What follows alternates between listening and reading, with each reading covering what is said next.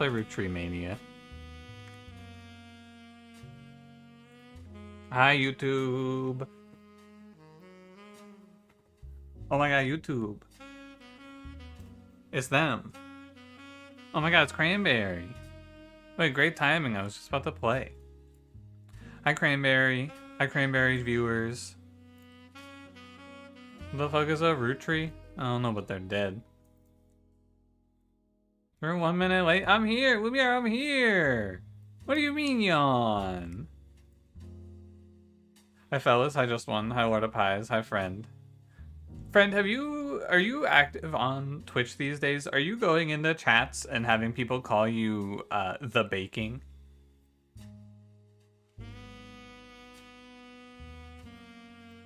Or are you like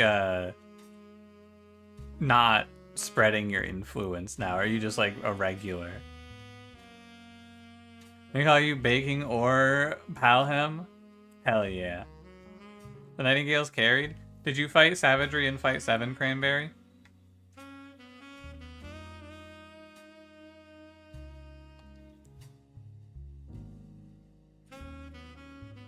No? Curious.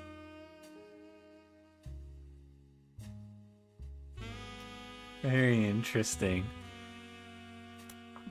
I do feel like, I mean, I've said this, I think that it's like, not necessarily a design flaw, but a problem of Monster Train 2 is that you can do a lot of really cool, really interesting things in that game, and you can play, like, a lot of stuff is viable if they just remove the savagery fights. Because, like, half of the things that are really cool just get fucking smacked by Savagery Seraph. Go to your regular haunts now? That's what I figured. I had a feeling. Hi, Mudmasher. Thank you for 22 months. What's going on? Extreme agree. I think the game just opens up so insanely in terms of like actual interesting gameplay decisions if they just remove savagery as a whole.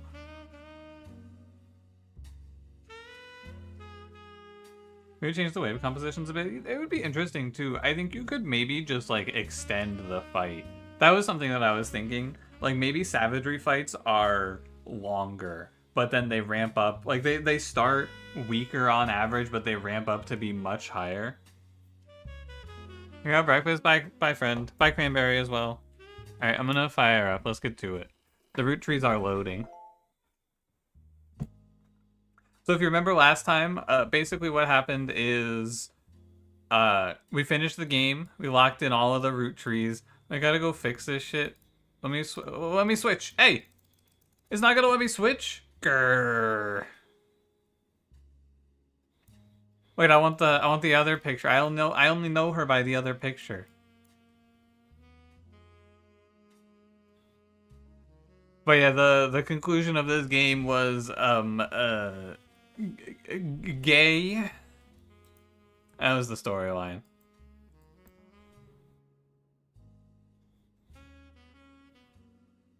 Don't trees have roots? Yeah, but they're dead.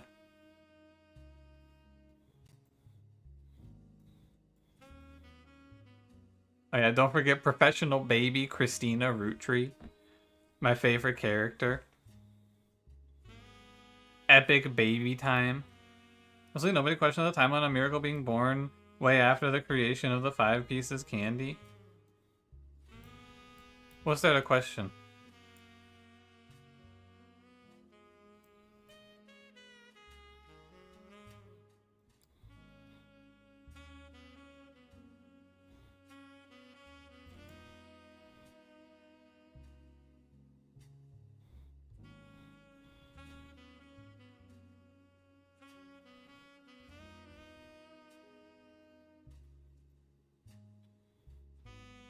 He was very famously named after his 5 kids, except one of the supposed 5 pieces didn't exist when the candy launched. Well, no, when the candy launched, they had this guy. They had Edward Clancy Roottree. They had the other guy, the twin. Yeah, Egg Cream. And then in 1925, there was not mentioned a single time in any article about the candy. Yeah, because I think the candy was not really all that popular until the rebrand, is my understanding. And in like 1925-ish is when they find this guy is caught for his gay, and so then he gets disowned. And at the same time, they have another kid, and then they're like, "Ooh, introducing new flavor for the candy because we're rebranding," and then it kind of popped off. I guess this was how the candy company got big. Yeah, but I don't think it really popped off until the new flavors.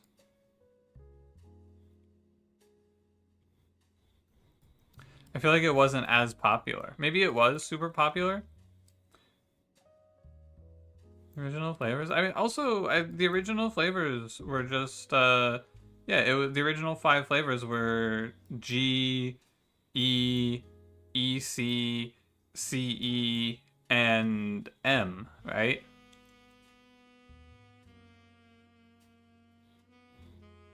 Made back from your dinner party just in time? Hell yeah, Setch.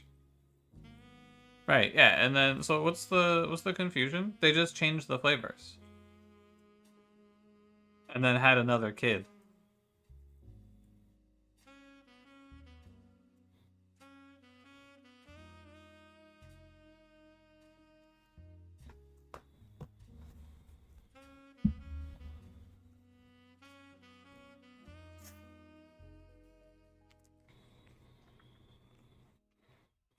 Put on any article about 5 pieces about how there were 5 pieces before. Supposedly there were 5 Roottree kids. But no, there were 5 Roottree kids. There were 5 pieces and there were 5 kids. This guy didn't get disowned until like 1925, I don't think.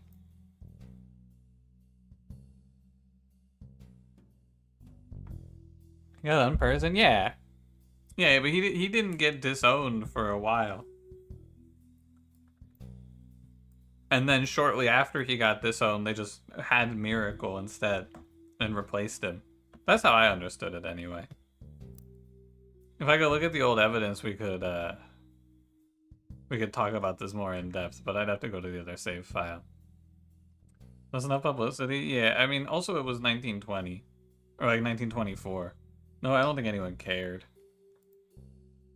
Okay, what are we doing here? Cold open beef, baby?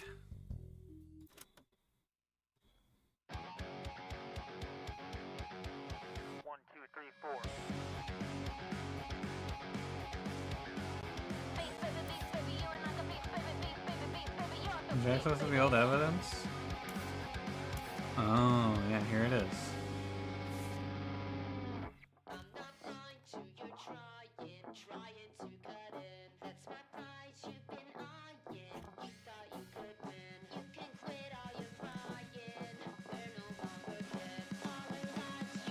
It's in reality that the Wikipedia article about 5 pieces would not mention one of the original kids was disowned.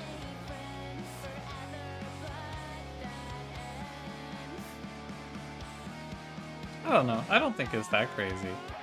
Yeah, it's like... Yeah, it is early internet, and also this is like... I would not bat an eye.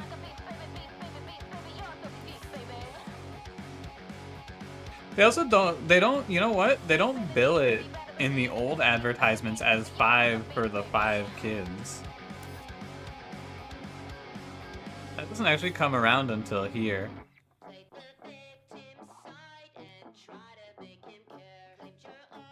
Interesting.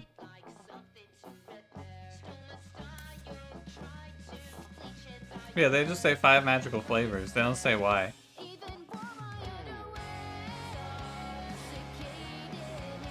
Flower car accident. True.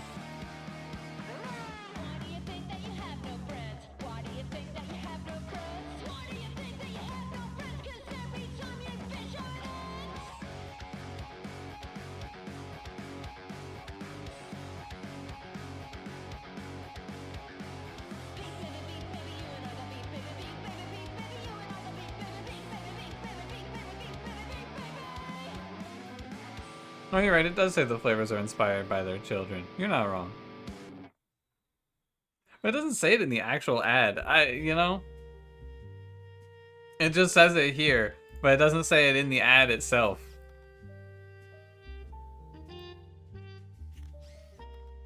Yeah, they were only out. The 5 pieces of candy was only out for 2 years, and they do a little rebrand.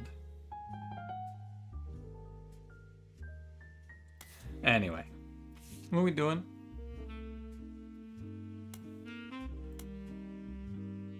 Today is August 3rd, 1999. It's been 8 months since you helped Sam Madsen with the research necessary for her books and was true to her word and paid you an incredibly large sum of money. She never mentioned you by name, however. You managed to keep a low profile. The Roottrees, on the other hand, have not. 6 pieces. Sam Madsen's book about Elias Roottree was released in February. It was a bestseller for a few months at the time. Carl had not yet been replaced. March, the Roottree Company stumbled publicly as they attempted to respond to the book's release with multiple conflicting press releases and a clear lack of leadership.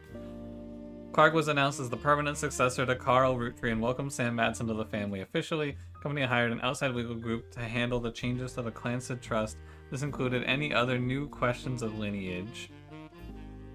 This announcement, there was a rash of different people claiming to be Roottrees, mostly dismissed as opportunists and scammers. His profile of these by a wide margin was a rapper named Felix Fellows who had changed his moniker to 5 Peez as a publicity move at the same time. 5 Peez is the only notable person on the updated Roottree tree. Ah, okay.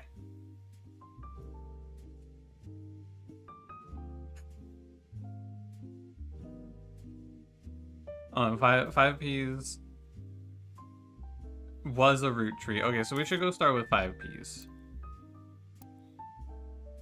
5 Peez is what they called Pun Pun in whatever. In whatever. Where's the... Oh, here he is. This is 5 Peez. Okay. Google. Who is 5 Peez?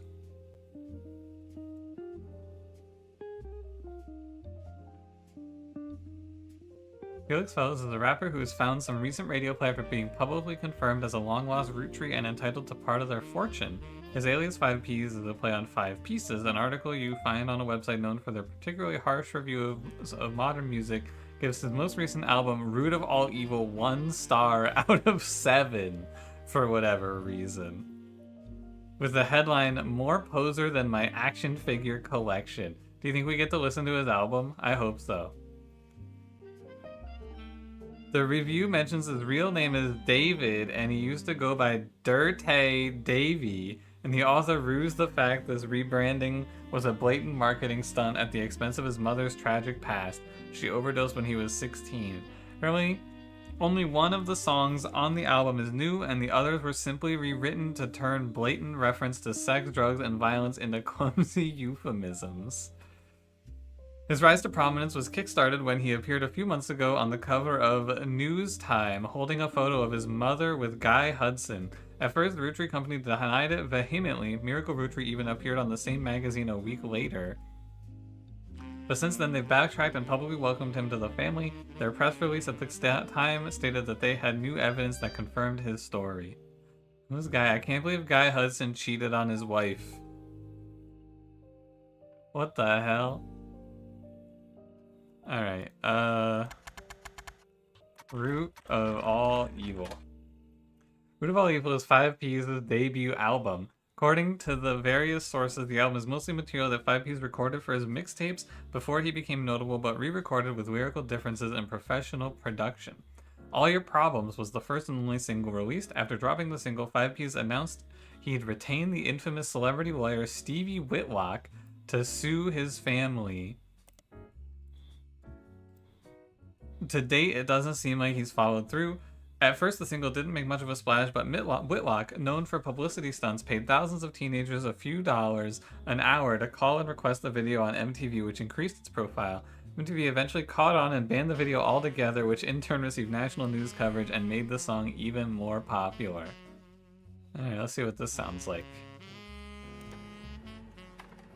Track is the only new song on the album. The subject matter of the song is the hypocrisy of those that claim money is evil. He points out that the only people who can think money is evil are those that have it, those that can afford to not be greedy. In the song, 5Peez triumphantly talks about taking the Roottree's wealth due to it being his birthright and giving it to those who need it most. Find a copy of the song on a suspicious-looking website and download it for your records. Ready? Attention, attention Rootrees. This is 5Peez coming at you from the real world. You know, the place you ain't ever lived in. You say money is the root of all your problems. This song? Y'all are hypocrites. Holy shit. Massive estates built from the cash that your ancestors gave you, acting like you somehow deserve it based on your family's creations. Yo, but look at here, sonny, don't you come for our money or you might burn bright in hellfire someday, like that Madsen chick and her two dads. My pappy's cleansing trust should keep you away. Yo, it's disturbing catching a sermon from a geezer who's never known hurt, but blurts out these claims that somehow we're sinners because we didn't earn it. It's been real quiet since this dropped. True. Your lectures on greed as some expert creed from he without blame. But instead, I turn my other cheeks and spread them. When you give me a kiss, you'll know just where to aim. You say What? Can he say that? of all your problems. Let me take those problems away. Can he say that? Whoever calls dollars the root of all evil, just trying to make small pursuits of real people. You silver spoon feeds you the world's purest treacle, while real world folks burn their What does spoons with a treacle needle. mean? So once more with passion, tell this poor tragic orphan your mansions and Porsches are actually horrible. Treacle. Better off penniless. Grasping for more. British. Wanted my share. That's actually extortion. With your candy ass name, synonymous with sweets. Oh, you wanna call me classless? I'm gangster from Portland, but I play that game. I came up on the streets. The only streets you reppin' are Park Place and Board. Your hypocrisy, monopoly is toppling. When I knock, have G's. Top off my pockets, please. Cause the same God that got to steal my mom from me is what he wants, right? For you to live in poverty. And if you're suddenly not eager to unhand that fortune, that's unfortunate. I guess I'm gonna have to take my portion, and I'll do it all legally. Class action, courtrooms, decorum. I'm way past your fancy ass dormant. You say money is the root of all your problems. Let me take those problems away.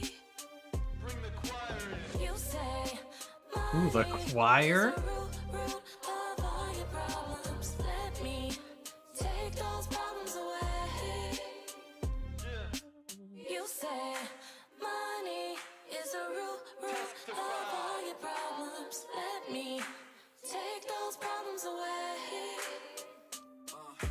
Whoever calls dollars the root of all evil, just trying to make small pursuits of real people. You silver spoon feeds you the world's purest treacle, while real world folks burn their spoons for the needle. Whoever calls dollars the root of all evil, just trying to make small pursuits of real people. You Alright. silver spoon feeds you the world's purest treacle. You could've, honestly, you could tell me that Eminem made this song. I wouldn't be shocked. I would not be completely shocked. That Cheeks bar? Yeah. What does this mean? Infidelity? First affair. Oh, what the fuck? First name, last name? Damn. Muse is rapper on here? No. Musician. You're still stuck on spreading cheeks line? Yeah, how about I turn my other cheeks and spread them?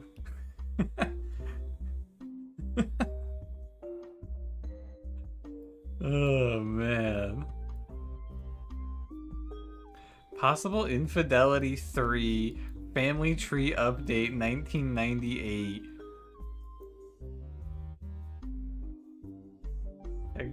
How many, like,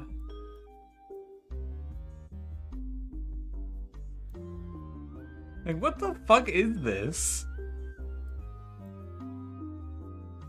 What did Guy Hudson do?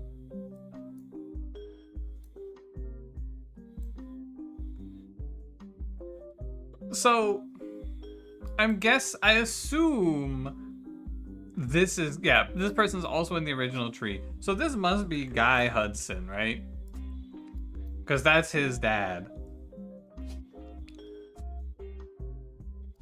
And he was CEO, where was he? President number 3.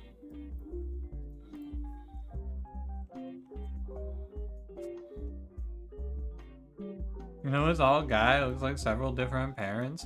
Yeah, I think that, like, Guy Hudson cheated on his wife 5 times and had, like, 1 million children. It's like each of these lines is infidelity, so this is his mistress each time.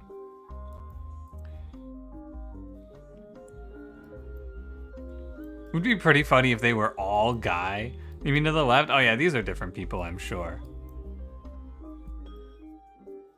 I think this is different infidelity trees.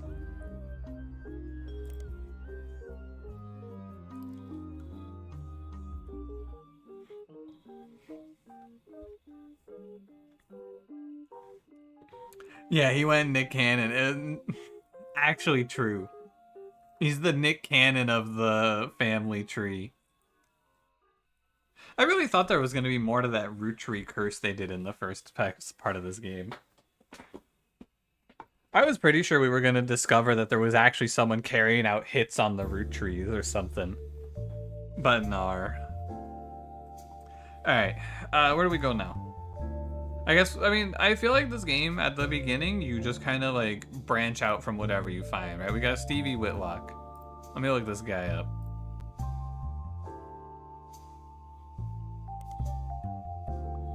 Let's give him a little look.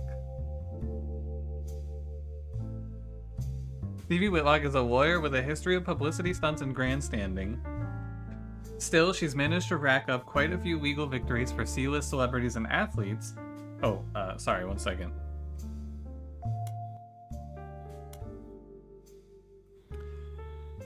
Better. She became famous in the mid-1980s after successfully suing a multinational sandwich company whose 12-inch subs were actually an average of 11.5 inches long. Subway?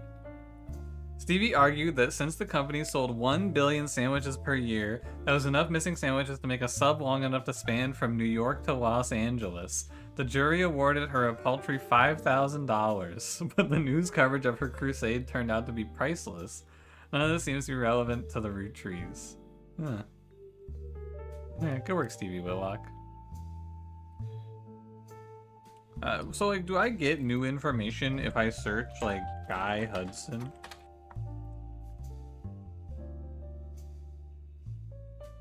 Oh yeah, so it is different now. Interesting. So we basically are starting fresh.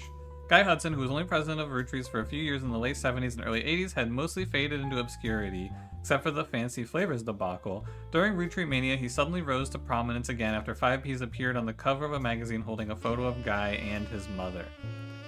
A few people that existed adjacent to the company in the 70s have come forward with stories about debauchery and swinger parties. Guy liked to throw large holiday parties whenever he had an excuse, and then they often got very out of hand. This fact has led to some people to speculate that the night he died in a car crash he was drunk or impaired in some way, but the Butler County Police have released multiple statements and ample evidence that proves decisively that it was not foul play and that no party had taken place. Yeah, they don't want to release the fact that Guy was based and he was having a little drink before he drove.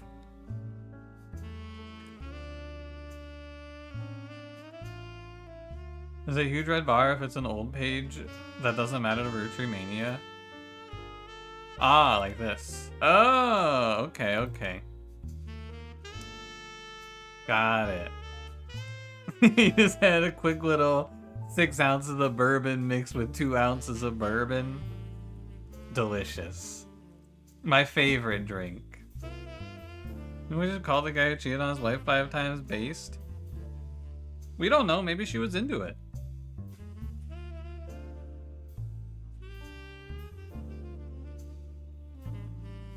What happens if I search, like, Roottree Mania?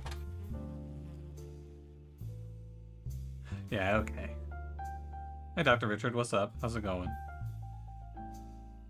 Roottree Mania immediately followed the announcement that a rapper going by 5Peez was actually a Roottree. Collectively, popular culture seemed to focus on the Roottree family for a few weeks before everything felt oversaturated and society moved on. Because of the 5Peez saga, an underlying through line to how pop culture treated Roottree Mania was an excuse for everyday people to claim they were also Roottrees. Daytime talk shows had I'm a Secret Roottree episodes, late night hosts and guests made jokes about other lost members of the family, and there was a widely shared website where you could fill in your own name to find out if you were a secret Roottree. When you submitted your name, it simply said no with an image of Clark Rafferty LaRue giving you the finger. Dang it, Clark is kind of baller. I won't lie to you, I kind of like Clark. Roottree Mania lasted only a few weeks, just long enough for 6Pieces to re-enter the charts and to trigger new printings of other Roottree-related media. This included Lauren's diaries, VHS releases of Gwyn's old movies, as well as countless other unauthorized biographies. Okay, so I need to grab this for sure. And we can clear you out. As well as countless other unauthorized biographies which mostly seem to attempt to capitalize on the Roottree sisters, Carl and Brenda. These re-releases were too late to successfully capitalize on or extend the craze. As a result, most of them were failures, and countless novelty shirts that had variations of I'm a Secret Roottree became immediately unfashionable. Okay. The reason your friend's Discord server has been quiet is due to IRL drama that you're not knowledgeable on. You got to hang out with some pals today and now you're chilling in Minecraft. Nice. Not nice about the drama, but nice.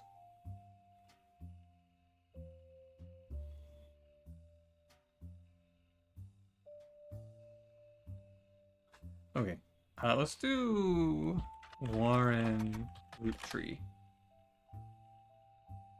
Why is Aruletta thick as Ray? Everybody's so mean to me. Thick ass. Okay, Bizzle, happy Friday. How's it going? Going to the store, do you want anything? Yeah, give me a... What do I want today, Cash? Let me think about it. You know what I want, Cash? I want a cup noodle. Give me a cup noodle.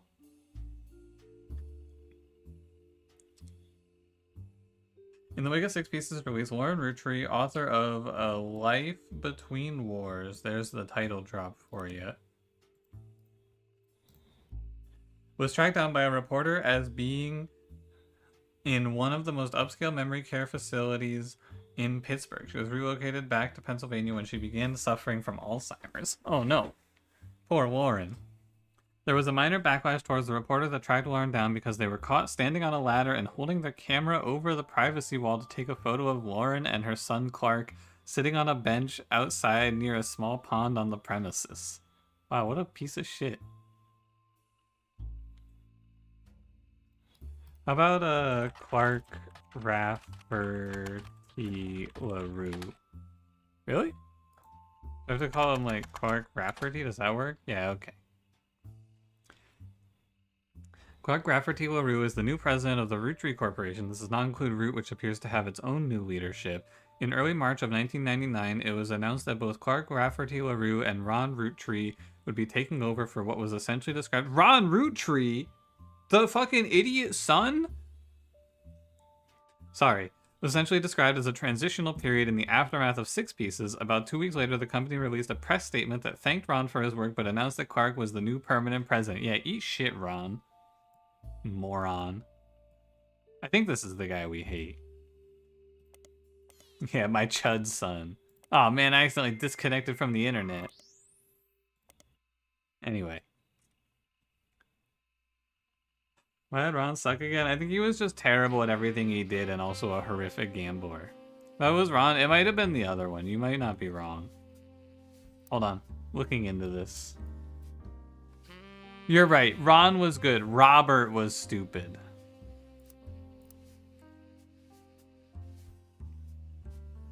Since taking over, Clark has tried to remain out of the spotlight, but he did have one noticeable foray into the public eye. He gained a lot of support when his first move was a statement in favor of accepting Sam and her family into the trust. It's also served as an announcement that the Clansid Trust would no longer be handled by anyone in the family since, due to their financial motivation, none of them could ever be impartial.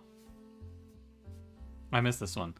Inscriptions tend to focus on his advertising career. His mother was Lauren Roottree. Few seem to touch on his complex and volatile marital history. Alright, let's look up Ron. Tell me about Mr. Ron.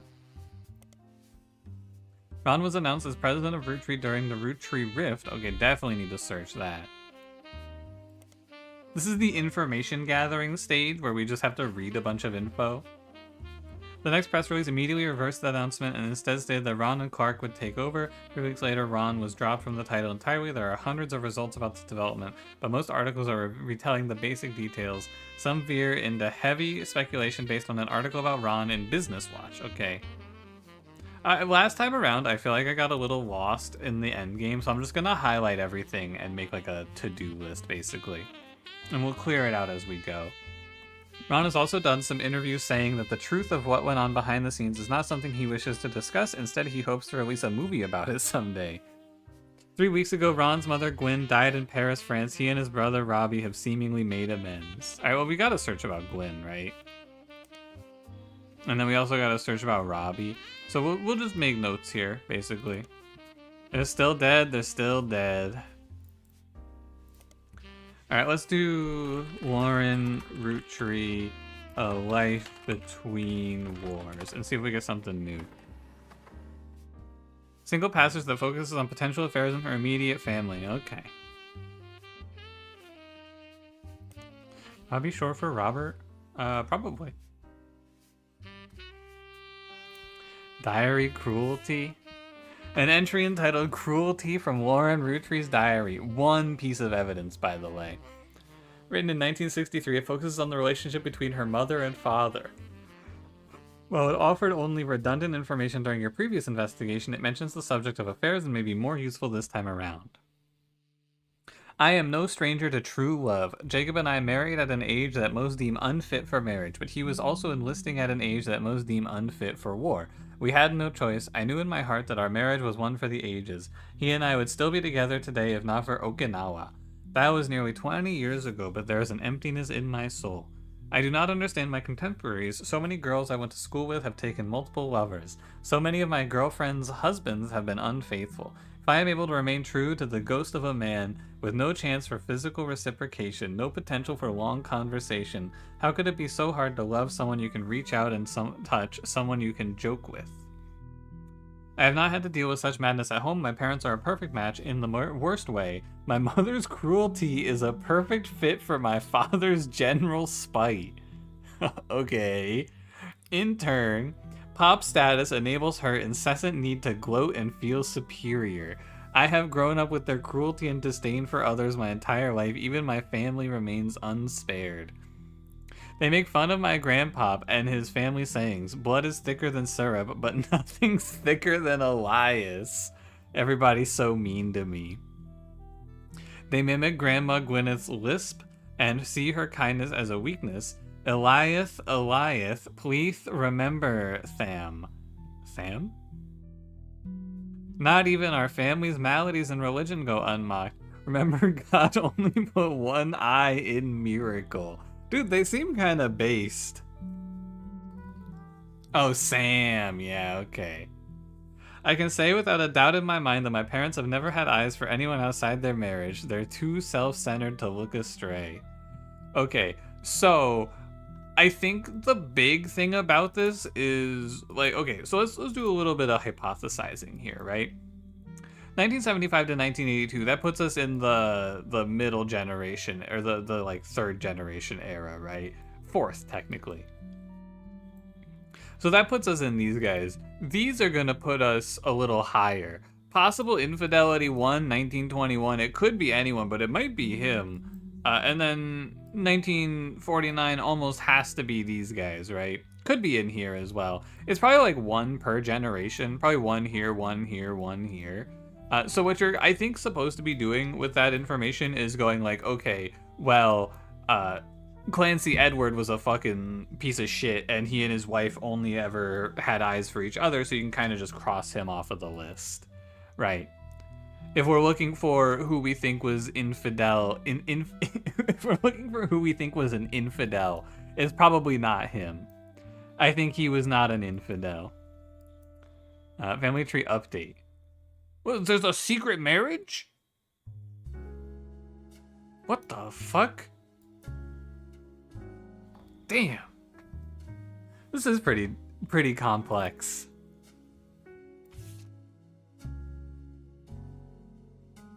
I guess I should read this. This is a new investigation with a new focus. Many months of newfound interest in the root trees. It is recommended you try and catch up with some of what happened since last time. Web searches may yield newer, different results, and some books and magazines from your previous investigation may be relevant to your new one. It's also a much more widespread search. The list of first and last names you can choose from will contain red herrings. Not all of them will be used. This is what I feel like the last game really needed. Roottree incest in this game? There might be. Maybe they don't know they were related. Accidental incest? Well, as a reminder of some of the most notable beats of your initial dive into the Roottree family tree. All evidence from before is still available, and for your convenience, any searches that do not lead to new information still function as they did during your first investigation. Okay, I don't want to read all of this, man.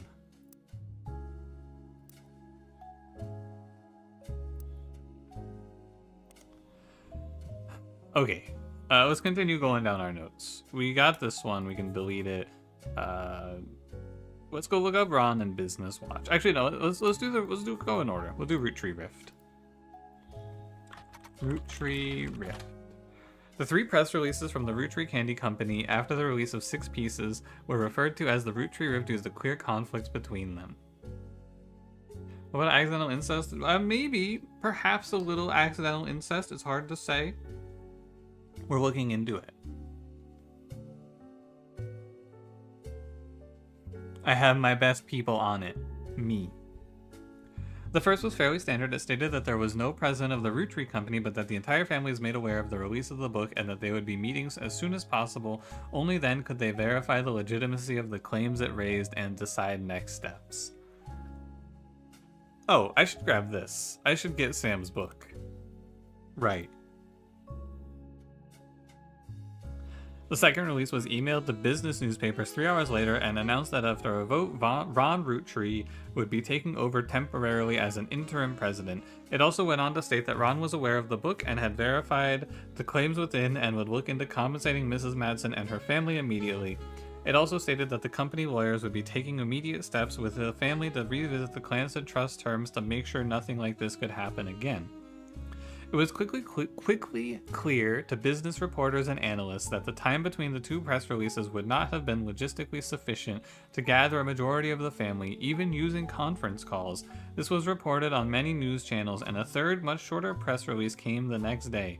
It claimed that a draft of the announcement was made prematurely and that Clark Rafferty LaRue and Ron Roottree would be taking over as the company's first joint presidents. It also stated that any compensation planned would be based on a stringent verification process. Okay, good to know. What is this, by the way? Oh, this is the... Remember when Clark showed up at your door? Yeah.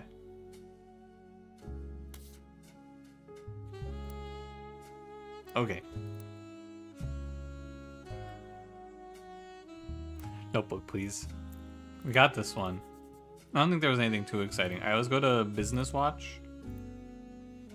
Ron Roottree.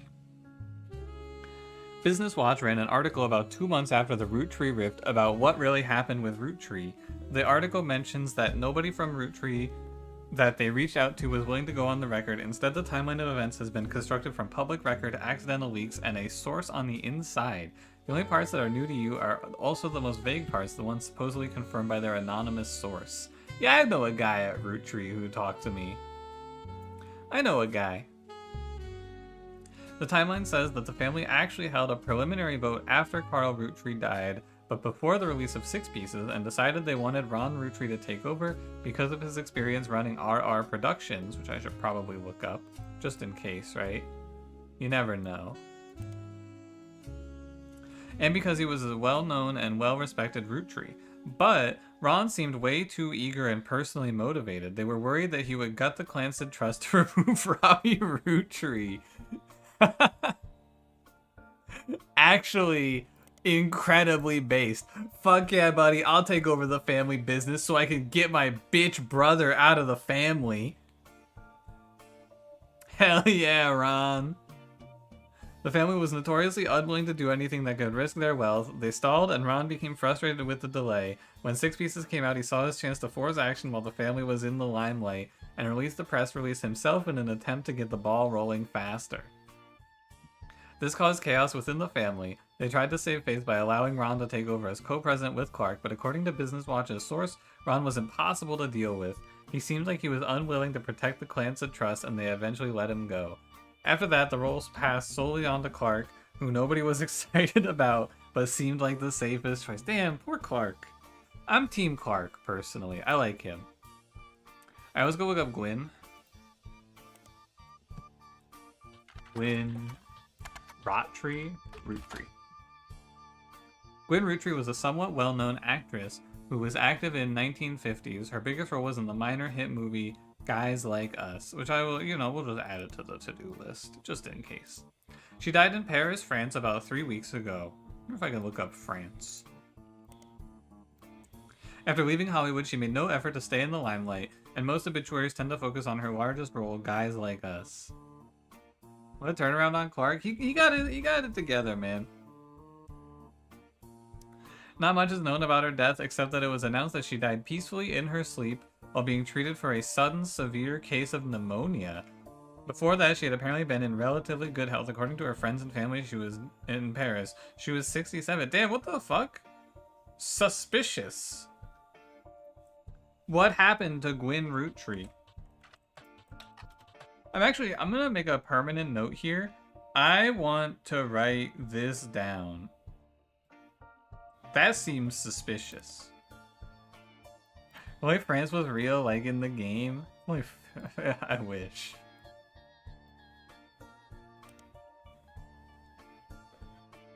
Okay, this is new as well. Hi, good morning.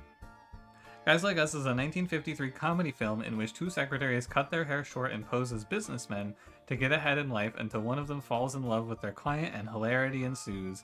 Starring Gwyn Roottree, Leslie Florence, and Harrison Lane. It was fairly popular at the box office and made its budget back, but was seen as somewhat formulaic, so it didn't really stand the test of time compared to other classic films of the era. It was recently released for the first time on home video due to Roottree Mania. The time it took to manufacture and ship VHS copies of Guys Like Us meant that it missed the height of the craze. Even so, it did sell modestly well, and there have been talks of a remake. Dude, you guys coming to the Guys Like Us remake, or what?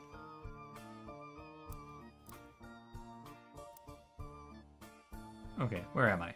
I can delete this. So next up, I can get rid of this. I got through that. I want to leave this in because I'm not sure if we got this yet. Wise old fridge. That's a good emote.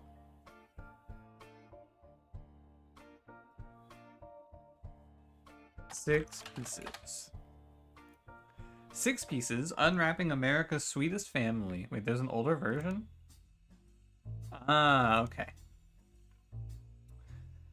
By Sam Madsen, who I should probably also look up. Was released in early 1999 and perhaps assisted by the still relatively recent plane crash shot to the top of the charts. Reviews were mixed, and its time on the bestsellers list was only limited to 2 months. Most reviewers agreed that the core of the book about Samantha's fathers and the struggles they faced was compelling, and that the takedown of the hypocrisy of Elias Roottree was deserved.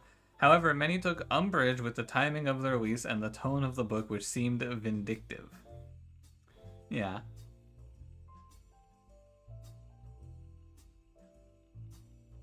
The fallout from the book led to the Roottree company scrambling to release a statement, and due to a conflict of leadership, famously released multiple conflicting official statements over 3 days.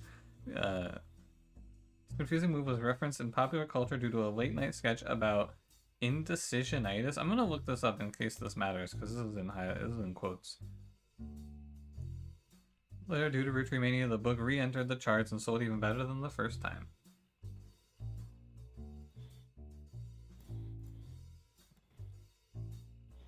I didn't have to re-highlight it. I didn't think this was gonna be a real thing. Indecisionitis was a disease coined by a popular sketch show as part of a fake pharmaceutical advertisement for Jit Together. Uh-huh. I don't feel like I'm actually getting anywhere with this. I feel like I'm just reading a lot of information.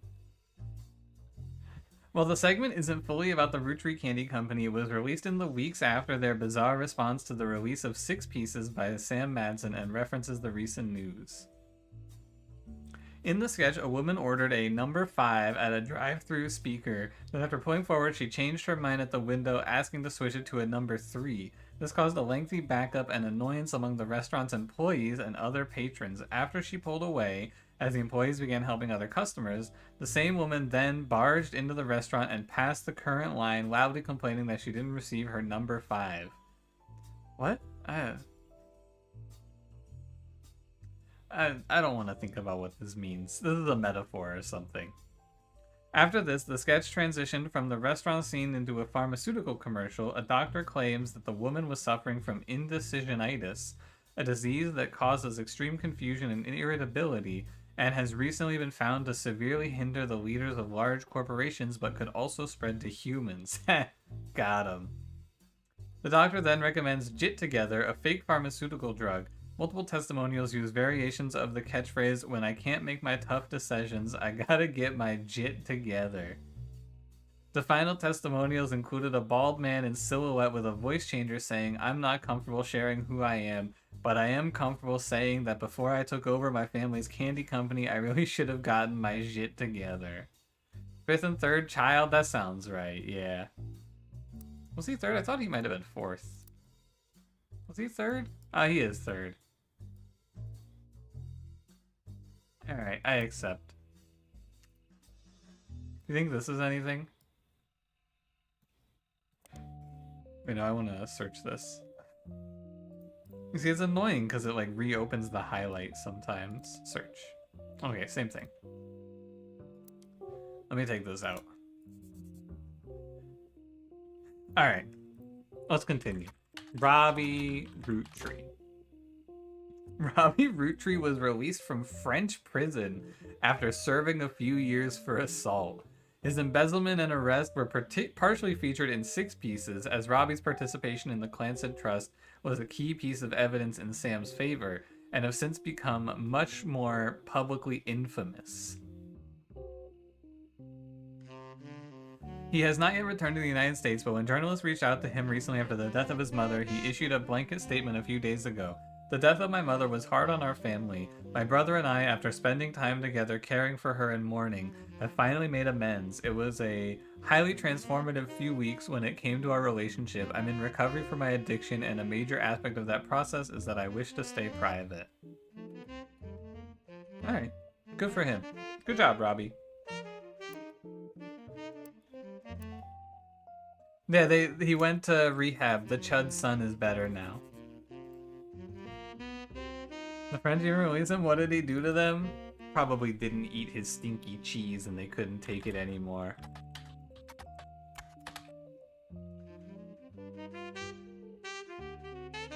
Wait, Guys Like Us remake. Oh my god, it's real! The Guys Like Us remake has been discussed a few times on the website about upcoming films called Movie News. The logo is a cow on a film canister. Hey, saxophone guy, chill. The rumored cast is Cameron Diaz. Holy shit, they got Cameron Diaz in this game. Is she a Roottree?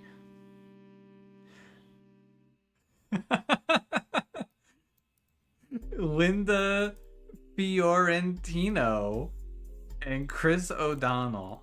I'll look up all of these people.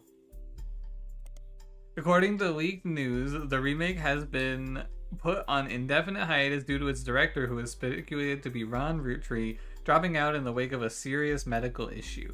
Okay. Right on. I mean, I gotta look. I want to go in order. I gotta look up Cameron Diaz. What? What do you mean? Oh, this game is bad. Boo!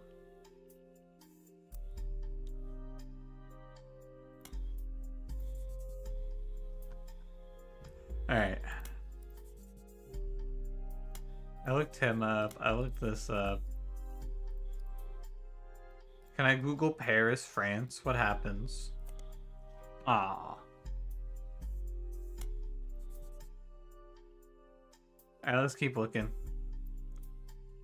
Leslie Florence. Leslie Florence was the other actress besides Gwyn Roottree in Guys Like Us. Before Guys Like Us, she was in a few very small supporting roles, and her performance in Guys Like Us was generally thought of as quite good, especially considering she got second billing to Gwyn. Even with the success and acclaim, she retired from Hollywood almost immediately after her co-starring role. Not much was known about her until recently when Guys Like Us was re-released at the tail end of Roottree Mania. Recently, as part of the myriad of articles and research people have done into those surrounding the Roottrees, it came out that she died of a genetic disease known as Huntington's in the late 1960s. Aw, man.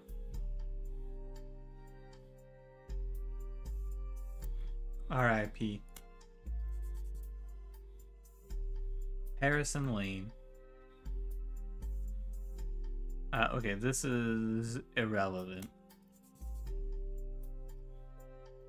Alright, let's what we got on Sam Madsen. Oh, you get the same same spot. 6 pieces in Sam Madsen, same article. Alright, movie news. Nope. Probably a new periodical? It's just a website. I don't think it's a periodical. Uh-oh, we're running out of things to do. We're running out of things to Google. Oh my god. A dead end?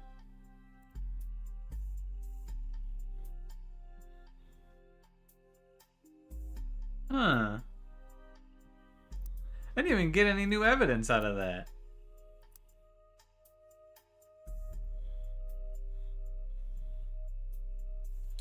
Well, I guess let's just look up some other people then.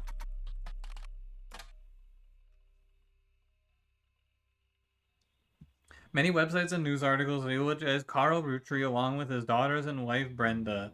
As far as you can tell, Carl and Brenda Roottree never had any marital issues. You do come across an article about a Kristen Valdez who claims to have been Carl's high school sweetheart before Brenda. She does not make any claim about having had a child with him. She just appeared to be paid to talk about his early life. Most of it is boring. She says that they met when he was sent to a private school near her hometown and broke up when he graduated and moved back to Butler County. Alright, I mean, I may as well just search this.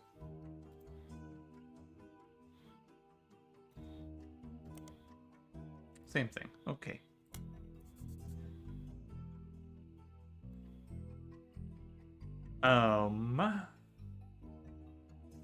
These actor movie periodicals.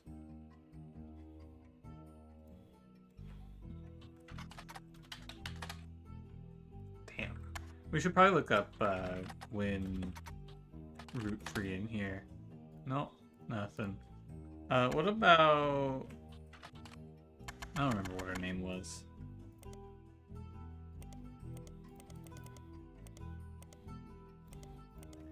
What about this one? I don't think there's gonna be anything. It doesn't seem like this is anything, but we may as well look. Yeah. Okay.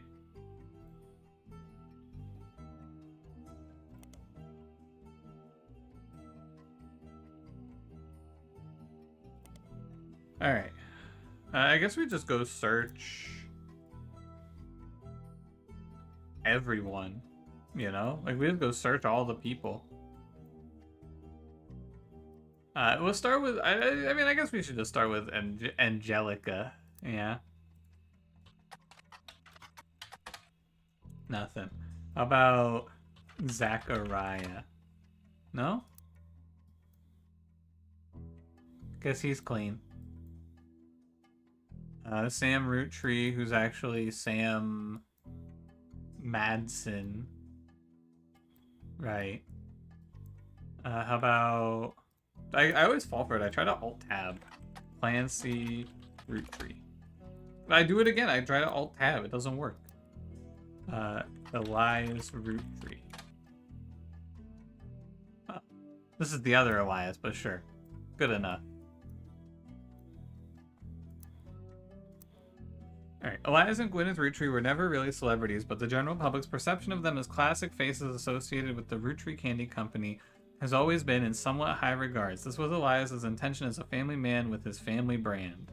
Since Six Pieces, the candy company has placed much less of an emphasis on Elias as a historical brand-connected figure, but there have also been those who have argued that it was his right to decide how to split his inheritance and that he did nothing wrong.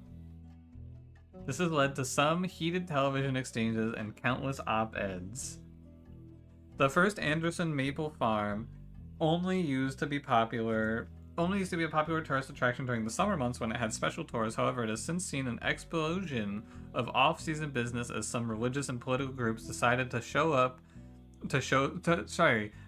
visit to show support for Elias and Gwyn's traditional values and financial rights. This rise in support was in turn followed by pickets from gay rights activists when some particularly inflammatory organizations made their pilgrimages.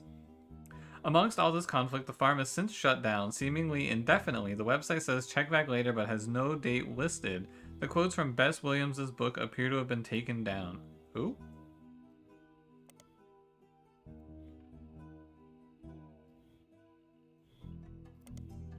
Bess Williams was an author born... Wait, who is this? Oh, you know what? I think I just didn't discover this when I played the game first time around. Family Man, The Roottree Legacy by Bess Williams was a very... Okay, hold on. Bess Williams was an author born in the late 1800s. She lived just outside of Miami and died tragically young in a major hurricane that struck the area in 1926. Minor history with the Roottree. Her only notable book, Family Man, is a widely considered blatant propaganda about Elias Roottree. It had been all but forgotten until recently when it was re-released during the height of Roottree Mania. There's a site dedicated to hurricane statistics that also mentions Bess Williams. The Bocadoro Library, not far from where she lived, was partially destroyed in the hurricane. When they rebuilt, they named the non-fiction section after her. The library was expanded again in 1950 and then closed in 1963 when multiple larger libraries opened in the surrounding area that made it redundant. Hey Gail, how's it going? You heard gay, you're here. Cute dog.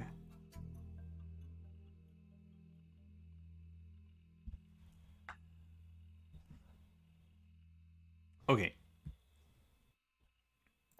So I think this is just a line I did not find. I don't even know how you find this. Family Man, The Roottree Legacy by Bess Williams was a very poorly received book by about Elias Roottree.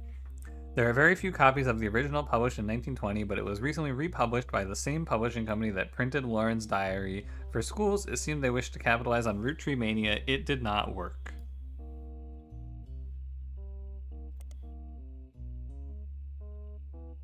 No, I guess I just want to go search the library for this, right?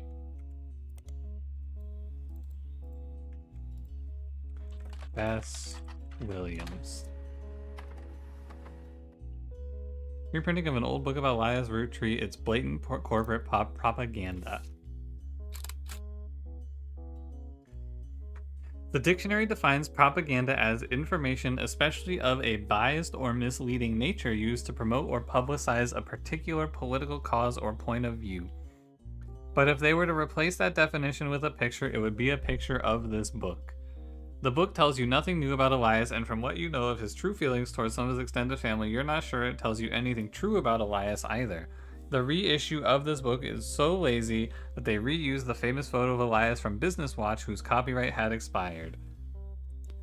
They really hate this book.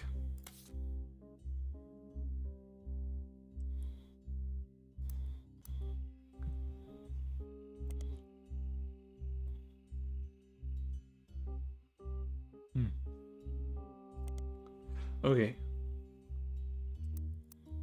Who else should we search? I want to search... Well, let's go through everyone, right? Let's go search Miracle. I feel like Miracle's such a prominent figure, he's gotta be something. It seems Miracle Sr. is going on a new tour of the United States in late 1999. The previous flyer for 3 generations of Miracle has been replaced. We could just grab this. I can't believe Miracle's still alive. I know he was young, but still. Poor Bess? It sounds like Bess wrote corporate propaganda and then nobody liked it because it was corporate propaganda. Be a part of history. The oldest living Roottree reprises and retells his incredible true story. Miracle Roottree grew up as one of the famous 5 pieces, living a life of wealth and luxury, but fortune was nothing compared to the powerful force of the Almighty. Doctors determined he was destined to die young, but fate had different plans. He has lived a long and fruitful life, however he's now in his 70s and his age is beginning to make life on the road more difficult, so consider this your last chance to see him in a town near you before he settles back down in Pennsylvania. In this intimate evening, Miracle will reminisce about his famous history. He'll discuss his family's saints and sinners and provide a unique perspective on one of the most notable families in the United States today. Learn what originally drove him away from his fortune and into the arms of religion, and learn how his life has become more wealthy in spirit than it could ever have been from his inheritance. The site also lists the churches he will be appearing in and mentions that tickets can be purchased at their local services. Noticeably absent are any mentions about Miracle's news appearances.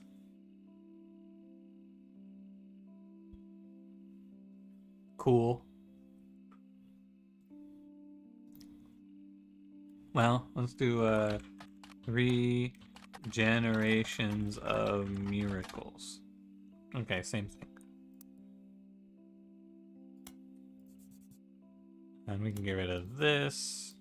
And we can go search the library. The Bocadoro Library no longer exists. You find multiple libraries in the area. According to the website for the library system in Miami, the building where it once sat is now the Miami Print Museum. Add that one to the list. Peez is going to gate crash the Miracle Get Together. It would make it a lot better. Searching for the Miami Print Museum, you come across their website. It states their hours and a list of exhibits. Building is very small, admission is free, and they only have room for a few different displays. One of the exhibits is in their courtyard, which includes a fountain as well as a statue of an unknown author. The picture has been added to your evidence. Another is in a printing press that was used by the Miami Sunday, a now defunct weekly newspaper. The last is the original print of Cuba by Cubans, an art book. Cuba by Cubans is a book of paintings of Cuba released in 1963. It's credited to Marcia Barban. At first glance, it doesn't seem related to your search in any way. At first glance, it doesn't seem related to your search in any way? What's up with that? Alright, new thing to look at. Picture.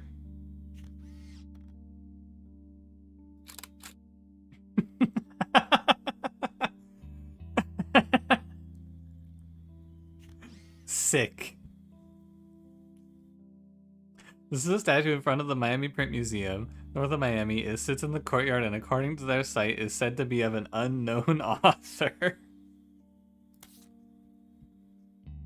Hell yeah. Let's go.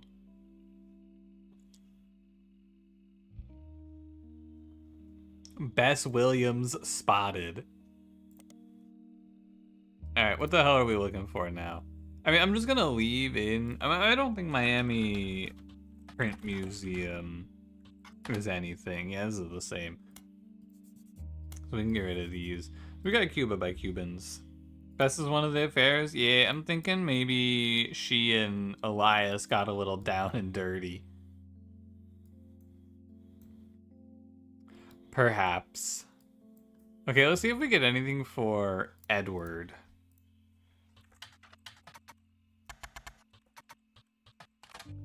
Okay. Also, Levlin said something told me what to search as like a starting point. Notable. Is this what you were talking about, Levlin? The notable events? Oh, I missed Anonymom. That's right. I think I got all these other ones naturally, but yeah, we need to go look up Anonymom.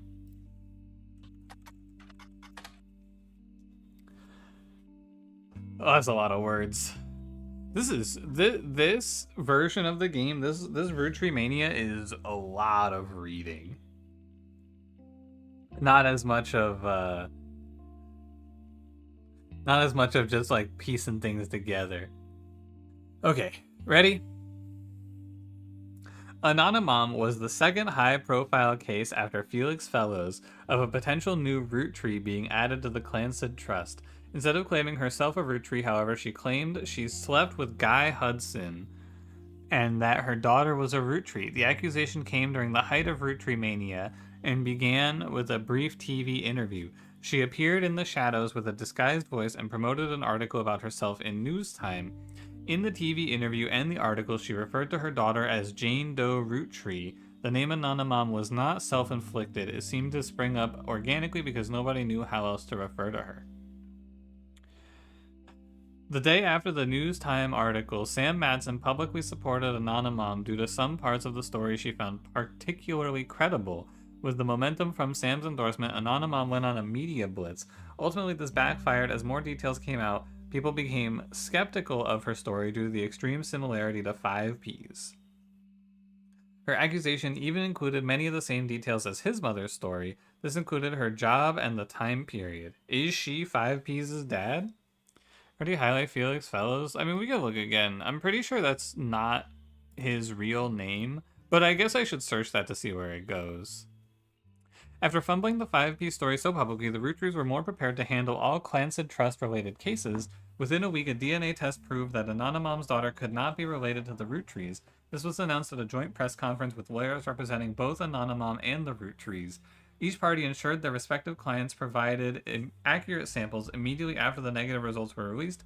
Many of those who had already been skeptical felt vindicated. Others, who had built up hope that history could repeat itself after 5Peez, felt duped. Many people suspected the whole affair had been a hoax to gain fame and money.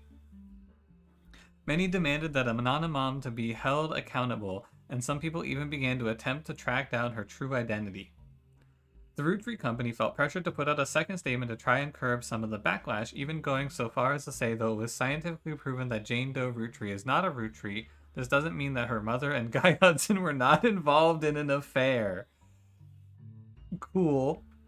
They're gonna have to sue themselves for that one. She had every right to make her claim, as it has been verified that her stories about Guy Hudson were not exaggerations. Please leave their family alone. Many people claim this high-profile anticlimax and public backlash was the beginning of the end for Roottree Mania, since much of the fun was shared fascination about secret Roottrees. Others think that, like any fad, it just ran its course naturally. Regardless, this was the final notable event related to the release of 6 Pieces, and things soon went back to normal. Jane Doe Roottree has already been eliminated as a potential new Roottree by the company's lawyers, who are the ones verifying your work. Anonymom's affair does not appear on your updated tree. Okay, and let's go look at this. Let's see if this leads us back to 5Peez or if this takes us somewhere else. Okay, this takes us back to 5Peez.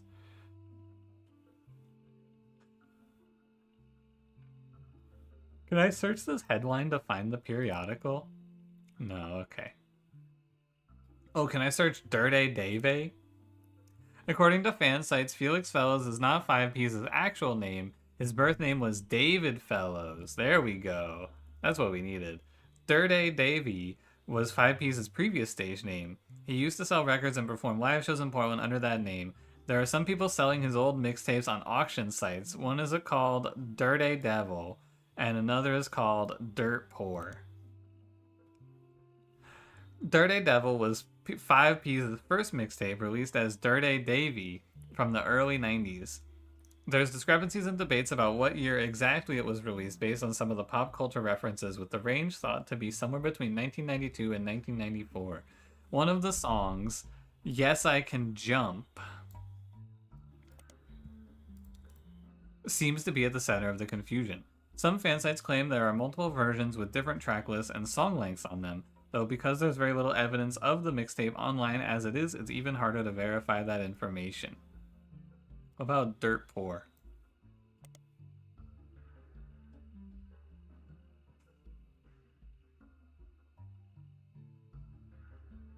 Okay, I'm ready. Dirt Poor was a mixtape by Dirty Davey Released in 1996, there's a lot of online discourse from people who like to point out that in one of the songs, Felix Fellows includes someone that would be revealed to be his own distant cousin, Raina, in a list of attractive women. Okay. The lyrics to one of the songs, Heat, mentions a few different prominent female actresses, models, and musicians from the 90s and provides a crude pun or line about what Fellows felt about them. When re-released in 1999, much of the rhetoric was toned down to be less overtly profane, and the line referencing Raina was clumsily replaced by Dana, a reference to the character from the X-Files. Okay. You check News Times? The News Times? Where was that?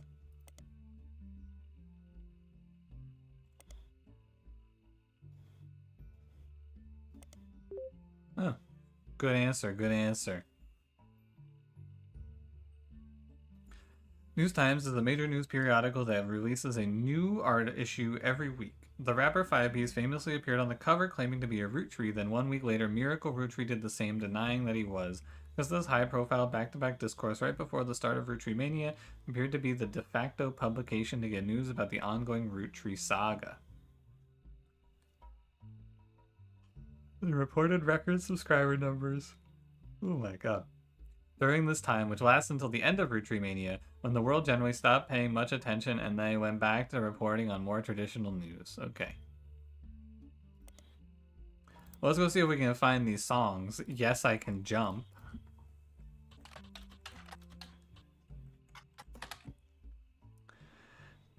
Yes, I Can Jump is a song that was on 5Piece's mixtape Dirty Devil. It seems to be the only song that didn't make it onto a studio album that people thought should have. In it, he references a popular movie from 1992 called White Men Can't Jump. Okay. References, it seems like the entire thing is actually about that, but what do I know? This reference has caused some confusion amongst the fan base. Because of it, it is agreed upon that the mixtape had to come out in 1992 at the earliest, but others point out that Fellows references seeing the movie on his 17th birthday. This would have been in 1994.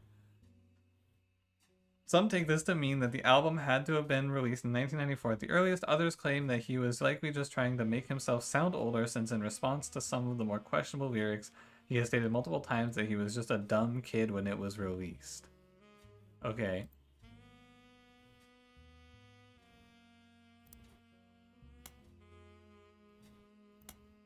The music is just gone. There it is.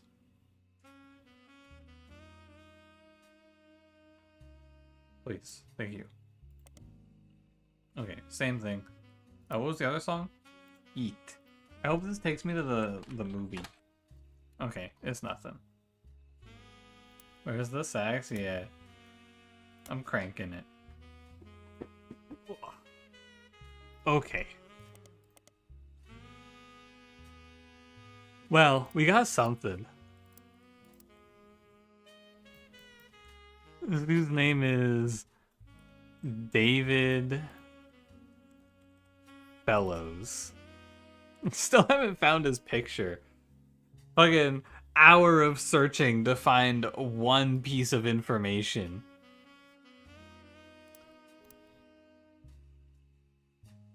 What about if I search Jane Doe Roottree? Does that bring anything? No, okay, it's just back to here.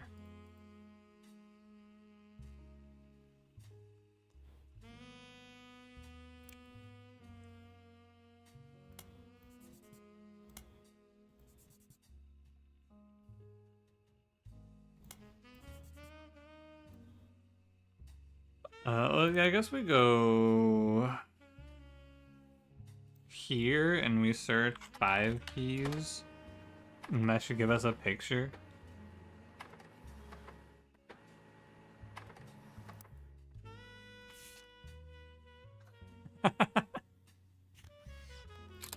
There he is. Can I get a tiny picture? No? Okay. What about this face? What about... Why isn't it working?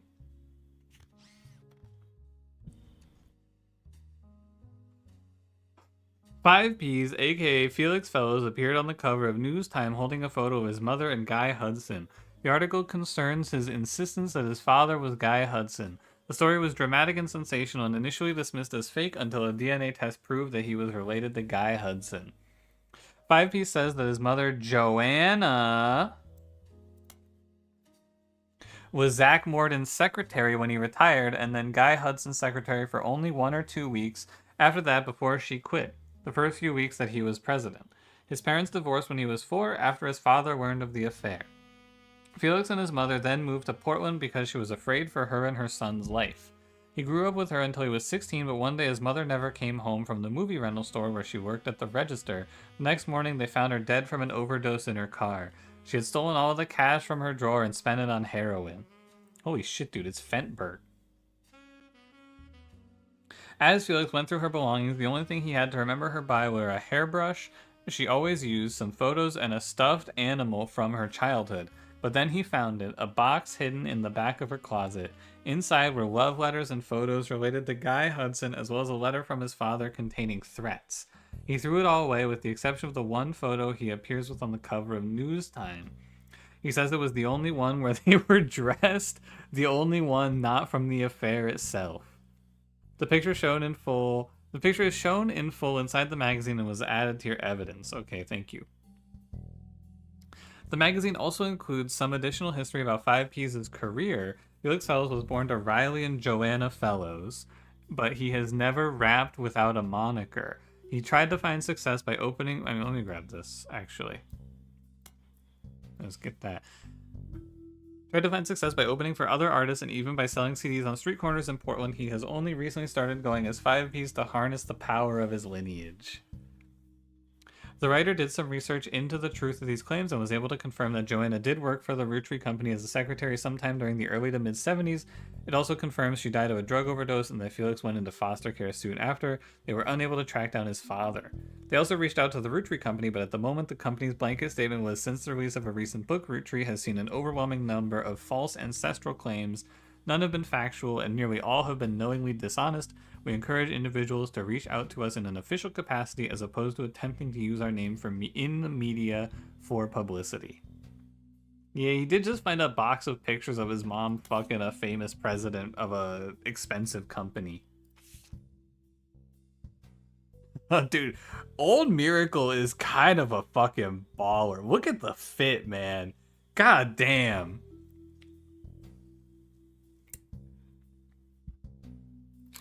This picture goes hard. I'm gonna screenshot. Miracle Roottree appeared on the cover of News Time shortly after 5Piece did. He vehemently denied that 5Piece was a Roottree. This article was from before the DNA test that proved it. Miracle doesn't focus much on the details of 5Piece's accusations regarding his mother and Guy Hudson. Instead, he comes across as exhausted at the events that have been going on behind the scenes, and as well as the character of those he feels are attacking his family. Even as the LGBT tie, I'm sorry to tell you, but Miracle Roottree is a pastor. I have a bad feeling about his stance. Yeah, the sunglasses reflection of the article, this shot is insane. He starts with 6Piece's content. He says that although most of the book was based in fact, it left out anything that wouldn't fit the agenda. He points out Sam's daughter still earns a generous salary for overseeing the farm division of Roottree, and that Sam did the same before her. That Sam's family was not destitute, and that really it was only her son who chose to take on a job with no salary. What does that mean? He claims that though they didn't have to... Hold on, who was her son? Oh, this guy, the fucking Ernie. Fuck you, Miracle. I hate this guy.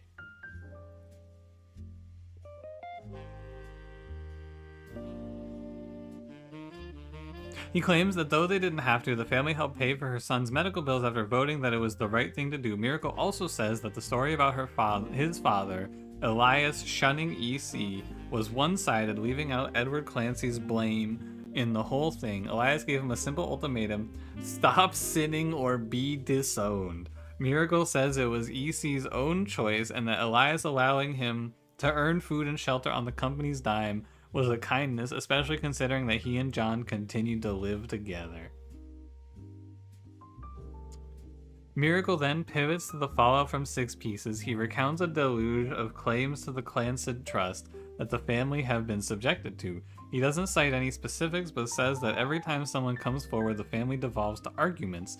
They've had to hire an outside legal team to help, but so far every case has been demonstrably, laughably false. All they do is tarnish his family's reputation.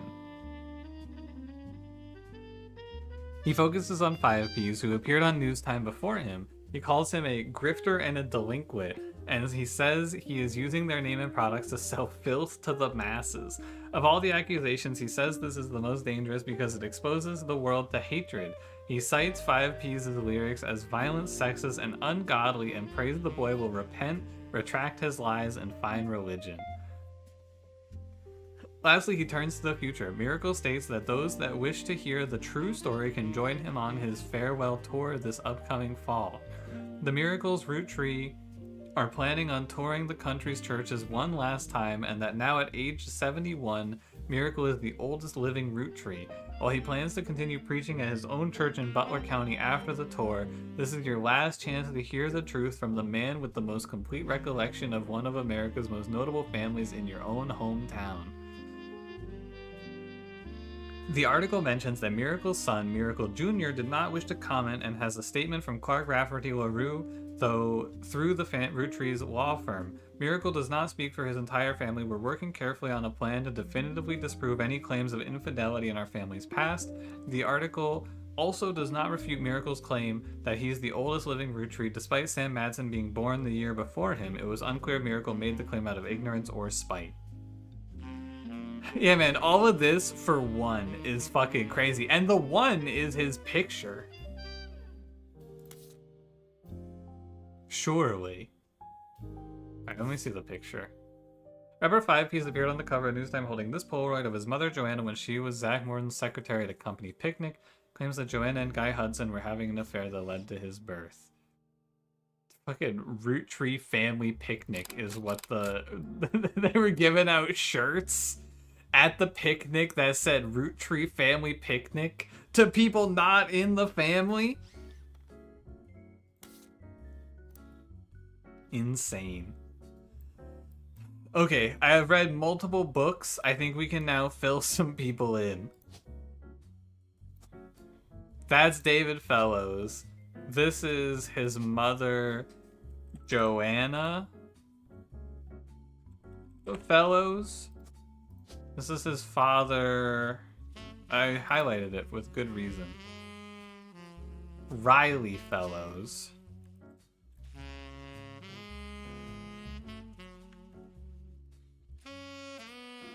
And then this is Guy Hudson. Okay. Oh, and you were a secretary. Was he oldest Roottree? Why wasn't he the president? He's the pastor, so we didn't want to do it. Is your first stream in this game? You don't know who this guy is, but you hate him? Yeah, he's a piece of shit.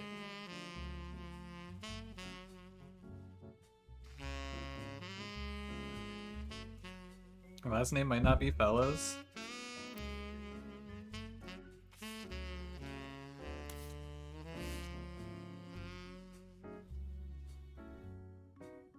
If her last name isn't Fellows, I'm gonna be fucking pissed.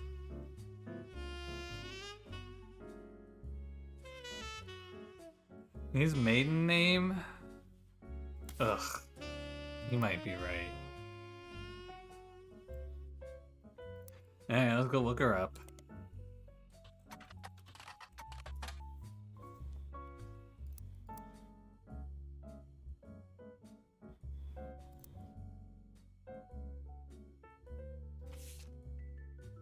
I have it in the notes. Let me just make sure I spelled it right.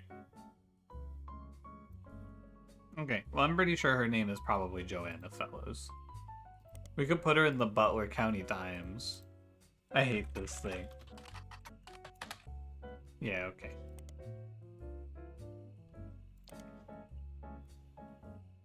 Maybe that's not the first affair. No, we know that's the first affair because 5Ps is the only starred person on the list. This place she worked was retail. Damn, does it really want me to say retail? What, does it want last or first? Hold on. Always use a person's most recent occupation. I find she was in retail. Yeah, occupation doing drugs in the movie theater parking lot. You constructing this family tree exactly? Because it's fun.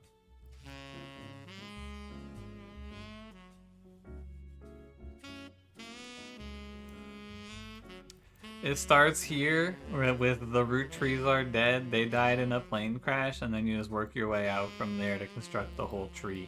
And now we're in Roottree Mania where we're verifying the claims.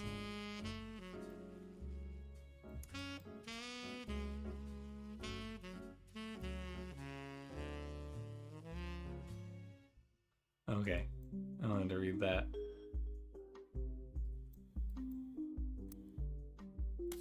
Okay, what's interesting is that Miracle is here, which means he's probably on the list somewhere.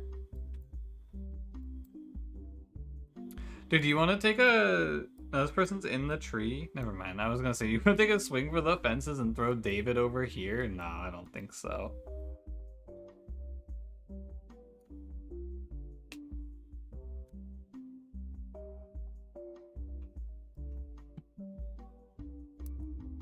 Okay.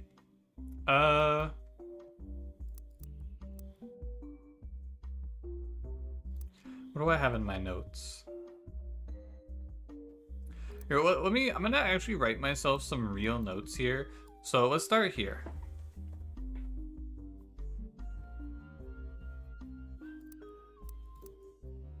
I want to go here, here.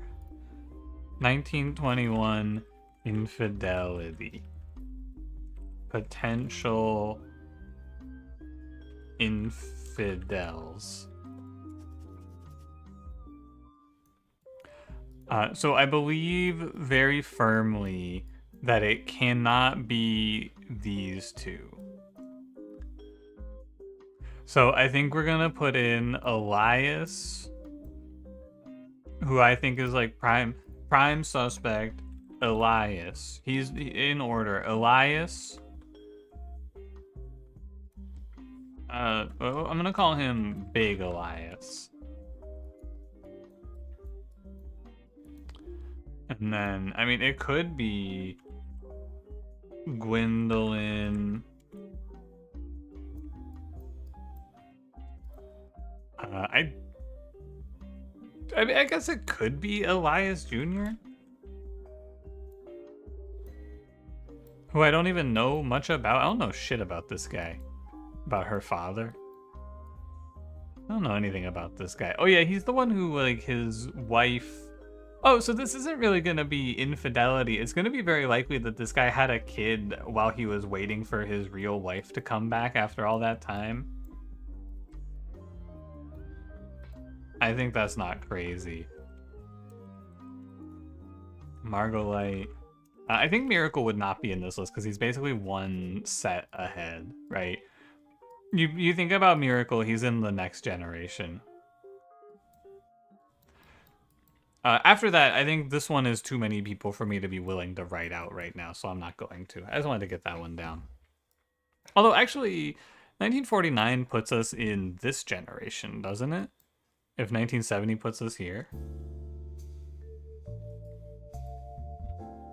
Miracle even alive in 1921? No, I don't think he was even born until... Well, Miracle's 71, so no, he wasn't born until 1928. So yeah, I don't think it's Miracle. Probably not him.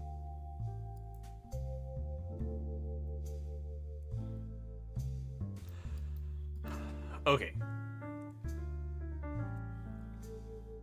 I think I want to go digging through all of these characters. So let's go look at Gwyneth.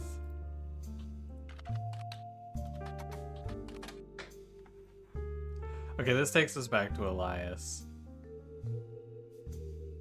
What's the older one? Oh, this is where you're supposed to see Family Man: The Roottree Legacy by Bess Williams. I think I just didn't know about this. I kind of want to go. Let me go look at Business Watch. I want to look up Clark Rafferty in here. Just curious. Okay, what the fuck? What do we do now?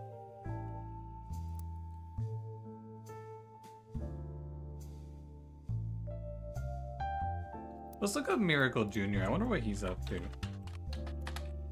Oh no, no Miracle Jr. How about Miracle the Third?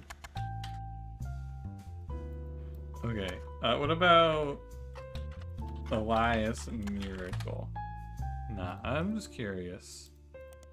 He was in, you know, I don't even want to, I don't want to do the thinking about it right now.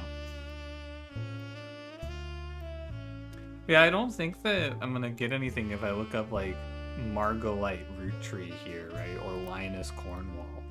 Linus Cornwall. Margolite Roottree. We just do the basic foundational stuff, right? Zach Roottree. What's his name? It's like Zach Morgan, but he doesn't come up. There's nothing about him on the internet.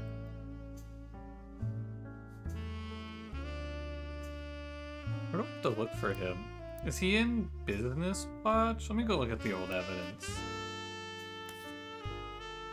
Where do you find Zach? I guess you find him in that picture.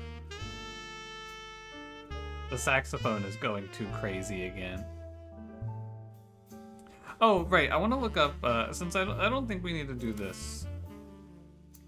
Let's go finish looking for people who we're probably actually going to find things about, like James. Let's go find James. Oh, actually, let's do Ernie Roottree first. What's his name? Ernie something? Just while it's on my mind. Ernie Madsen. Okay. Let's look up James. What's his name? Is it Roottree? Yeah, okay. We play Rolling On Down to the City? Yeah, sure. We could take a mental reset. Show me music items.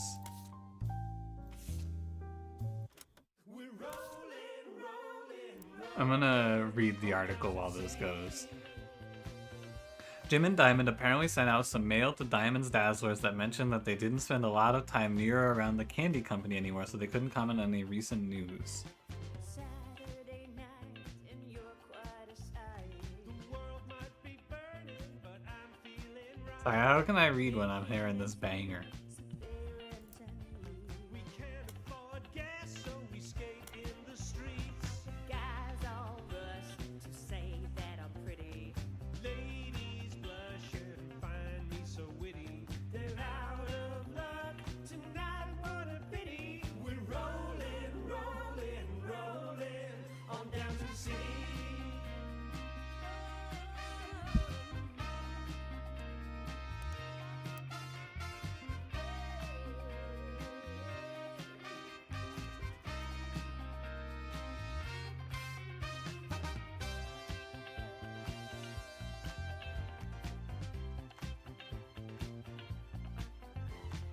On wheels we glide with you by my side. Inflation is rising and so is our pride. Pick our own fate, make love not hate. They fight overseas but we'd rather skate. Guys all rush to say that I'm pretty. Ladies blush and find me so witty. They're out of luck tonight, what a pity. We're rolling, rolling, rolling on down to the city.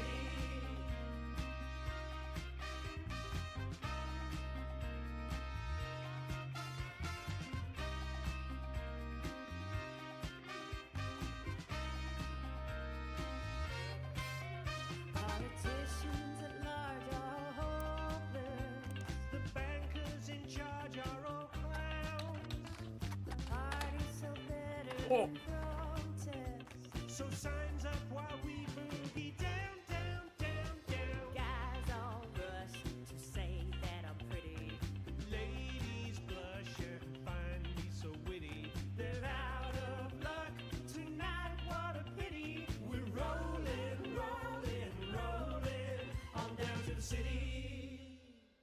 Anyway.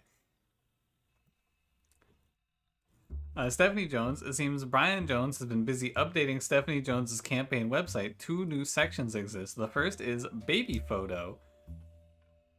There you see a picture of their new family together in the hospital. According to the site, our daughter was named after her grandmother, which ended up being very fitting considering she was born the night before Christmas. The second is what's next. There's not much of substance there right now, but it lists some small accomplishments and finishes with the recent rise in popularity and controversy surrounding my extended family. There's been some extra attention on me. Stay tuned for announcements in the coming months about how I plan to use this publicity to accomplish bigger and better things. Occupation, baby. Yup. I mean, I assume family update, occupation, baby. We found them. I gotta assume that's what goes over there. Very cute. They put the Santa hat on the newborn that's gonna like compress the skull, man. Following the birth of their newborn girl, his new daughter is wearing an adorable little Santa hat, and his wife Stephanie is giving her signature thumbs up move from her campaign literature. Her signature thumbs up move, man. Everybody knows this. Okay, so I mean, it's definitely these two, right? They're in the original family tree. They're over here. Of all of the people in this family, I do feel like Stephanie and Brian kind of just have it made. These guys kind of pop off. Okay. Baby.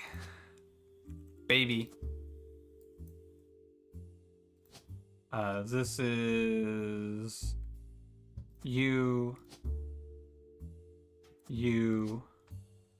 Brian Jones. I'm gonna put this in as Stephanie Jones. Oh no, this is gonna go into Stephanie Landon. Okay. Wait, I know your occupation, so like strategically I should get the baby. Named after her grandmother.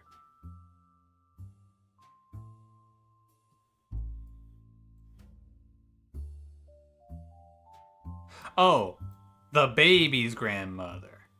No. What?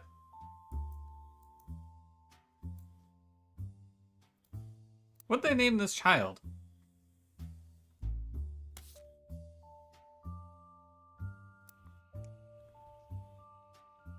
Our daughter was named after her grandmother, which ended up being very fitting considering she was born the night before Christmas.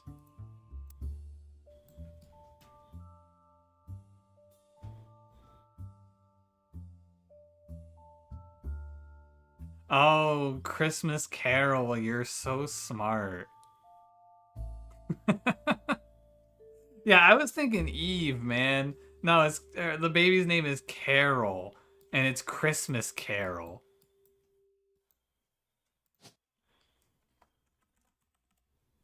Carol. Baby? No. Probably Jones. Uh-oh.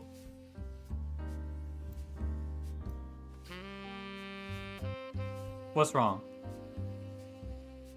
That should have locked us in at 4. Uh-oh.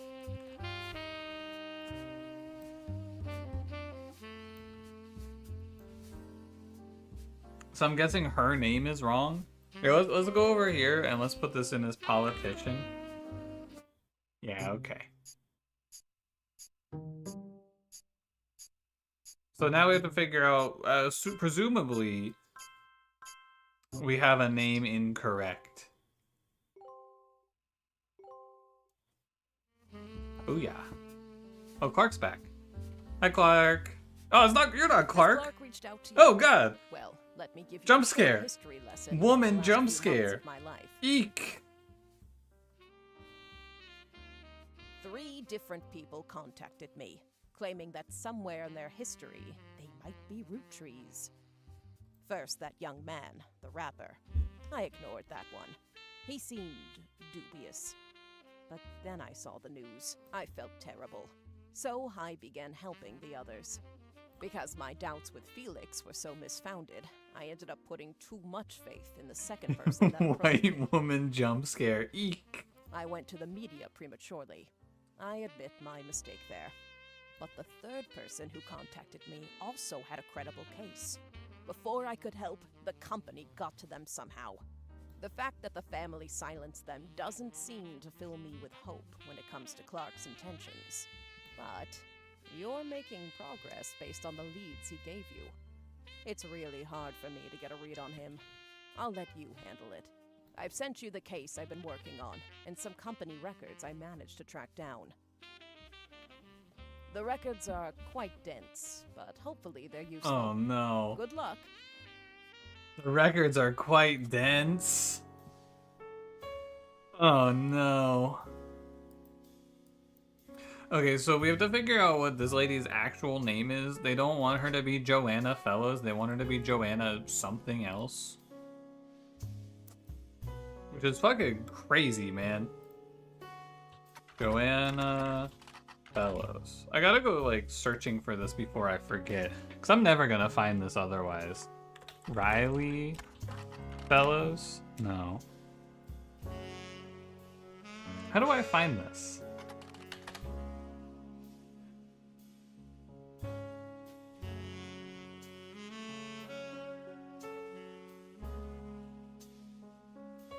Like, how could you possibly find this?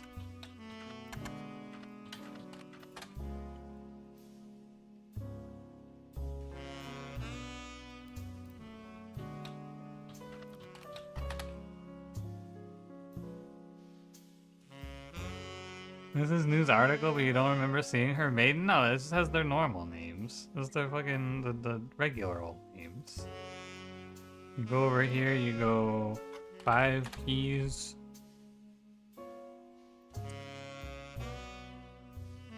And then we go read his...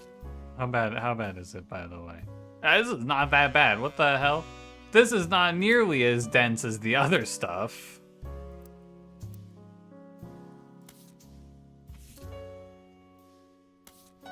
Anyway. What was I looking for? I was looking for this.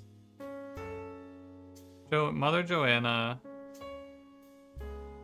was Zach Morton's secretary when he retired. He was divorced after his father learned of the affair. Maybe I have to search. Where does it say where they grew up? They grew up in Butler, so maybe I have to look her up in the Butler County Times. I fucking hate the Butler County Times, man. Because I feel like I have to look everything up in the Butler County Times, man. I have to cross-reference everything. Thank God. That file mentioned guys' secretaries? Oh, okay. Yeah, you're probably right. Let's go look through this. You were given some partial staff records to cross-reference by Sam Madsen. These records are based on old tax mailing information and only detail the employees that work directly for Roottree or in their company.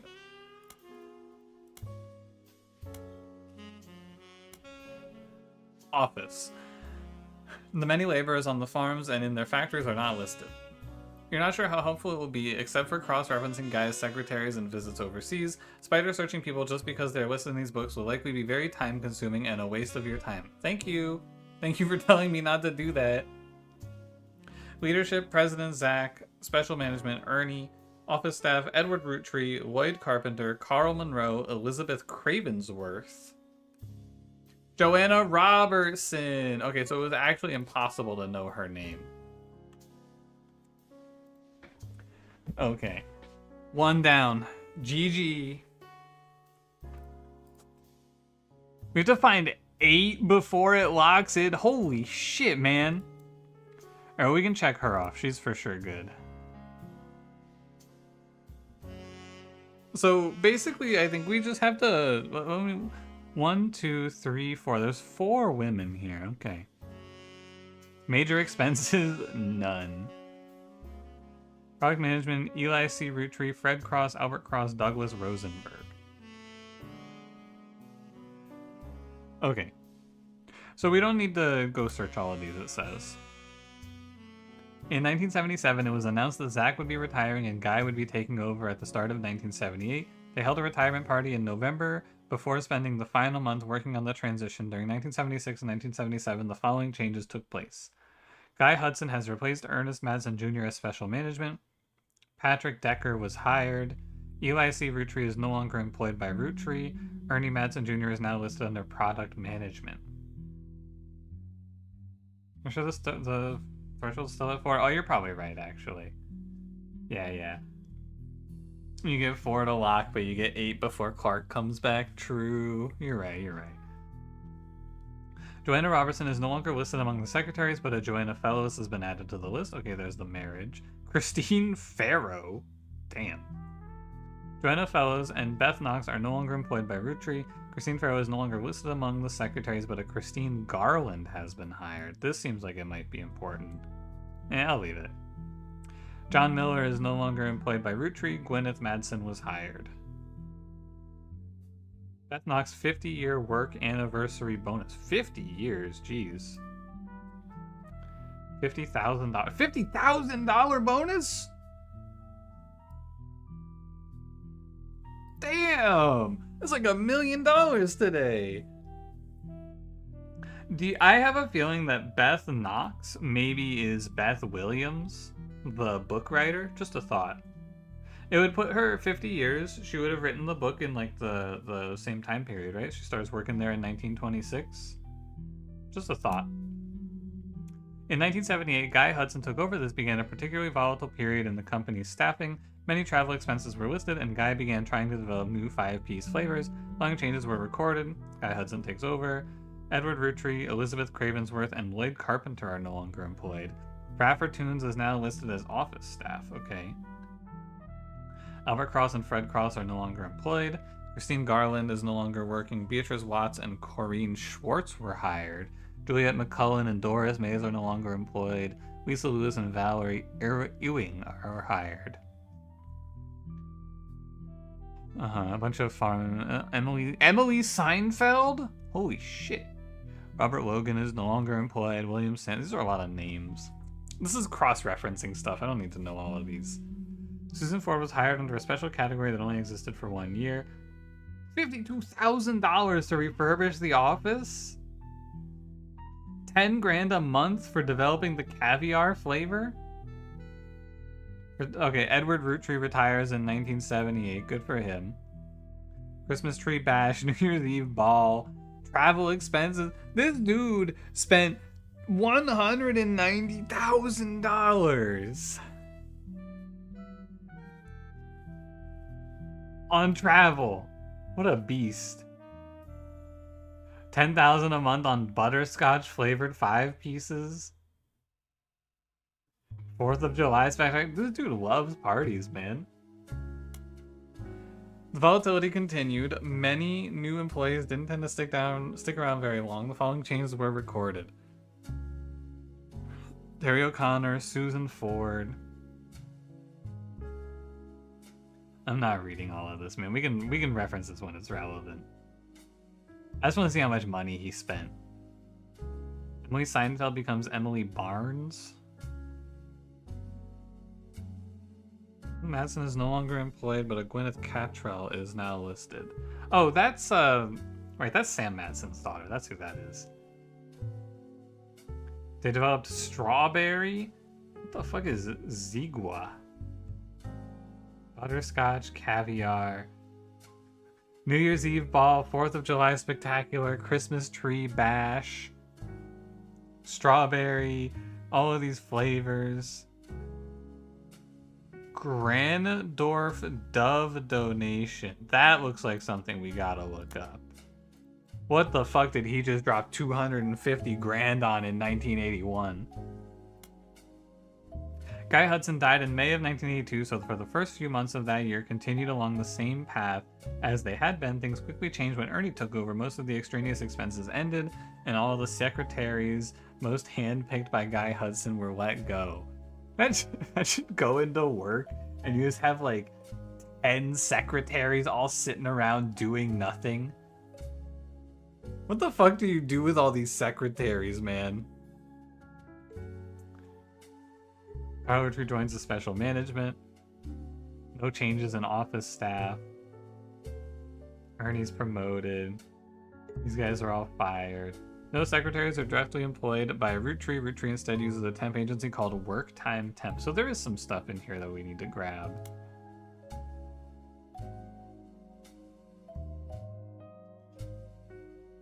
Victor Logan, Stuart Todd, Amy Sutton, Sam Madsen. They developed Sugar Plum, canceled after 5 months. Okay, so this was what Guy was doing. Okay, these are all canceled. New Year's Eve Ball, Fred Gleason 50-year work anniversary bonus. They sent $1 million to Carl. Guy did a lot with the secretaries. Yeah, he had let's take a quick little look. He had 1, 2, maybe 3, 4, 5, 6, 7 kids with his secretaries, it would appear.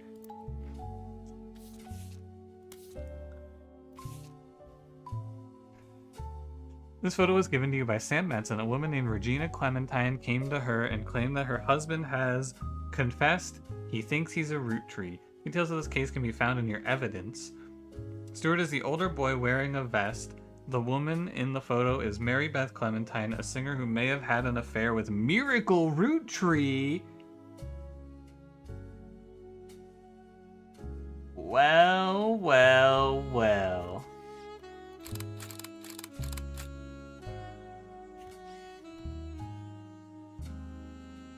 What do you know?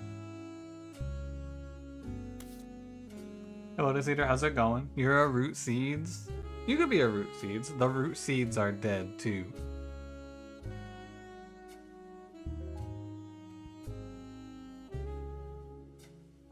Look at this again.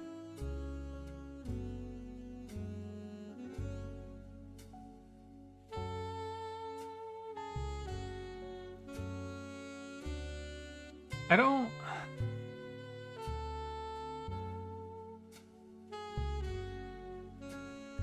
Okay, so this is an older picture.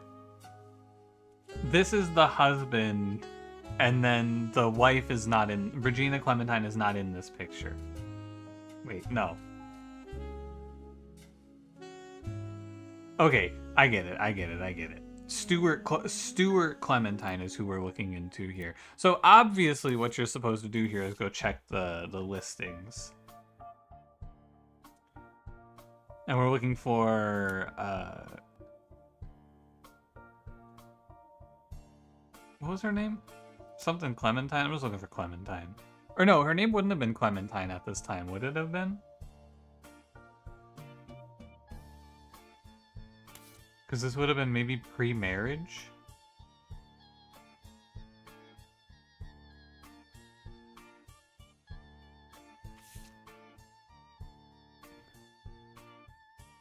Mary Beth Clementine. So we're looking for Mary Beth. I don't think we saw a Mary Beth. You're at work right now? Hell yeah. Put me on the big screen.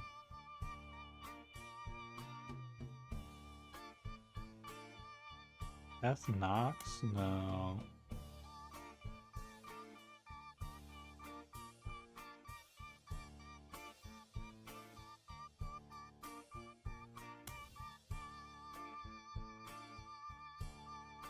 I don't think he'd be in the company stuff. You never know. Doesn't hurt to check, but you're probably right.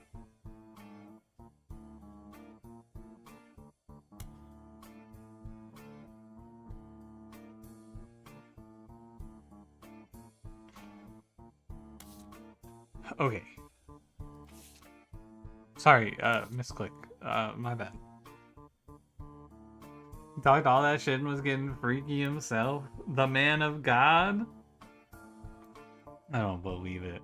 I mean, so, honestly, what that tells us is that this almost has to be Miracle. Assuming that this is not a red herring, right? Assuming she's telling us the truth, this would, and all signs point to this being Miracle, right?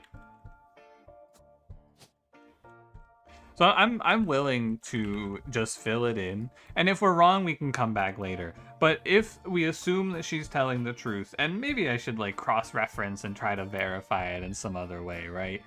But we could just go off of the fact that this seems to be true.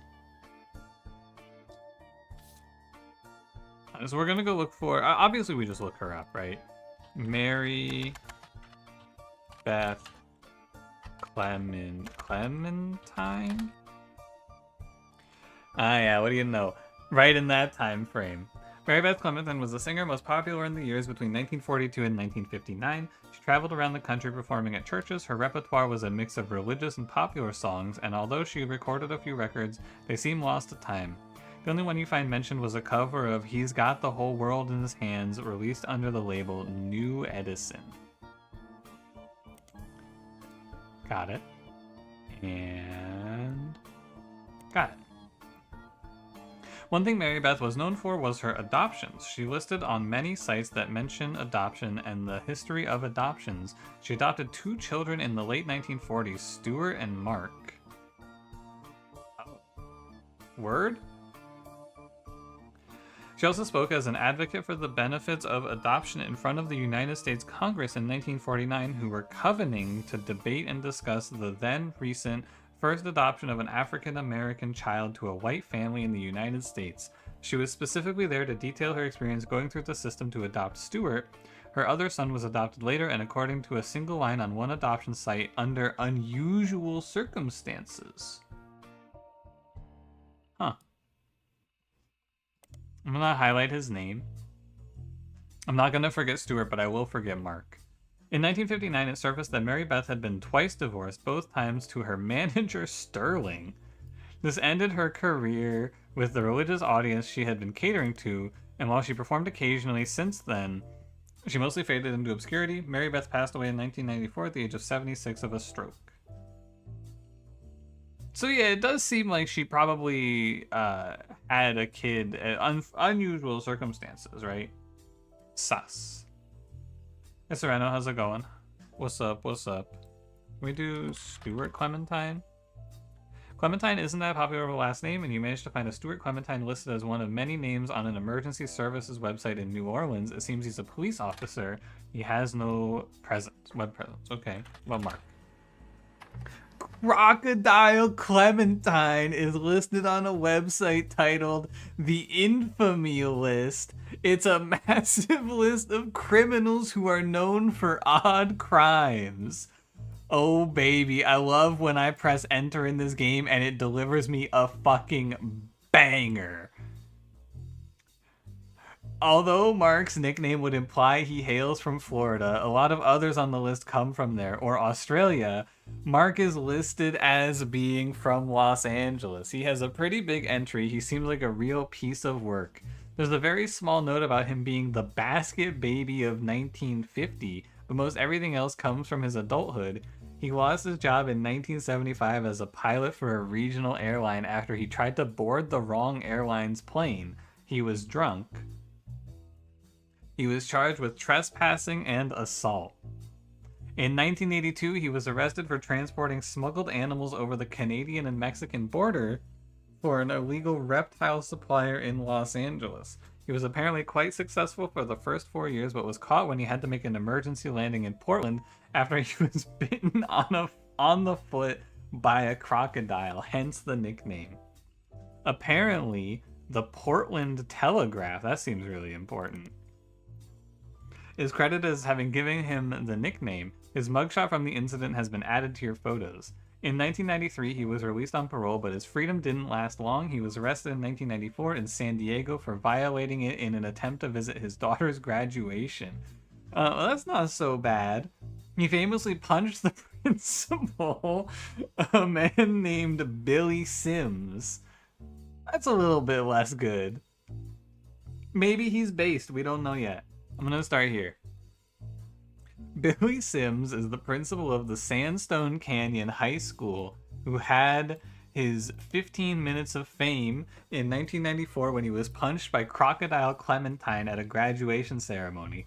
Pretty much every news organization from Trustworthy to tabloids seemed to have their own take on the altercation.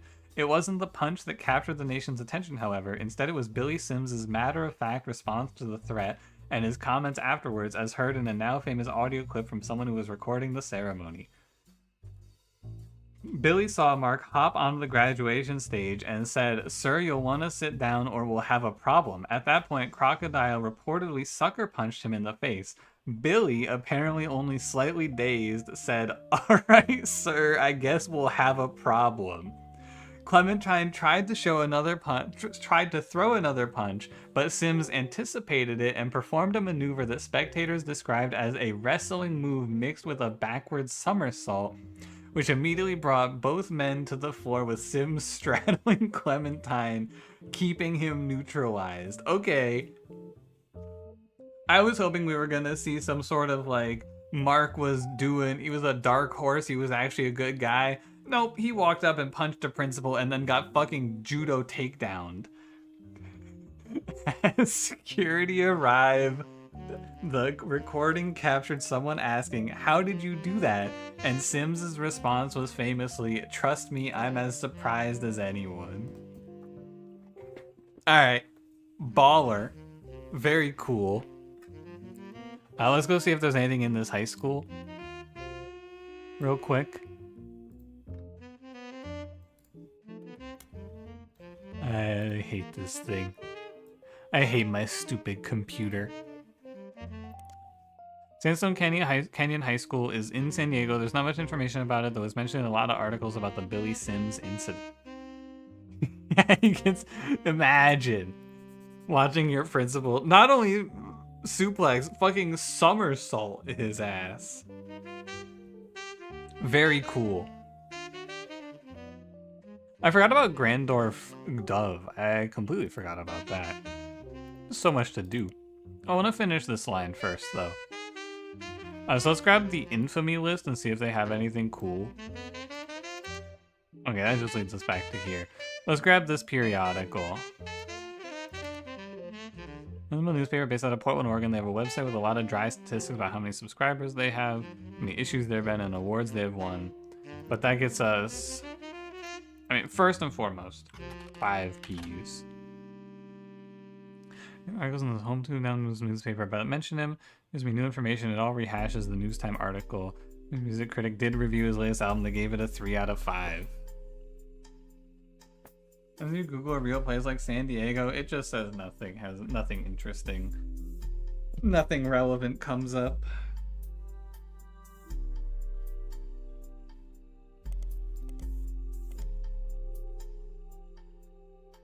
Is there... Can I search the Basket Baby of 1950?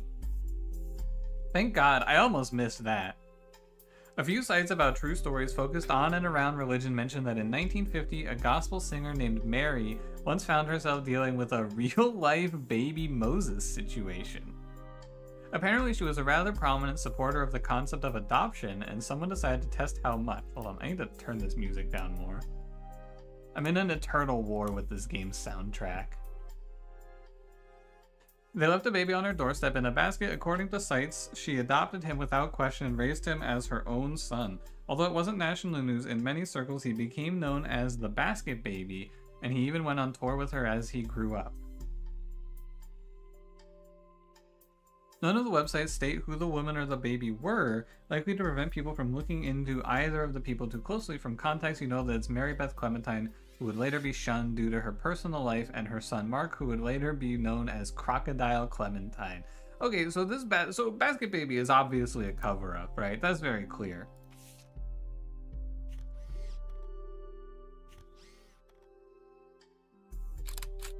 I don't know what to say. What the hell is Multnomah? Can I look that up?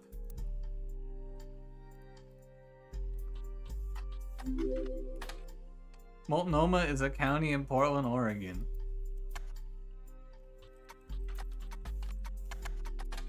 Oh, man. What about Portland? Alright. Hi, Samaj. Thank you for 31 months. Hello? What's up? I gotta say, it seems very likely that Miracle Roottree and this lady got down and dirty. Let me go back. Mary Beth Lemon.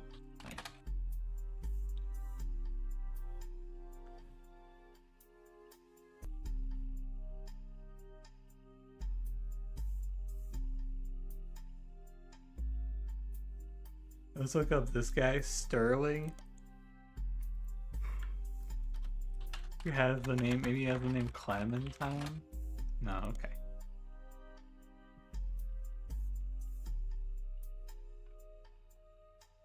So, Sterling something, right? Oh, you're right, we need to look her up in the Portland Times. Ugh. Ugh. Sterling? No. Mary Beth Clementine? No. Okay, so apparently not. What about Joanna? I can't remember her name. Joanna Robertson. No, she would have been Joanna Fellows at this time. Yeah. Joanna Fellows was mentioned briefly a few times around the time of her death. The first time was about the discovery of her body. The second time had some other details about the night she disappeared. She was a single mother who worked at a video rental store. She died of a drug overdose. Okay. Alright, let's go do these. Not that. What the heck? Really? Hey.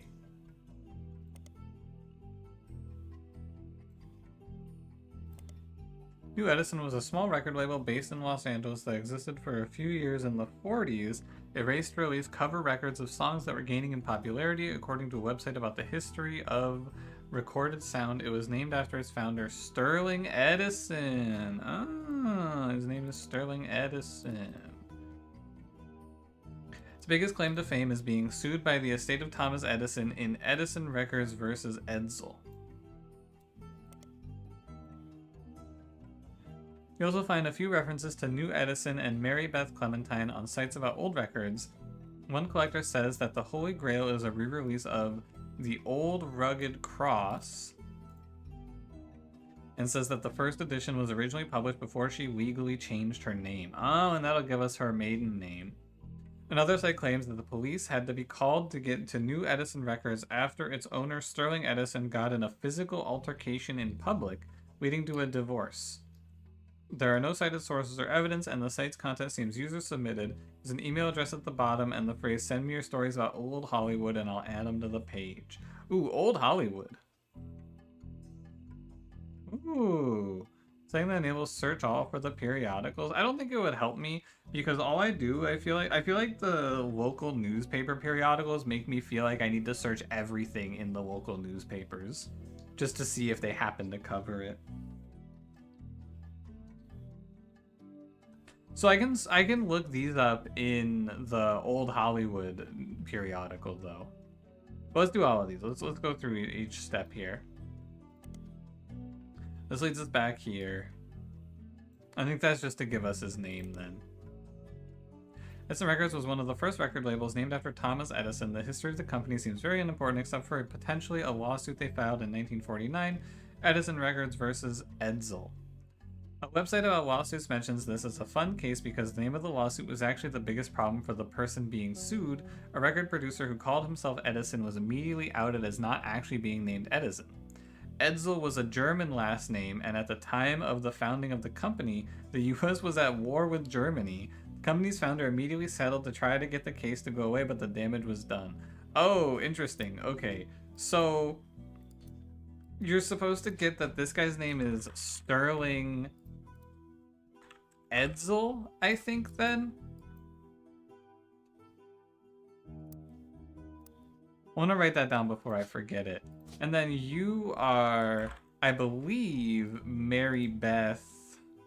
Oh, we don't have her original name, though. We haven't gotten her classical name. We have to go check the Old Rugged Cross for that. The Old Rugged Cross is a popular hymn that has been covered by many, many artists. You won't find much relevant information about it online. Huh.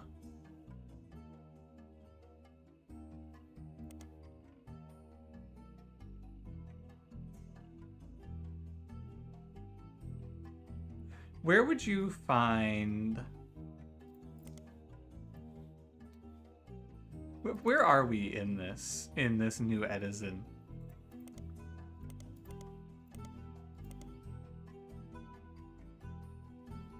We traveled around.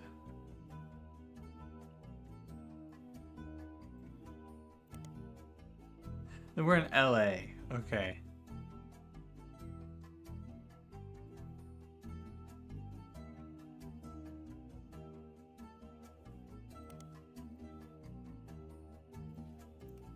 Oh, look, but I don't think I'm gonna find anything here. Oh. Mary Beth Clementine released the old rugged cross for New Edison, and it was advertised quite a few times. When it was first reviewed by the magazine, however, it listed the artist as Mary Beth Quaker. There it is. Mary Beth Quacker, more like, am I right? Because she's a duck.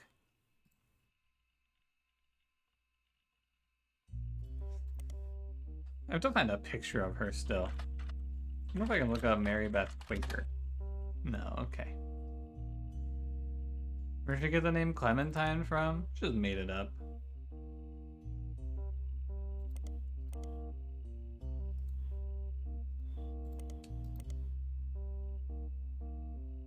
We have the picture? Oh, we have the picture? Oh, you're right, we do have the picture.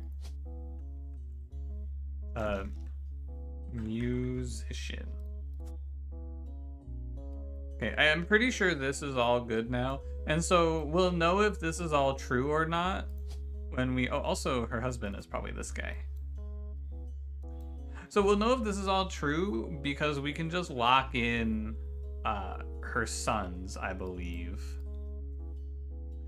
So I'm pretty sure we can put this guy and his... Oh, we have to alt picture.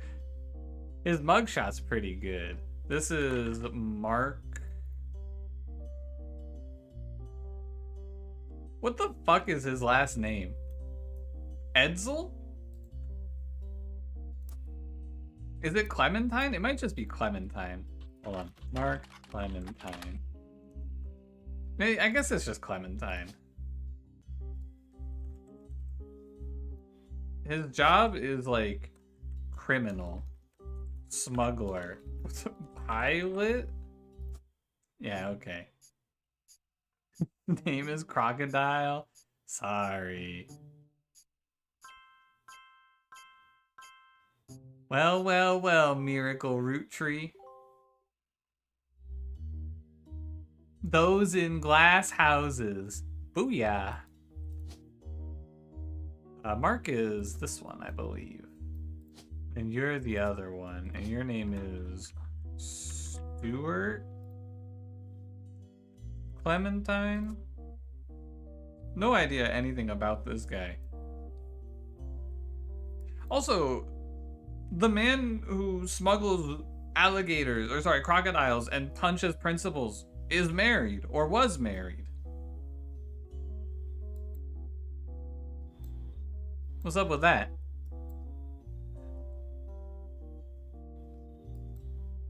And he has 2 kids. I wonder if this is a thread we have to keep pulling at.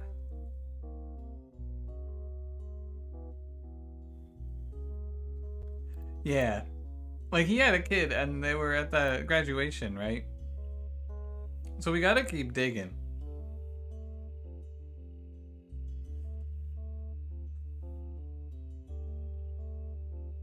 And we want to look at his residence in San Diego. Graduation. This is an attempt to visit his daughter's graduation.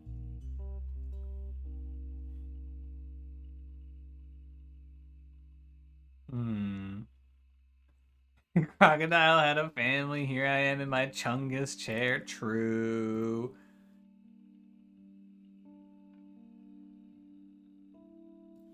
Do you think Starlet has anything about Mary Beth Clementine? Just curious. Because it said send me information about old Hollywood. Alright, what do I have marked? Mark Sterling, the Infamy List, Portland Telegraph. Yeah, I think I have all of these.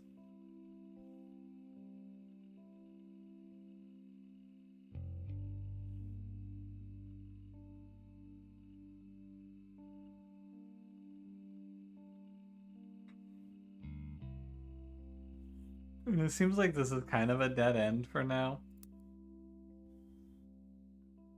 If I'm gonna be honest. We could start looking into all of the women that Guy Hudson slept with. Poor Patricia Jones, huh? It kind of feels like I should just dig through here, you know? But I don't know how to get information about these guys.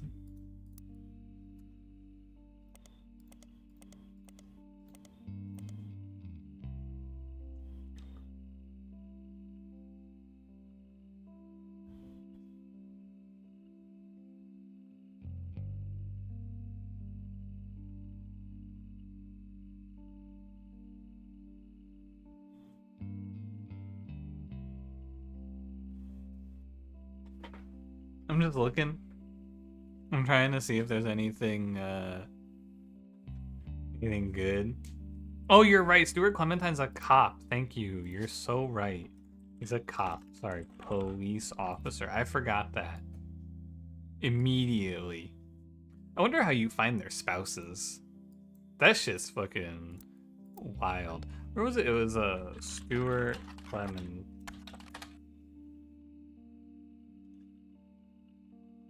He has no web presence. I wonder how we'll find that.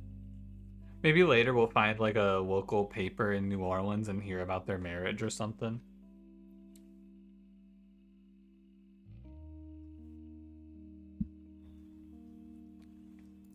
Doesn't really matter. Okay, so that's one. I wonder how you find out about like Mark's kids also. The infamy list.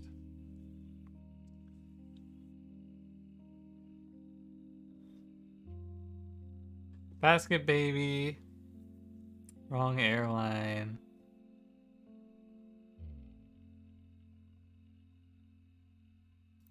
Isn't the lady working for Sam? Good question. Good point. Good starting point. Thank you. Husband has confessed he thinks he's a Roottree. Her husband. Oh, so. Oh, you're right. So this is her husband is Stuart, or Stuart's wife, Regina Clementine. Good answer. That makes a lot of sense. Wonder if I can search her up and find anything. Regina Clementine.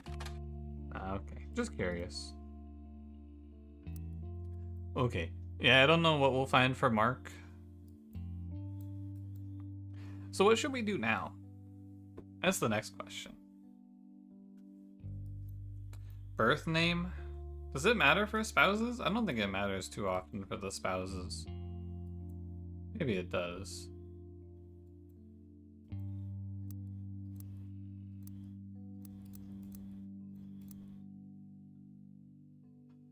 Picture, please.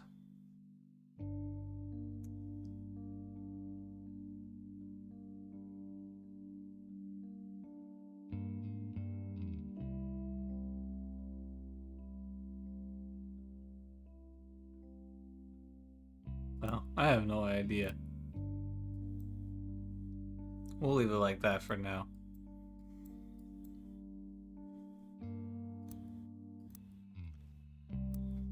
And I guess let's go. Actually, let's go. I have things to look up still.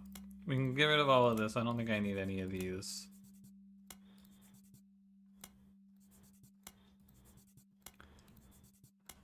But we have these. We have Grandorf, Dove, and Work Time Temp. Work Time Temp. Oops. Worktime Temp is a company with many offices all over the United States. The Roottree Candy Company is listed on their site as one of the companies they do business with, but it's far from the only one you recognize. No connection between work time, temp, and anyone related to your search. Okay. And then the big one, what is the Grandorf Dove? The Grandorf School for the Deaf, formerly Grandorf Dove, is located about an hour from where the Roottree offices used to be in Butler County, but it serves much of that part of Pennsylvania and nearby Ohio. According to their website, it was formerly named Grandorf Dove from 1923 to 1990 because Grandorf was the last name of the founder and Dove is the Danish word for deaf. The founder had issues with government translators, leading to an odd transcription issue. In 1990, it was renamed to better represent the school's purpose and to correct the embarrassing lack of effort and awareness demonstrated by government officials in those early days. The staff is listed on the website. You scan through all of their biographies and find that the principal, Miss Ford, is fluent in 5 languages, including ASL. She has been working at the school for over 15 years. Miss Ford's bio also mentions she's not deaf herself, but rather learns sign language to communicate with the deaf. It mentions that she was responsible for securing funding for the Hudson Wing. The what?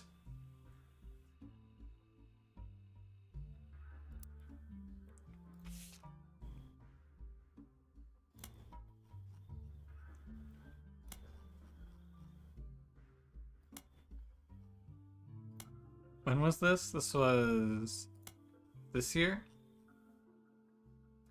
$250,000. What was her name?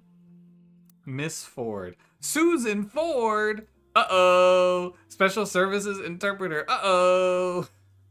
Can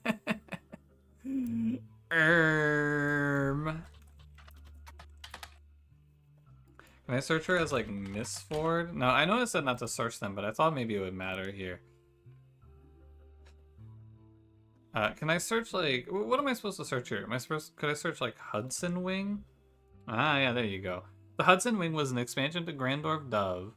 First built in 1982, it's a separate, much smaller building half a block from the main campus and operates as a smaller independent school that offers free ASL courses for the family members, friends, and caretakers of deaf children.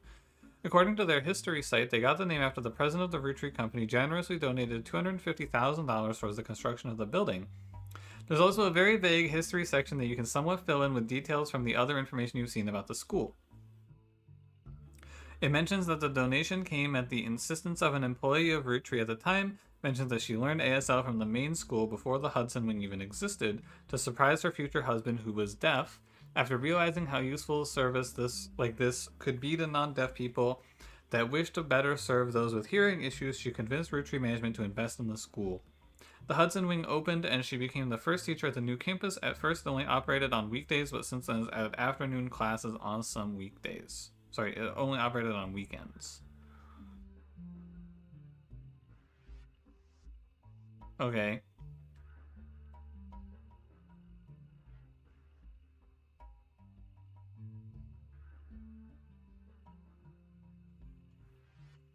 Maybe,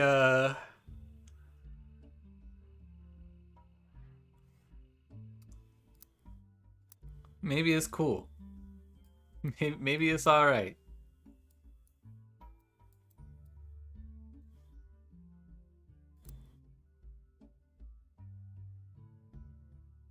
Maybe everything's fine.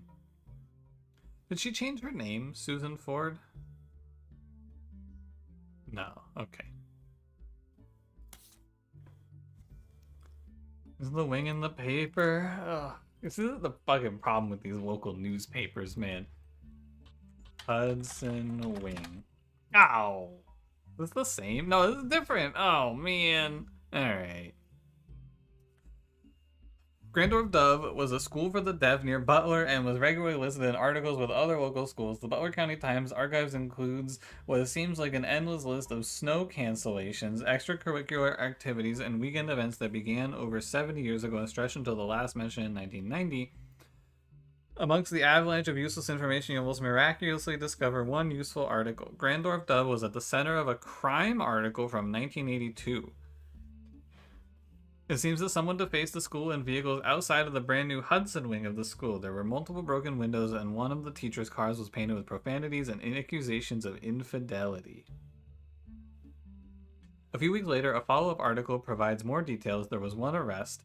Thomas Hughes, who was coincidentally a former student at the school. Apparently, the destruction came weeks after he married the school's newest teacher, Mrs. Hughes. She was not a teacher when he went. He graduated a few years earlier. According to the reporter's investigation into the police reports, trials, and restraining orders, Mr. Hughes was convinced that he was not the father of Mrs. Hughes' current pregnancy. He was released on bail, and the school has agreed not to press criminal charges after an agreement was made to pay for the damages and for the couple to begin the divorce proceedings. It seems Thomas Hughes, Mrs. Hughes, and the Hudson Wing have all avoided further appearances in the Butler County Times. Well, interesting. Wait, it says they don't appear again. Okay, so I don't have to research this. Can I search him on here? Thomas Hughes? No, okay. So presumably that would mean that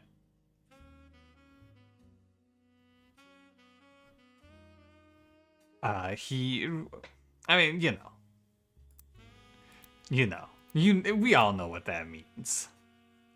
We all know what this means.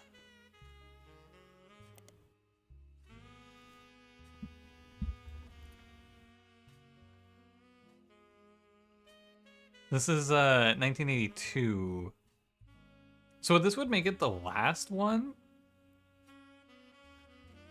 Mr. Hughes was convinced that he was not the father of Mrs. Hughes' current pregnancy, which I assume means that it would put him as like the father of this one, but not this one, is my guess. It makes it sound like there's two kids. And this is 1982, which is the end of the section, which I think means that... Get away from me, weird statue. I think this is the Sarah Jones character, whatever her name was. Sarah Jones, something like that. Yeah, we should look her up. Sarah Jones. Or Miss Jones? No. I don't know what this means for me, to be honest with you.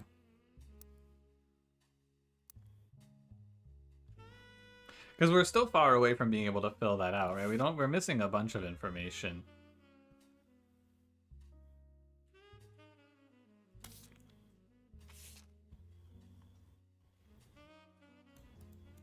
No new pictures here.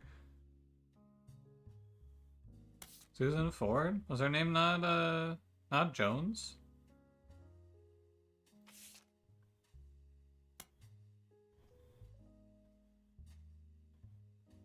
Oh, you're right.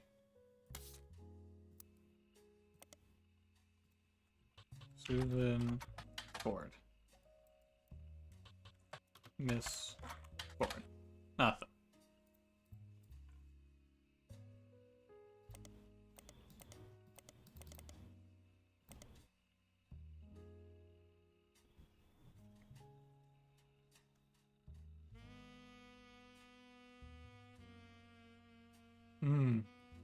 Surprise her future husband who was deaf.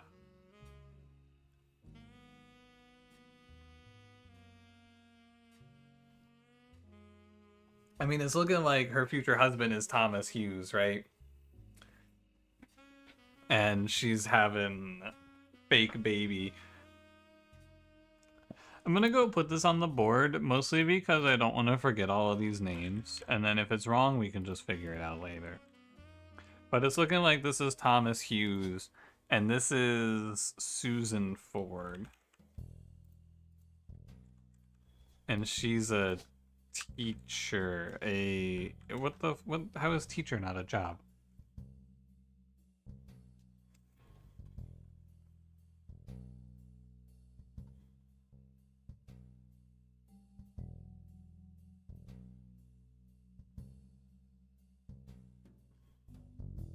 What does that mean you are?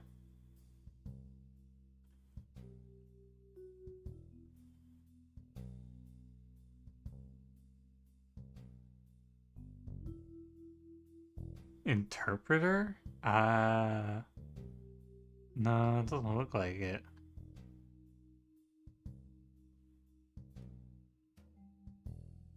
professor? That doesn't seem right, though.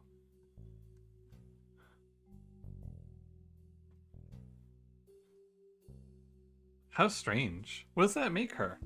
Because she's a teacher, right? Principal? You think she was a principal? Hold on. Grandorf Dove. Oh, you're right. Principal Miss Ford. There you go. We're in the school for over 15 years. Which would put her as working there at 1974. So what, she comes on as like an interpreter in the 80s? That's very strange. Right, this is principal.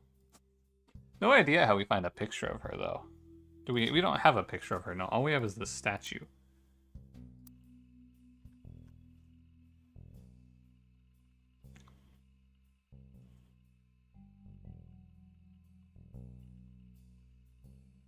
And I don't know, what would this be? This would be number 2 if I'm correct, right? Because this is 1. This would be number 2. I gotta keep a count. Professional baby Carol Jones. Let's give her a photo if she has a bio on the website. I agree, it is a little strange.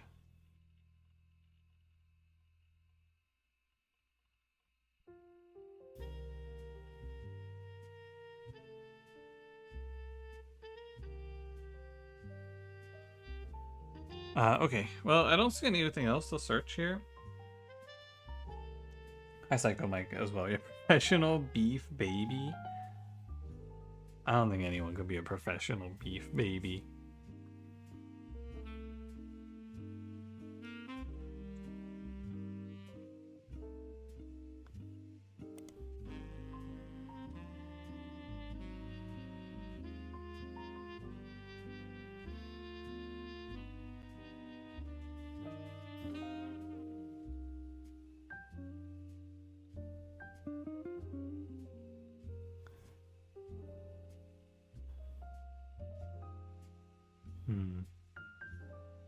It's weird because, like, I obviously feel like I should be able to get more information here, but there's, like, where do you go?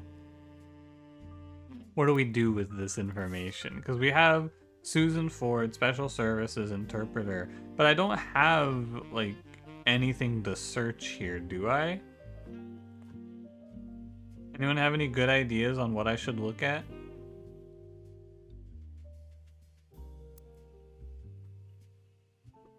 Because I haven't seen anything to pull here. This feels the same as this, right? Where they mention that he has a daughter, but we can't actually find anything else about it.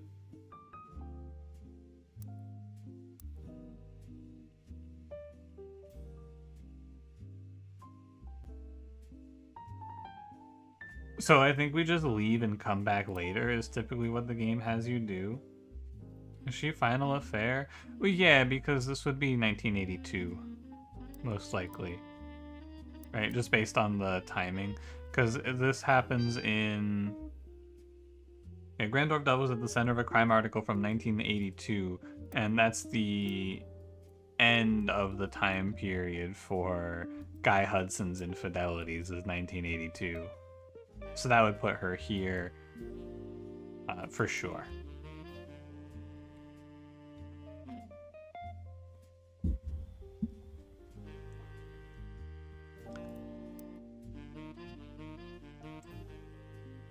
Anything else to search that jumps out here? I don't think so.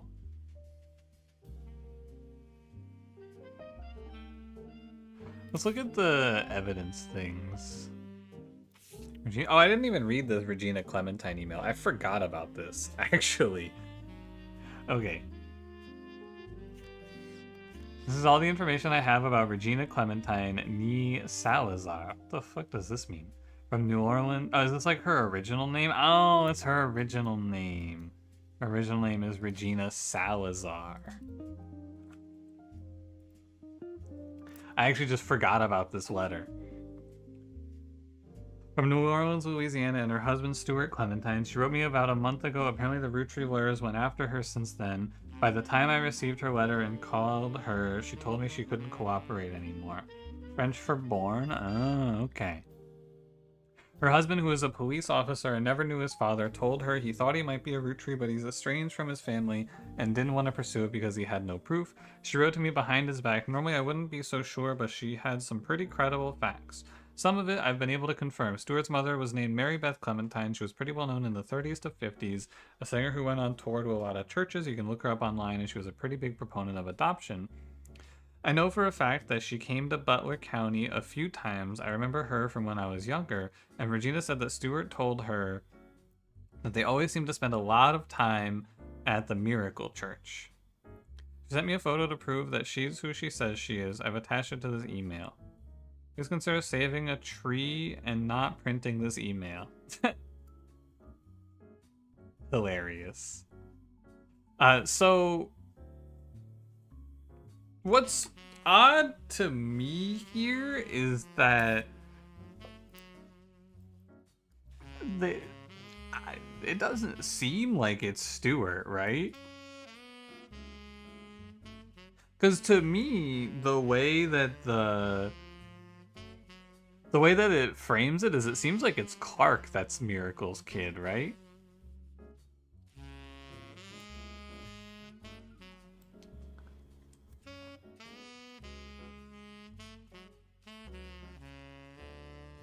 Sorry, Mark, not Clark.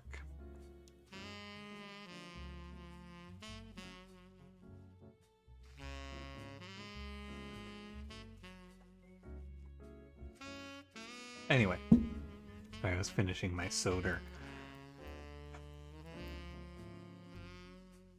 Look at how long this family tree is, too. This almost has to be Elias, doesn't it?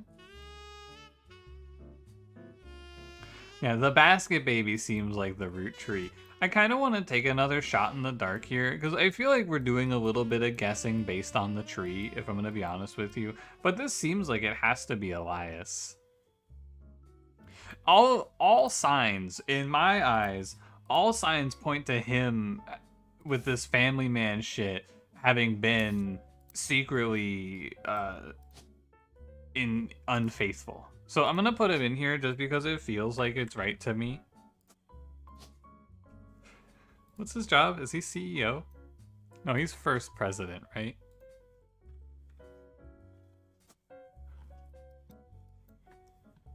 And just based entirely on the vibes, I have no actual hard evidence of this, but I think he was unfaithful with this lady, Bess Williams, who was an author.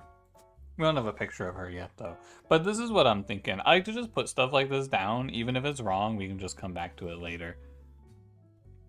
And if I'm right, we'll lock it in whenever we find some pictures. So we gotta go digging for a picture of Susan Ford, I feel like, is the play now. I don't know where, though.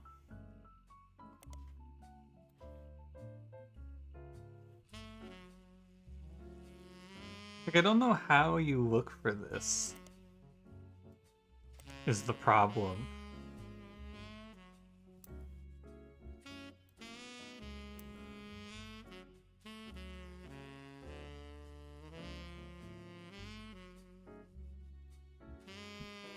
There's nothing in the 1975 one. Oh, because we got Joanna Robertson out of this already. 1982 to 1984? There's one thing here. That's got to be Susan Ford. I don't think any of this else matters. The statue is Beth, the mystery author. Oh, is it? Does it say it's a mystery author in the statue picture?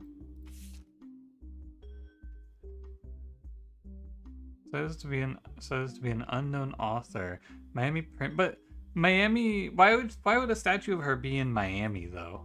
Because she's from fucking Butler County. I think.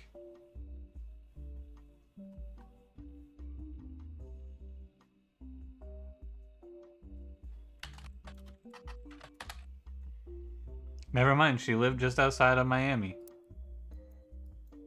No, that's her. You're right.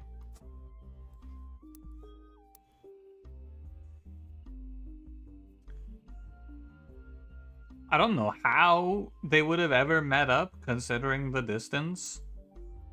But we've got hero worship of this guy. We've got mystery author. We've got their pictures. This feels like you're just kind of going process of elimination here, which I think is fine. It seems okay to me. So if I could just find a picture of Susan Ford, we could lock this all in. I don't know how you find a picture of Susan Ford. I'm gonna look her up again just to be sure. But I have no clue how you find this lady. I thought I was on, but we hit a bit of a dead end. What was it called? Grandorf Dove? Is there anything here? Like, it feels like there should just be something here that takes us down the line, doesn't it?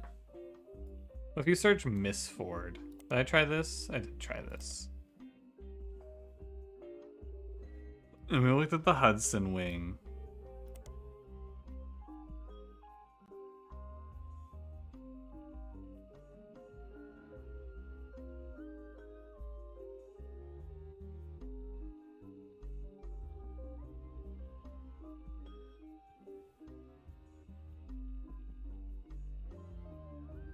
And this is a dead end. Nobody sees anything here, right? There's nothing to search on this. This is definitely a dead end.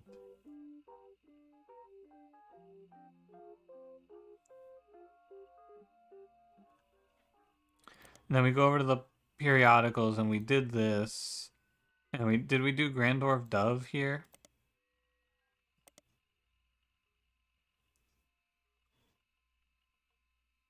Yeah, we did this. This was the arrest.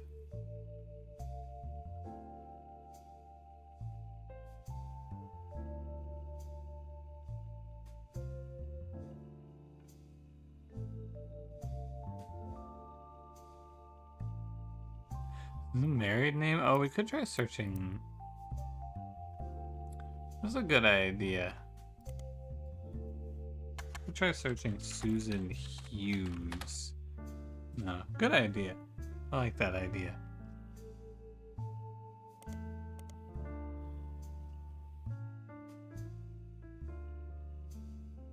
Group photo of guy in his harem?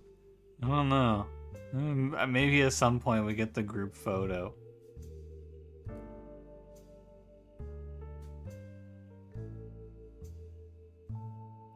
It always feels strange to me when the game gives you like two pieces of the information and it really feels like the third piece should be linked but somehow is not linked. Because like it feels like I should just be able to find this picture and we should lock all of this down, assuming I'm right? This is obviously a bit of a called shot here. But sometimes it just feels like you get caught in a dead end where it doesn't seem like there should be one. Well, there's 7 pieces of information here, so I guess we should go look. Roottree Rift, Clark, 5 Peez.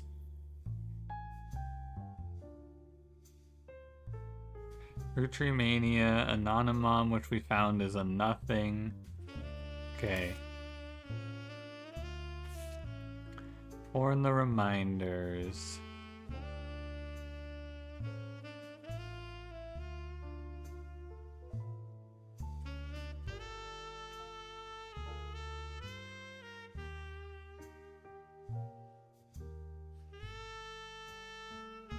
I'm not reading all of this out, sorry, I'm just scrolling.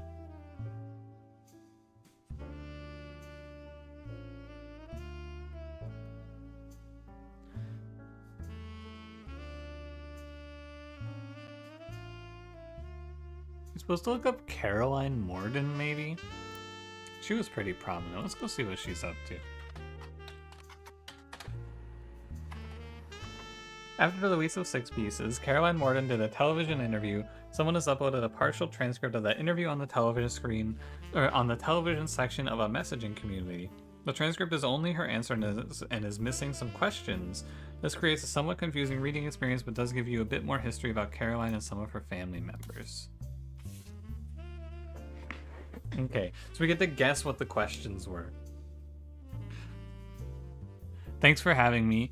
I've never really fit into the family, so it didn't surprise me. She could have put me in if she wanted to talk about the time during my activism days when I almost got arrested for stealing the spark plugs out of all of her tractors, but I don't really think it fit her narrative. Okay, so she wasn't mentioned in the book.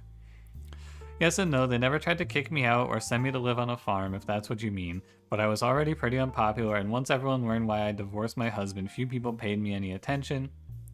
She's my wife, not legally, but we've been together for half of our lives. Call it what it is. I was 20 and had just had my daughter. I hate to look back on that time because I was a terrible mother the first few years. I left my daughter with my ex-husband and followed Guy on a private jet to Europe. He lost a tooth and a client. I found love and a better understanding of who I was. Still, in our family's eyes, his trip was somehow more acceptable. Explain that. No, I couldn't stand him. Our family wrote off his behavior like he was some huge fan of romance or women, but he didn't like the entire woman. It was doubly awkward for me because he was more supportive than most. I slowly figured out it was because he assumed I would be as shallow as he was. He was a workaholic. He seemed nice enough and did a good job. I didn't know him well. That was one of Sam's problems with our family. None of us did except Carl. Honestly, I get why she's pissed. This is talking about Ernie. I'd rather not speak ill of the dead, not unless you want more stories about Guy. I'd rather not speak ill of the dead unless you want to talk more shit about Guy, in which case I will talk infinite shit about Guy. With Carl, though, all I can say is we used to be friends before they sent him to private school. He came back a lot judgier. It made sense when they made him president. He was a lot like my father after they disciplined the fun out of him. After I started protesting the farms, he stopped returning my calls. Oh well, he's harder to label. When I was a teenager, he was basically drunk or high, or both all the time. This is probably Clark. He actually used to sell me pot. His problems with women were different than Guy's, but he never really judged me. I guess he knew it would be pretty hypocritical to judge anyone for anything. Back then, he was destructively unreliable in every way, but nowadays he's just kind of boring and old. Prefer that to how he used to be and to Guy and Carl. But it's still a cautionary tale. I hope I'm never that boring and old. Okay, did this actually tell us anything useful? It told us that he went on that Guy Hudson went on a trip to Europe.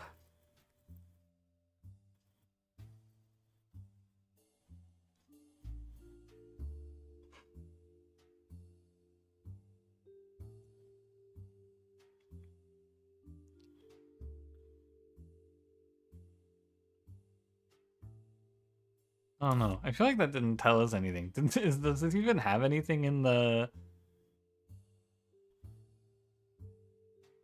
No, this actually has zero information. Cool. Thanks. Very good.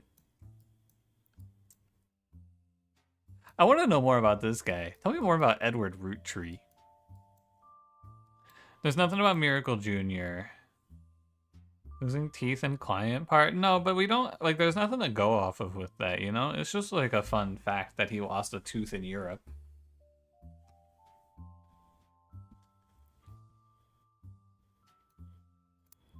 I'm sure it'll come up some other time.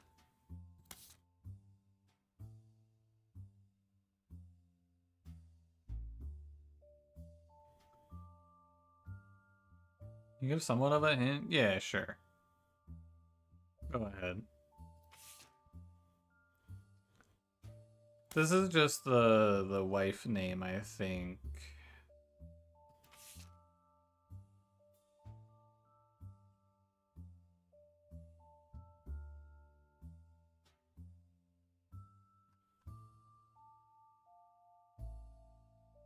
This piece is a book. I think I read it.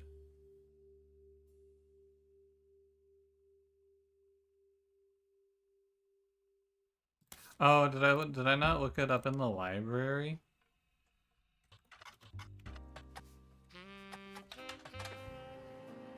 You're right. I just looked it up on the internet. Sam Madsen's book, and again, ugh. I don't like, probably one of my biggest complaints about this game as a whole, I don't like when you look something up here and then you also have to look it up in like multiple other places. I always find this a little annoying. Sam Matson's book was released earlier this year and details the truth about Elias Roottree as well as Sam's fathers, Edward Clancy Roottree and John Miller. You helped to verify our story. So much of the book's core contents are familiar to you. Other family secrets and rumors, much of it didn't matter to the primary purpose of the book, and some of it is new to you, maybe important to your new search. These sections have been added to your notes. Yeah, I agree. I looked this thing up, but I didn't look it up in the library. I think it is a big downside.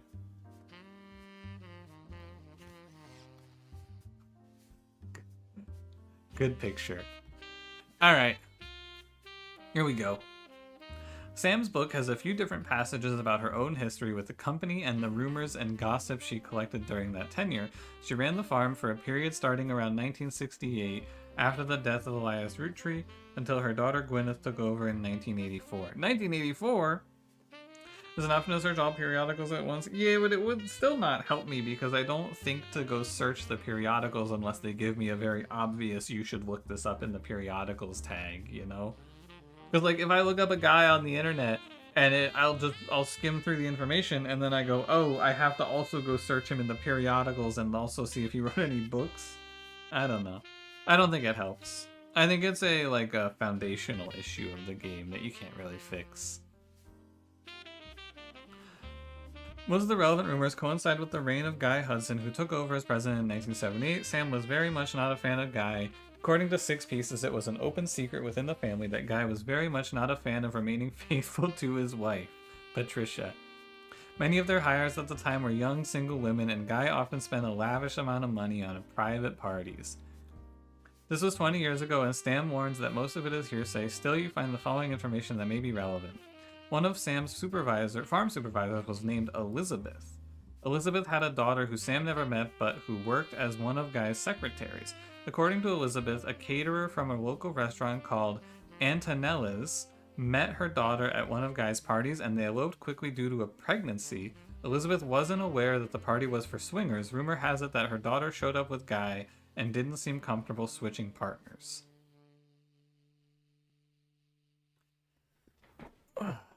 Okay, now I gotta digest what I just read because I think that's important.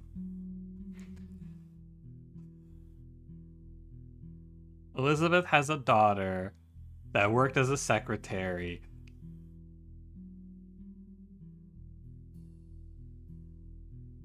This is the section I don't fully grasp. A caterer from a local restaurant met her daughter and they eloped quickly. The caterer eloped with the daughter?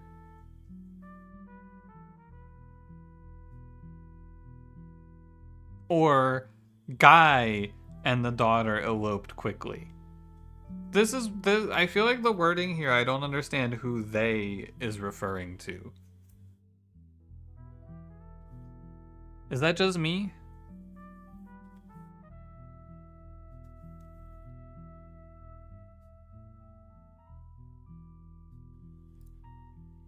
Anyway, Guy's main positive contribution to the company involved expanding to markets previously untapped by Roottree.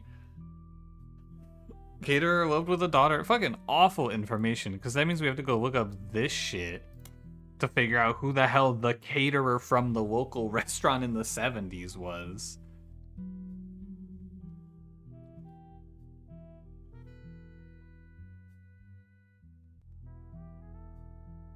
Guy's main positive contribution to the company involved expanding the markets previously untapped by Roottree.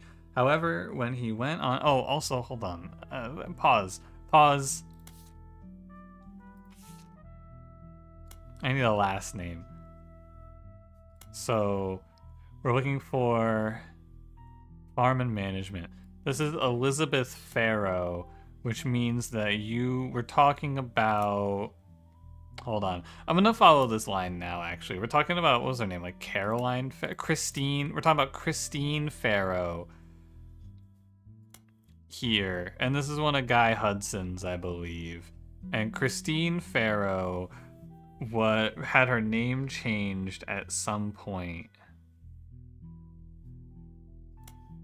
Was it here? Her name was Christine Garland. Christine Farrow. 1977, she becomes Christine Garland. And then she leaves in 1970. Okay, I need to get these marked down. Highlight that. Highlight that. Well, let's follow this line and we can try it. I mean, 1977 actually just like places this for us, right?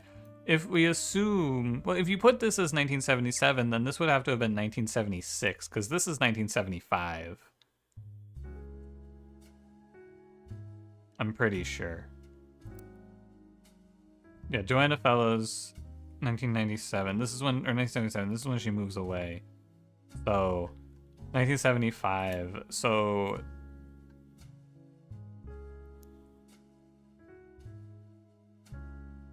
Joanna Robinson. Yeah. So, this affair is 1975, which I think just has to place this here based on timeline, right? Because 1977. Oh yeah, also married. So yeah, for sure, this is who we're looking at right now. So that puts us here with Christine Farrow, who marries someone named Garland. And we'll see. For now, we'll put her as secretary. But we'll see if she has a different job later. I want to highlight Elizabeth Farrow. Yeah, why not?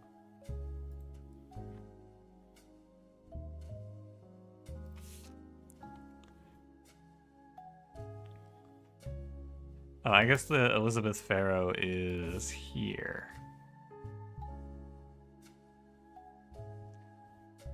Mom Christine or Elizabeth? The mom is Elizabeth. Yeah, which actually I think doesn't matter because, like, there's no line here. Let's go look up this Antonelli's place.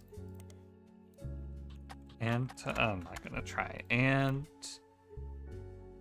On Ellis.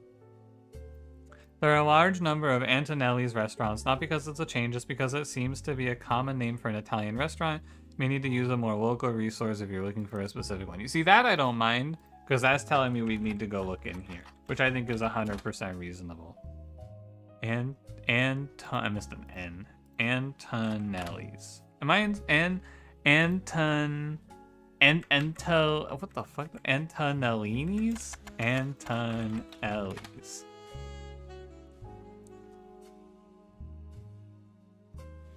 Antonelli's is an Italian restaurant and it has been in the Butler County Times twice. The most recent time was when it closed in 1992. The owner, Rochelle Zimmer, just in case it matters, sold the land the building was on, and at the time of the article, she was unsure if the restaurant would move to a new location or if she would retire.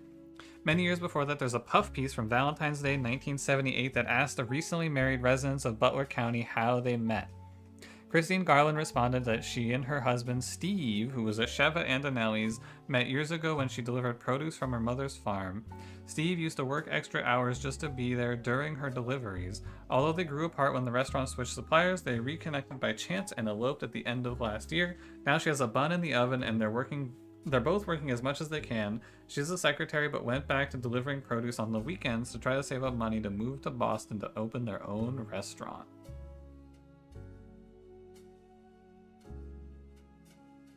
Okay. Steve. No fucking pictures, man. This is like, I'm in hell. Where do I find these pictures? What do I have to do? Find the Boston Local Times? How do I find the Boston newspaper? Let's go look up, Rochelle Zimmer? Okay. Was that just a fake out? Just put this lady's name here for fun? Nope, never mind. Rochelle and her husband Mark Zimmer have a few mentions in the Butler County Times. Both were local business owners. Rochelle owned Antonelli's over an Italian restaurant, and Mark owned a local bookstore called Bookmarks. Both closed in 1992. Mark was also mentioned once in the Butler County Times when he was sued by Steve Garland. Hold on, small town drama. Bookmarks appeared in the Butler County Times many times. All of them were in the form of advertisements and listings of events that took place in the store, such as book signings. None of it seems relevant to your current search, though Lauren Roottree did do a book signing in 1970. Can I get Mark Zimmer? Wait, I gotta know. Tell me why he was sued. Why can't I see why he was sued?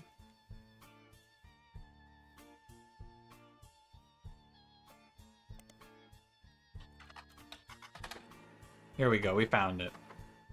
Kitchen Tales was a story-based recipe book credited to Mark Zimmer that had some success after it was featured on a morning talk show. The book released before the internet was widespread, so mentions are rare. One book collector states that the publishers were unprepared for the demand and that there was no second printing, so it's unusual to find a copy in the wild. You find an alternative medicine website which focuses on cooking with natural ingredients. It mentions that one of the Kitchen Tales recipes used salt water. The owner of the site has a scan of that recipe which was added to your evidence. She says if you switch out the salt water in the recipe for a mix of 2/3 spring water, 1/3 filtered seawater, it tastes great. That doesn't sound right.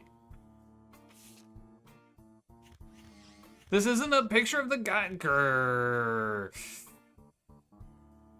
How are there 2 evidence pieces on this loaf of bread? Alright. Oh yeah, we gotta do Kitchen Tales. Yeah, but yeah, let's do that before I read this shit. Kitchen Tales by Mark Zimmer. Kitchen Tales. Mark Zimmer. No copies available. Re-released as Garnishing the Truth.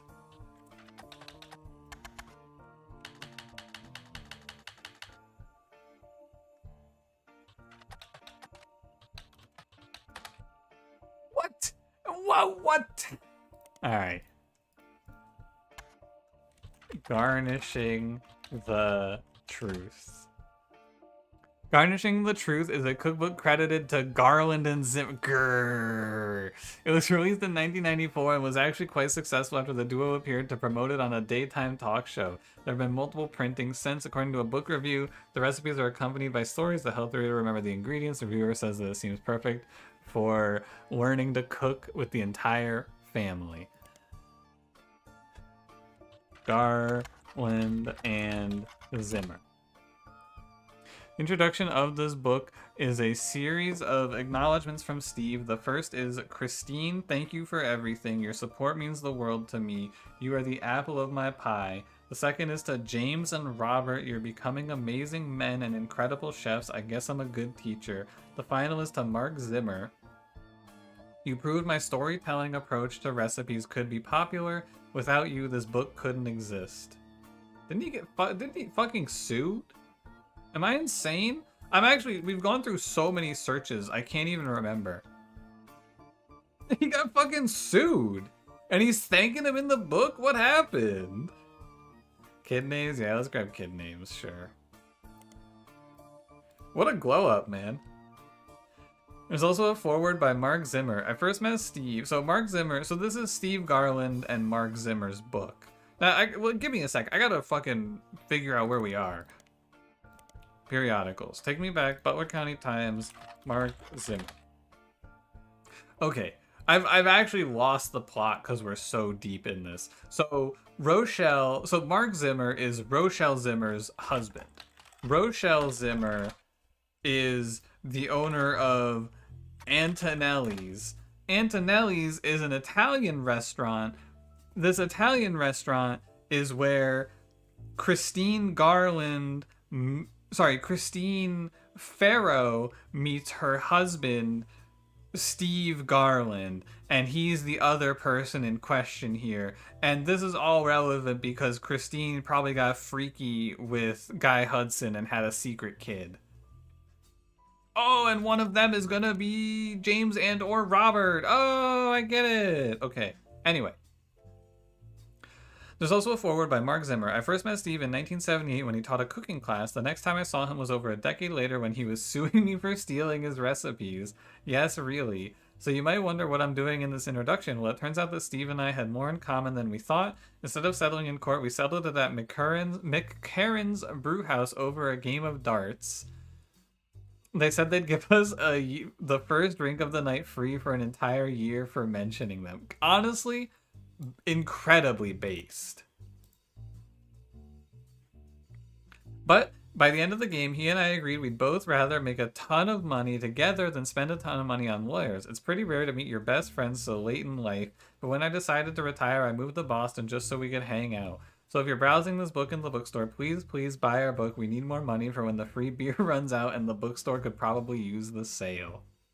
Man, that's good as fuck.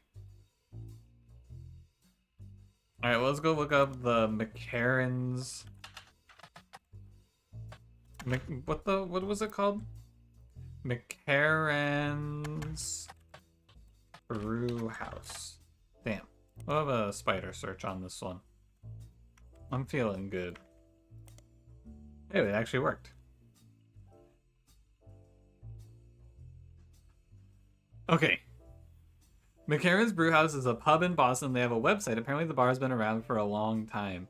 On the site, there's a list of famous people who have had a drink there, including the former president of the United States, not of the Roottree Company, Kennedy. There's also a few listings of television shows and books that have mentioned McCarran, as well as how they came up. One of them is Garnishing the Truth, which the site has this to say about. Local and regular Stevie G wrote a book about food. We prefer cocktails, but he gave us a shout out, so we ain't gonna say no to free press. So go grab a bite at his kids' joint, Friday, and then swing by to meet him for a drink. Friday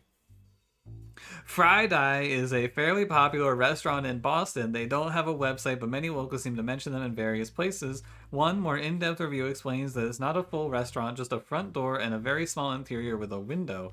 Unusually, the restaurant only serves vegetables, but a lot of reviews say that in spite of that, it's delicious. You also find a short story about it listed on a webpage called My Boston Homepage. Whoever runs the page seems to just link to random sites related to Boston, tell personal anecdotes related to Boston, and give their relatively short opinions on things in Boston. Is very unorganized. It has this to say about Friday. Wicked overrated. I saw it in Chef's Signature, so I went there. And there was a huge line, and they didn't even have a single meat dish. Was even the point. Shut the fuck up, loser. I went to this thing I knew I wouldn't like, and I didn't like it. Boo! I've actually lost my fucking mind on this sequence, by the way. I cannot keep up. I actually cannot keep up. We're on such an insane rabbit hole here. I've lost my mind. And I think this entire chain was just to find this periodical.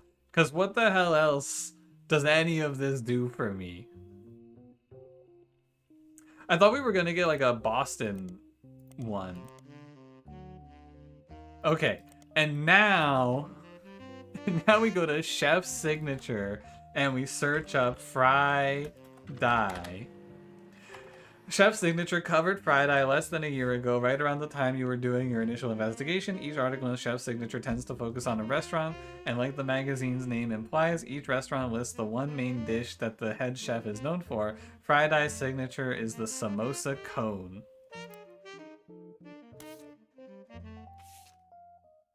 Oh my god.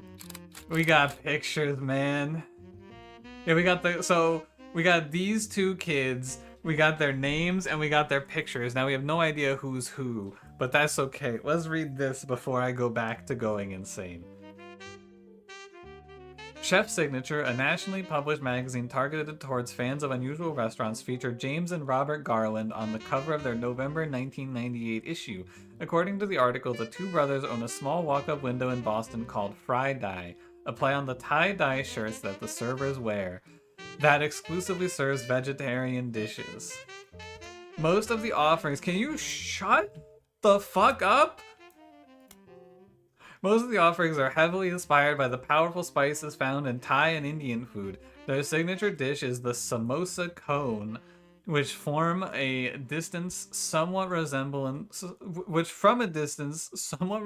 a traditional ice cream complete with waffle pattern. Instead, it contains fried potatoes, pureed peas, carrots, and a special ginger-based sauce. That sounds so fucking good. Oh my god. Robert, who is 3 years younger than James, jokes that although the age difference has left him delegated to wear the sous chef jacket. So, okay, this is Robert. Oh my god, it's over. He doesn't mind. As a result, James answers most of the interviewer's questions. James credits his love for food and his culinary skills to their upbringing. Most kids hate vegetables growing up, but they don't have parents like we did. My father was a chef and my mother grew up on a farm that supplied his restaurant. That's how they met. I don't have any memories from the farm or anything like that since we moved here before I could even talk, but they told me stories. My dad's a great storyteller. He even wrote a book that partially helped fund Friday. When we moved, they were looking to open their own restaurant together. Unfortunately, they never got it off the ground. His line cook gig ended up being less temporary than he hoped, and she had to go back to work as a secretary even after Robert was born. Okay, so James is the fake. James is the Roottree. Before we were old enough to go to school, we spent our days with my aunt. In the diner where he worked, my dad had no room for experimenting, so he'd exercise his skills at home on his days off. We'd always go shopping and cook as a family on those days, and even though we were hyper kids running around and causing a ruckus, those were some of our family's favorite memories since we were all together. Mom always had the eye for the best vegetables for him to work with, and she did her best to pass that on to us. According to the article, their parents, who are now retired, visit Friday often. They even have a signature dessert, the Sistine apple. Apple pie has always been my mom's favorite, and my dad always had this stupid line he used to make her laugh involving apple pie. Most people realize it's a Sistine Chapel pun and assume that's all there is to it, but it's actually secretly named after them, sort of. What are you talking about?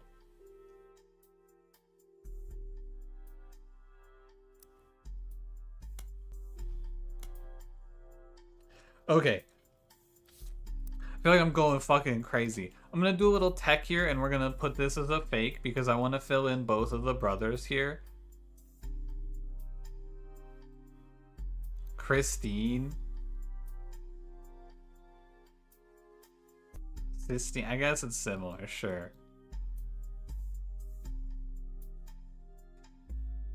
Okay. He's the older brother. He's the younger brother. I've already forgotten who's who.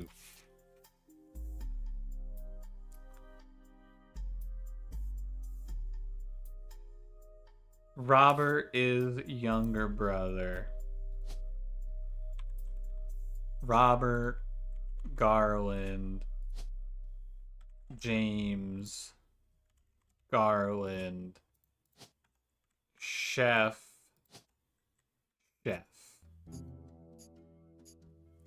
Dude, it's such a fucking scam that we get to do it like this, but also statue is actually Bess Williams' incredible work. Extremely cool.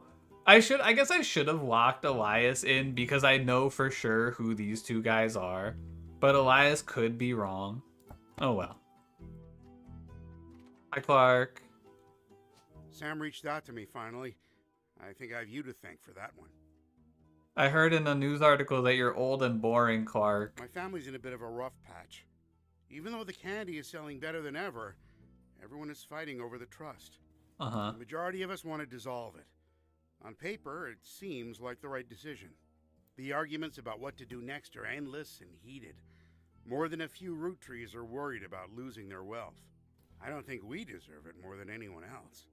I love my family, my wife, my daughters, even my son, who I hardly ever get to see. I love my chud son who hates me. I want to keep them safe and secure, but I didn't do anything to deserve this fortune.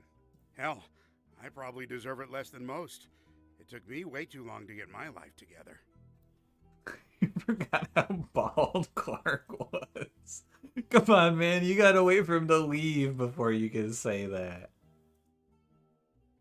Okay, enough about me. Here's the deal. I can't stop the majority from voting one way or another.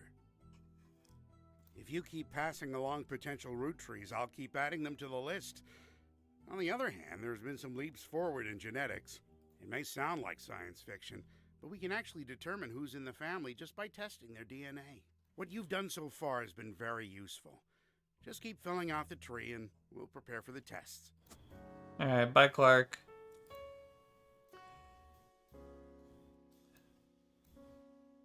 Okay, so now I'm gonna go put Elias in here. Although I don't know this for sure. I really shouldn't have. But also, she dies in 1924. I think these would have all been children at the time. So it's pretty locked in that Elias was the one, right? And then we know this is Christine Farrow. We got Stephen Garland locked in. Possible infidelity 1 out of how many? 3.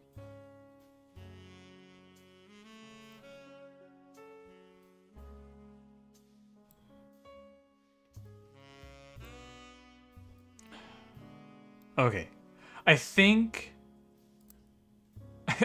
we're at the end of this insane chain. There's one more in Chef's signature, but that's for their mom.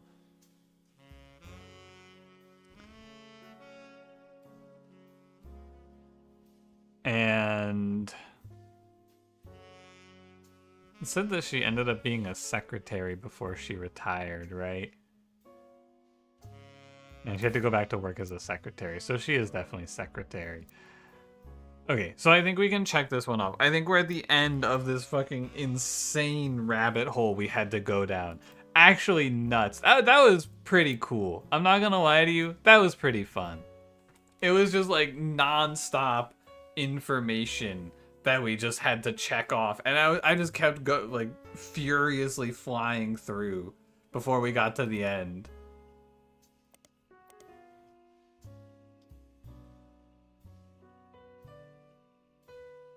Look up in Boston restaurants, good idea. I don't think we got one for Boston restaurants. Did we? We got Chef's signature, we can look her up. Christine. What's her name? Christine. I've forgotten. Garland. No, okay. I didn't think she'd be in here. Wonder if there's anything if I look up, what's her name? Riley? Okay, this is old. Oh, the chef one?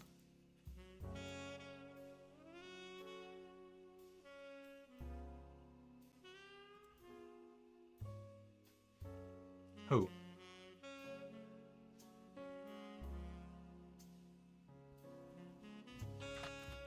Okay. Or, Rochelle Zimmer?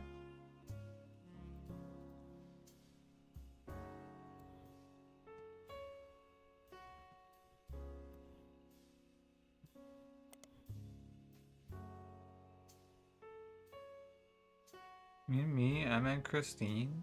Oh. Yeah, she's not in here.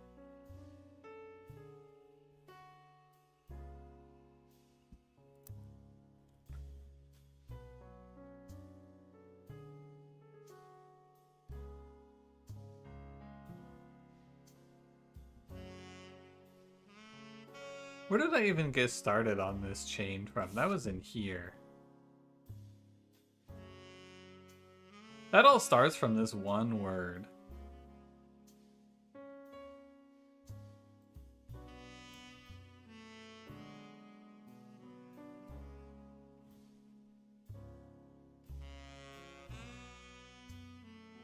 Okay.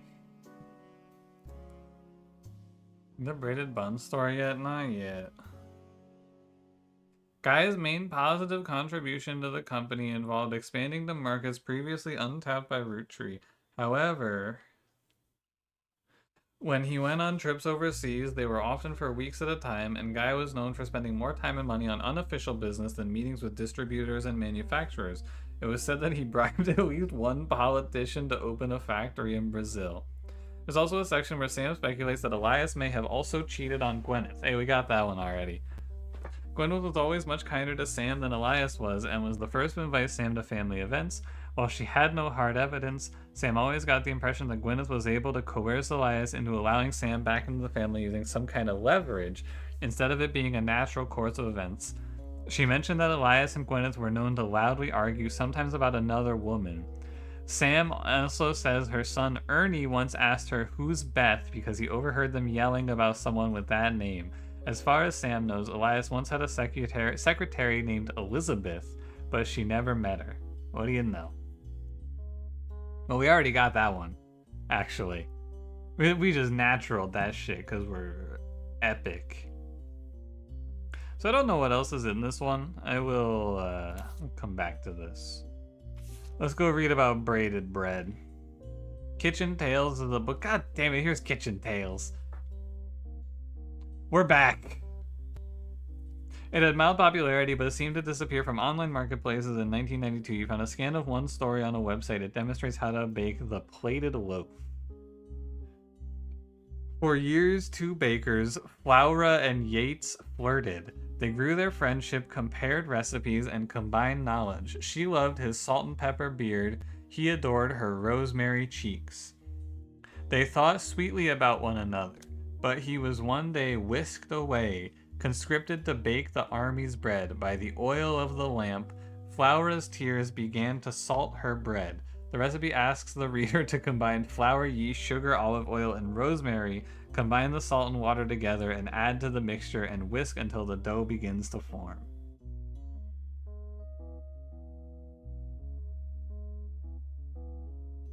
What's better? Who's Beth? And somewhere does mention someone having a lisp. Oh yeah, so who's Beth? But it's supposed to be Bess.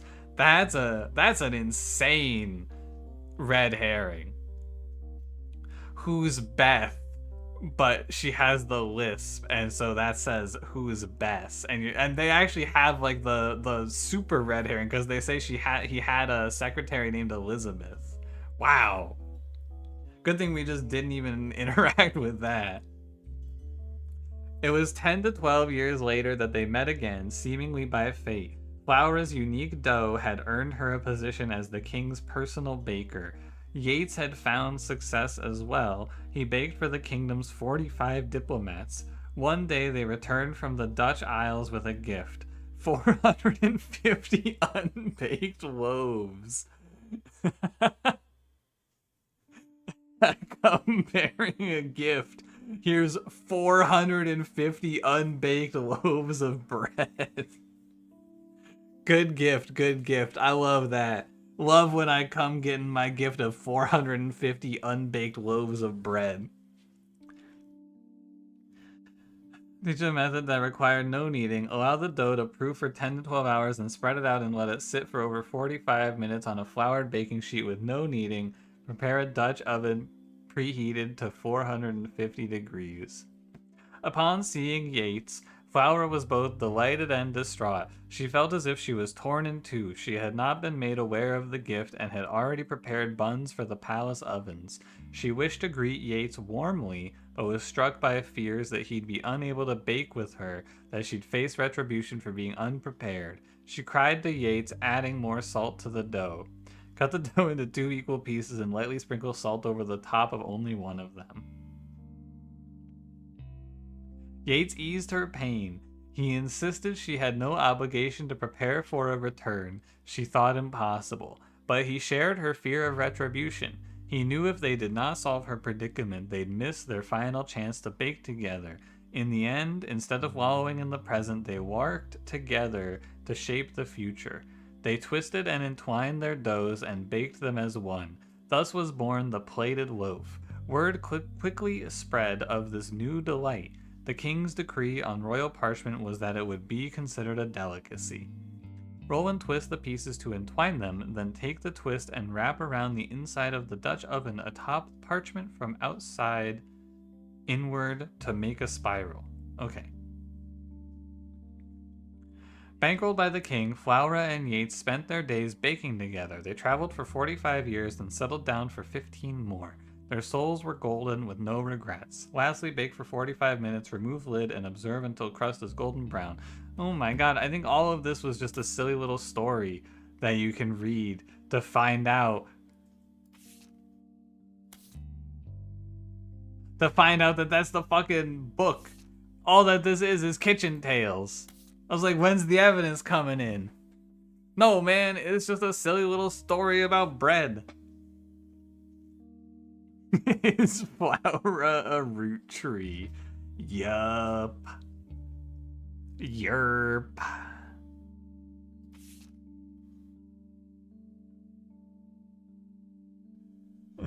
It's just ended with, here's a picture of Christine. That'd be pretty good. Yeah, I think they should have done that. I feel like I had an idea of where to find Christine.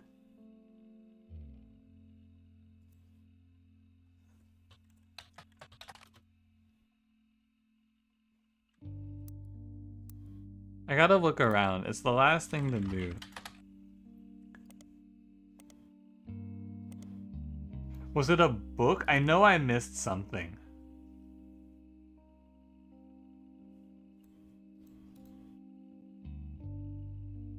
There was something in there that I know I missed, but I can't remember what it was.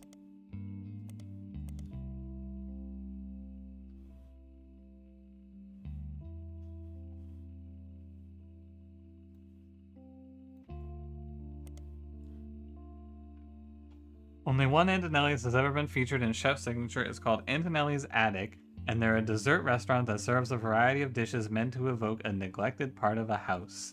This includes their signature dish, the Cobweb Cobbler, which uses candy floss atop a blackberry pie. They also have a cheesecake they call the Dust Bowl, which is served in a mason jar and has very finely crushed cookie atop it. Man, and that's not relevant? Yeah, right.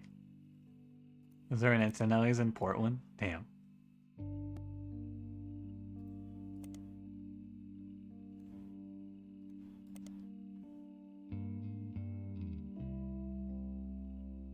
Can I search Christine Garland in here? No. Can I search Christine Farrow? No.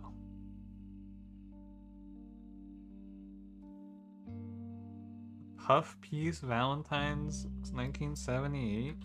The Puff Peez. In where? Where am I searching this? I'll just put it everywhere. I don't think so. Or was it a book?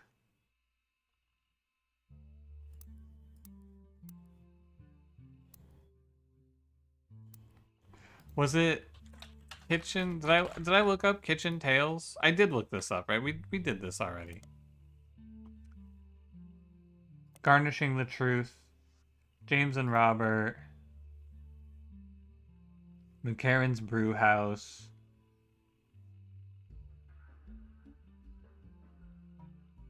Mark Zimmer.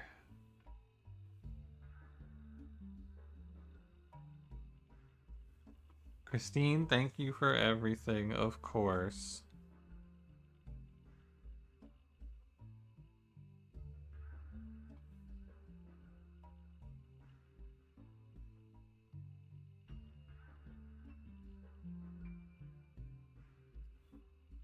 Let me take this and we spider search it.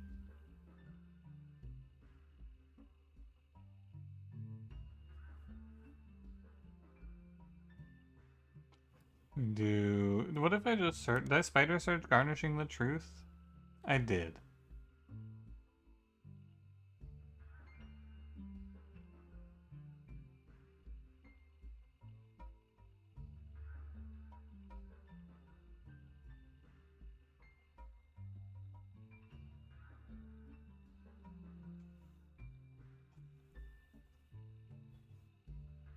I gotta find these pictures, man.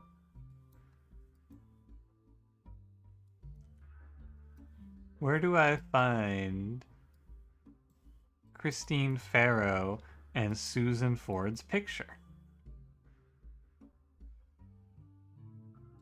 That's the question.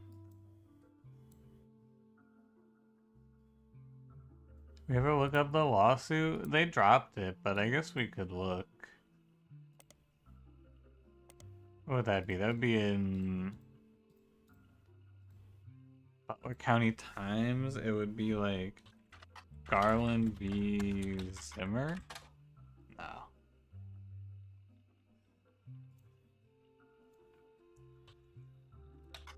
Can I search this? No, I need to search Mark Zimmer. Oh, did I search bookmarks?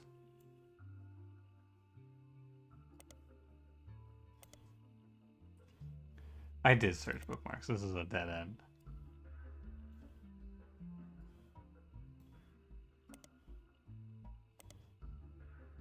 Look up her farm.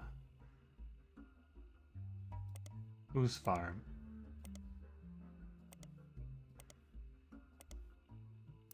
I think her farm would have been whatever their farm was called.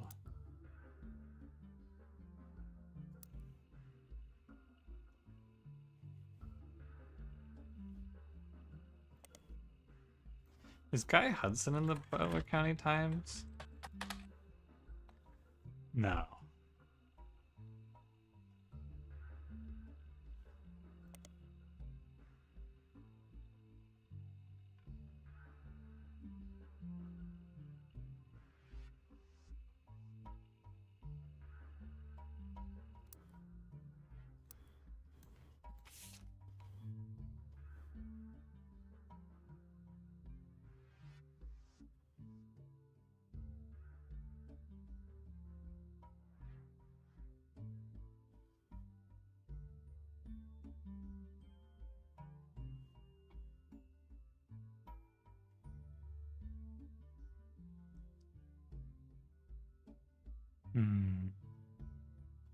Well, I don't know, man. The problem is if I drop this, I feel like we're gonna have a lot of trouble finding our way back around to this, you know? He and his wife had no children. Yeah, he and his wife didn't have any children. That's true.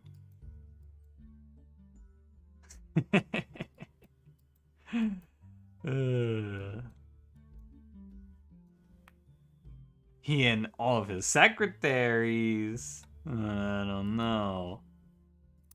Alright, let's go look for some evidence, I guess.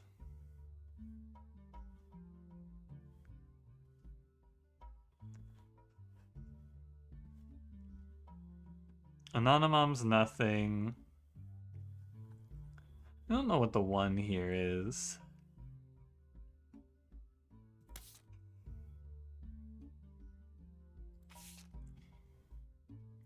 Who's in here?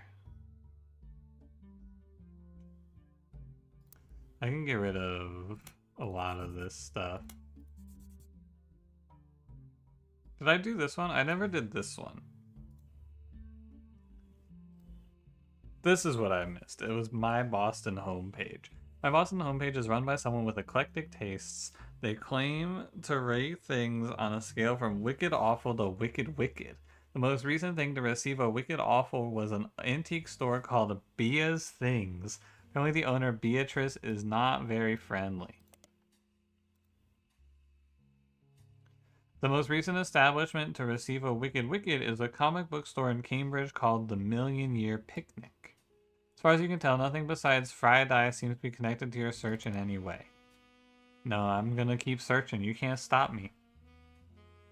The Million Year Picnic is a comic book store in Cambridge, Massachusetts. It's one of the oldest comic book stores in the United States, founded in 1974, and is named after a short story by Ray Bradbury.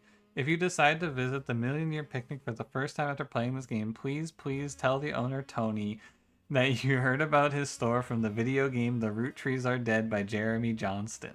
Fair warning, he has no idea that I did this and will probably be somewhat confused if you're the first person to tell him. Huh. What do you know? Real comic book store. How about Bia's Things?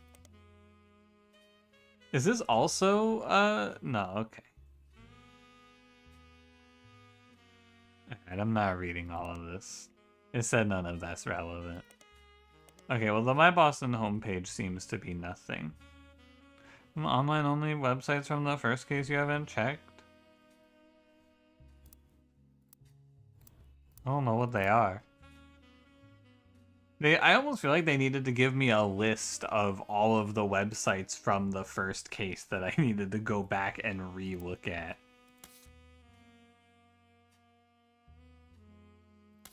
Show archived evidence. We could go look at rapper tunes.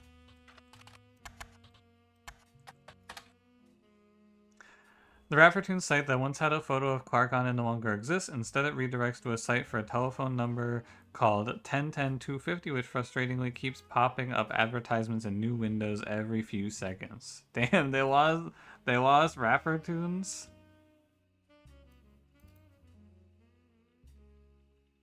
Unlucky.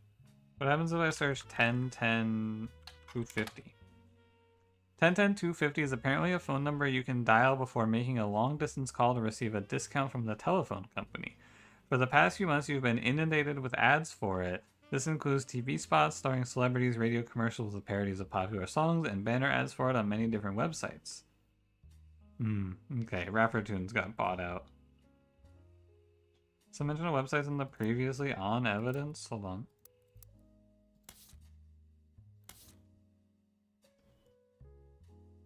Reminders?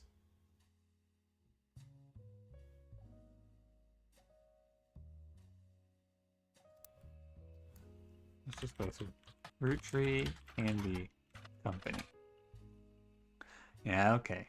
Much has changed over the last many months at the Roottree Candy Company. One of those things is its website. During your last search, you only got a good look at the history page. The design itself has clearly become much more sleek and very corporate.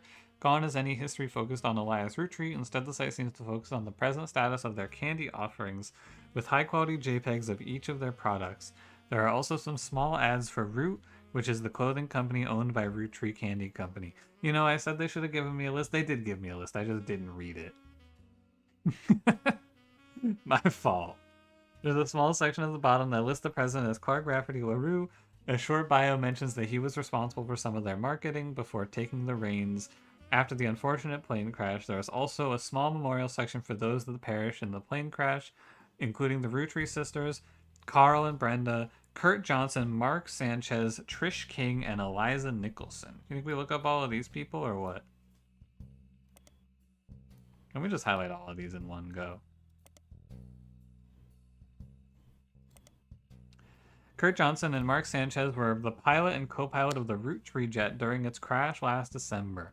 Although the NTSB investigation has not been released, foul play has been ruled out. Trish King was on the cabin crew of the Roottree's private jet.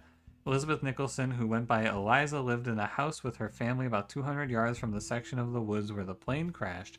She reportedly had a heart attack during the commotion, and her family were unable to reach emergency services due to the overwhelmed phone lines and the ongoing storm. Her son-in-law managed to flag down an officer responding to the plane crash, but it was too late. What the fuck? The fucking the plane crash caused her to have a heart attack because she freaked out over it? That's ridiculous. Alright, let's look up Root. The Root website has a small memorial section to the deceased members of the family, but it contains no new information. Most recent catalog, spring 1999, had an entirely black cover with no text on it. On the leadership page, you learn that Root is currently being managed by a designer who is apparently Brenda White's second in command. You don't recognize her name and she seems unrelated to your search. There's also a scholarship page. On it, you find information about the Roottree Sisters Fashion Scholarship. It is awarded to the 3 underprivileged high school girls each year who wish to pursue a career in fashion. Apparently, it also gives them an opportunity to show off their designs on professional models on a real runway. Oh fuck, a plane crashed into my house. Dies of cringe. Yeah, fucked up. I don't know how she fucked that one up.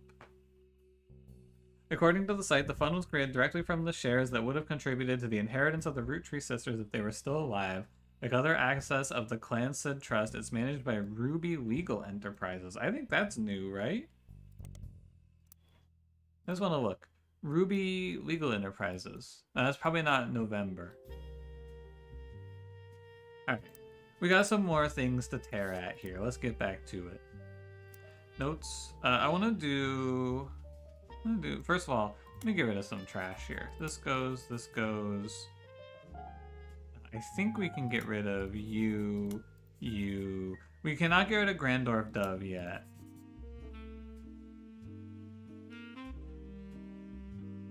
I can get rid of this page 2 note actually at the top because I think I have all the infidelities, right? I have the 3 people who did it. We have not looked up the Clanson Trust yet. That is something to do for sure. I can get rid of this. I don't think I need it. Do I have anything in page 1? Riley and Joanna Fellows, Joanna, Felix Fellows. I think I got all of this. I can get rid of this. I can get rid of this. Cuba by Cubans. I want to come back to this at some point. I don't think I need this. I'll get rid of this as well. And I have these. I have all of that. Okay.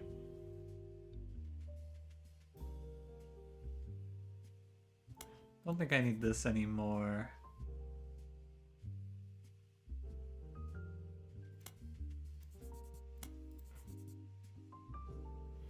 Okay, let's go.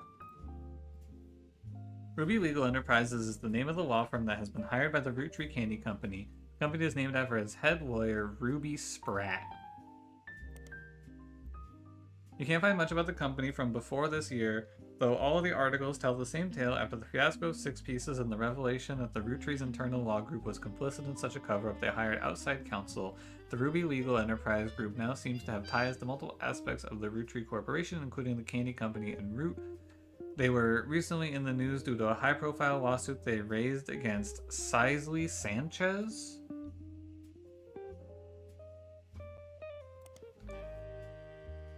Sisley Sanchez is an author best known for Portrait of a Changed Man. I honestly, when this happens, I'm just going to immediately pause what I'm doing and go look the book up now.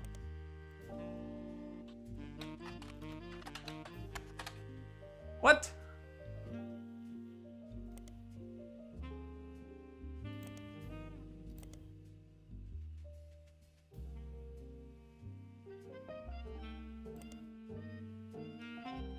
Did I spell something wrong? Can I get a fact check, please?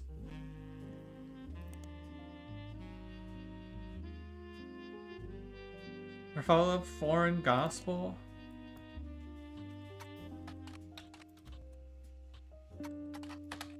Damn. Maybe she doesn't go by Sisley. I spelled Sisley wrong? Oh, you're right.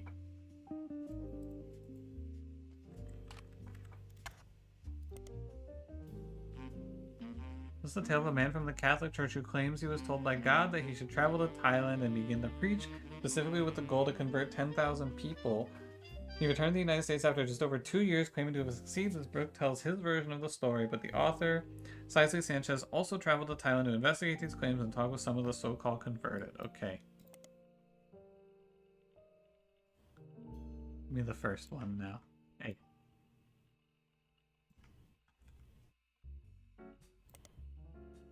Yeah, did Guy ever go to Thailand? Maybe.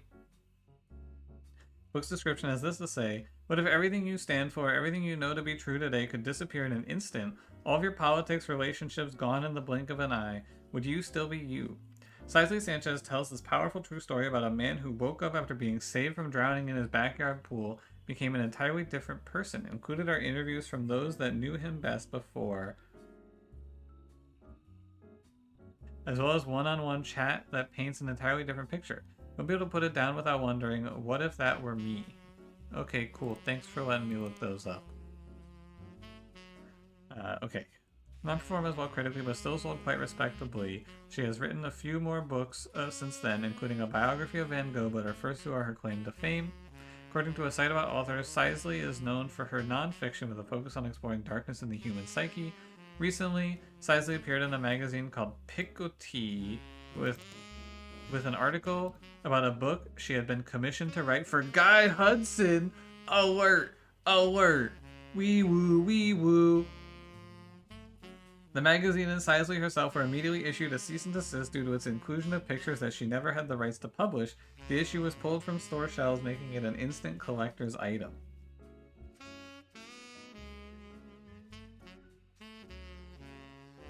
Interesting. Well, first of all, we look up the magazine. Picotee is a category of flower with an outline around the edges of its petals. I'm gonna get fucking mad. You think this is funny?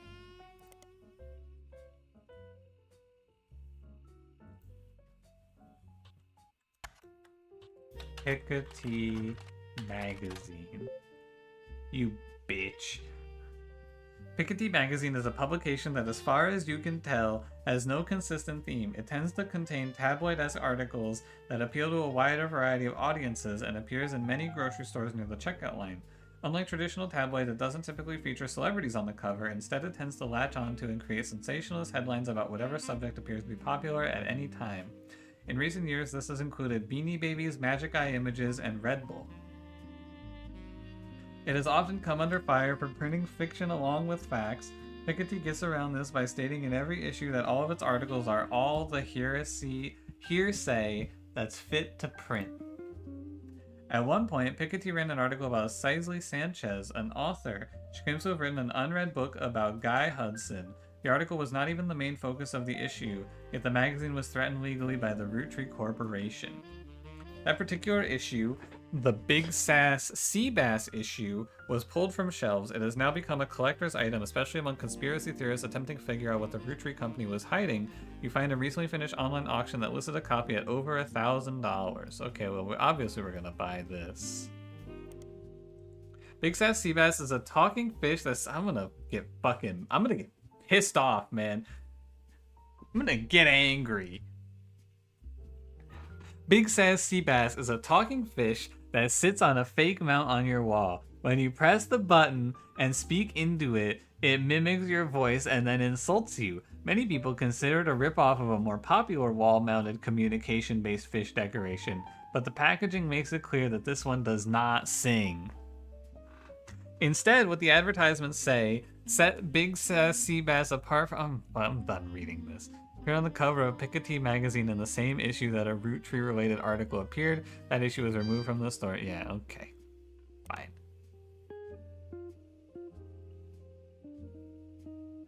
Periodicals.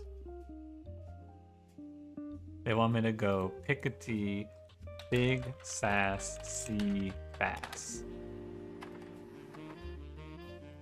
In an issue that focused on a talking toy fish and the demonic messages it supposedly said as the batteries ran low, Picotee had an article about a canceled book by Sisley Sanchez. The book subject was Guy Hudson. The issue was said to contain pictures that Sisley did not have the rights to publish. Because of the pictures, this issue was pulled from store shelves, making it, to recall, the version found in these archives was incomplete. Hasselbub! Could this popular gift be filling homes with satanic messages? This was the issue of Picotee magazine that contained an article about Sisley Sanchez. The story concerned an unreleased book she had written about Guy Hudson. It seems that it used photos of Guy that Sisley did not have the rights to publish. Unfortunately, the magazine was issued a cease and desist, full of shelves, found in your periodical, and the relevant pages were removed, rendering the magazine useless unless you want to read about a potentially demonic fish toy. What does he know?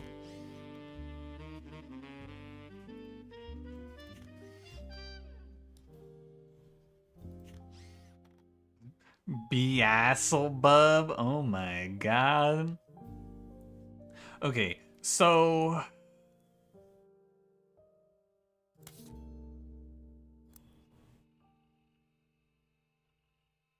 aren't we rich? Can't we just go buy the fucking giga expensive copy?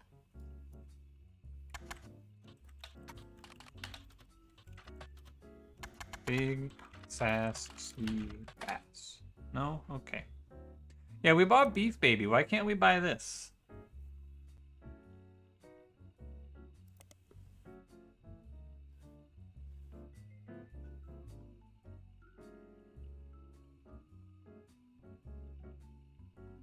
What if it's in the library? Big sass sea bass. Just checking. Okay.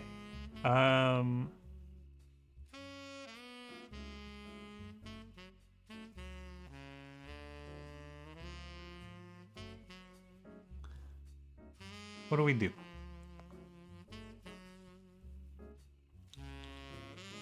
Because the Piketty thing was a dead end. But we obviously need to find this, right? Butler County Times? Sure, we could look. Why not?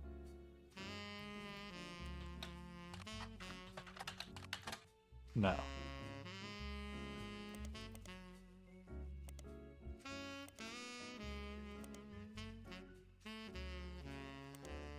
Take me back here. Yeah, we can go look at the lawyer. Maybe we get it in the lawsuit. Ruby Spratt. Ruby Spratt, like her legal company, is relatively elusive. The most complete source of information you can find from before her time with the Roottrees is from the website for a magazine owned by a major airline. She was the subject of one article from a recurring series about modern-day success stories. Ruby grew up in foster care but excelled at school and earned a scholarship to study at Mid-Eastern University. Just grabbing that one for a minute. There she graduated at the top of her legal class and was quickly hired as a lawyer for a prominent firm. There are a few high-profile corporate-involved cases she was a part of. One was as a legal consultant for a class action lawsuit against a manufacturer of a steering wheel covers. Another was to help a local gas station chain in her hometown, Portland, with the rollout of a promotion that allowed gas station customers to the ability to bet on the price of gas?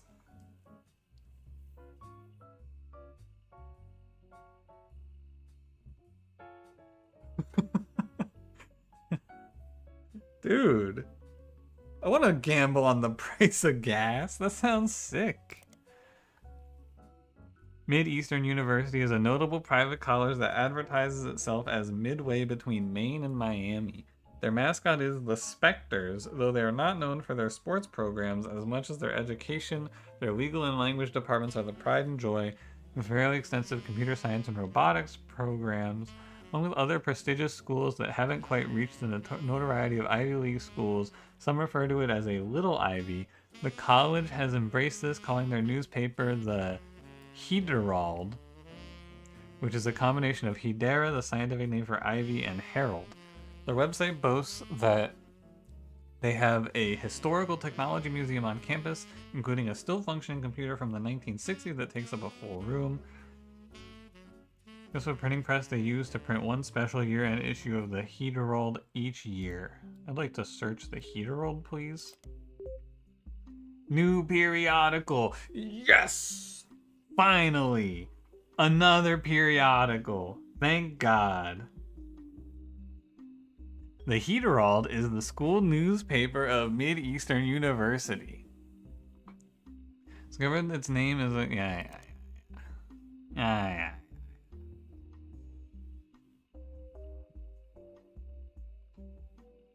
Search Little Ivy, we can. Okay.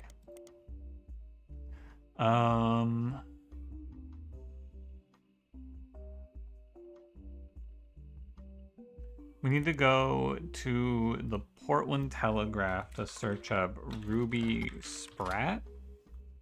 Ruby Spratt was featured in the Portland Telegraph when she was in high school in an article called Local Teen Making Change for Foster Care System. According to the article, Ruby Spratt grew up in the foster care system, was apparently the valedictorian of her school, and was as a Girl Scout who, at the time of the article, was earning her Reddit Gold Award. Wow, she got an award for her Girl Scout program for Reddit. This required a project to help the community, and Ruby chose to raise money to build a foundation she called Foster Fountain. Okay, let's add that to the list. The fountain has a few small pedestals that stick up high above the water. People are expected to toss coins into the fountain for good luck and will be encouraged to aim for the top of the pedestals. All the coins scraped from the bottom are slated to be donated to Portland's foster care system. A coalition of local businesses that sponsor the fountain have committed to matching any of the donations that successfully land on the targets. Okay, Can I search Foster Fountain? The Fountain of Youths, also known as the Foster Fountain, is a fountain found in a small park in Portland. All proceeds from change thrown into the fountain are donated to the foster care system. Website for Portland's Parks and Recreation mentions under a trivia section that the fountain was originally conceived by Ruby Spratt, an alumni of the foster care system. As more businesses signed on as sponsors, it grew in scope even beyond Spratt's original hopes. Fountain is unique because it has a special targets that visitors can aim their coins towards. If a coin lands on one of these targets, each of the sponsored businesses matches it.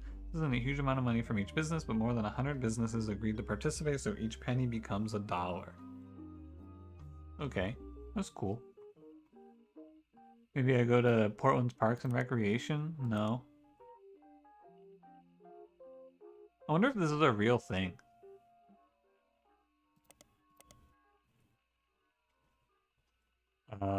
Okay. Cool.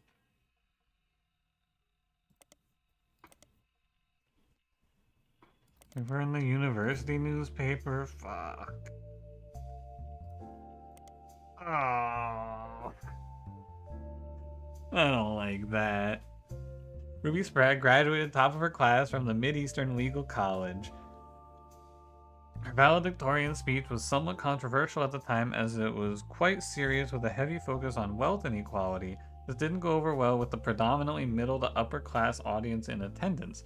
The editor of the Herald at the time said Ruby, unsatisfied by simply earning her place at Mid-Eastern with a full scholarship, went on to earn a captive audience of her peers with a perfect GPA.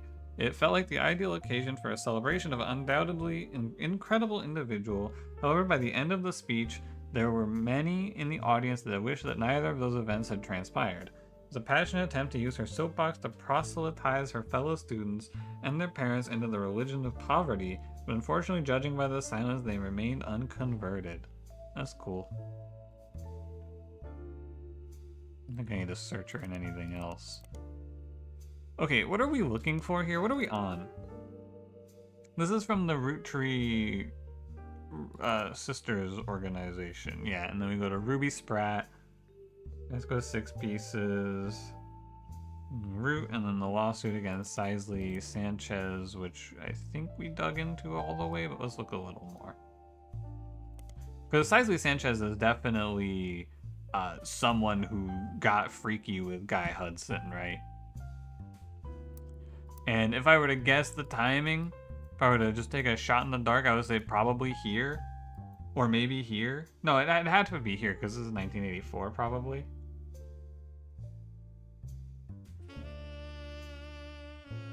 None of this got me a fucking picture, but it got me, like, the concept of a picture, right? Because I think we will find all of the women in this tabloid.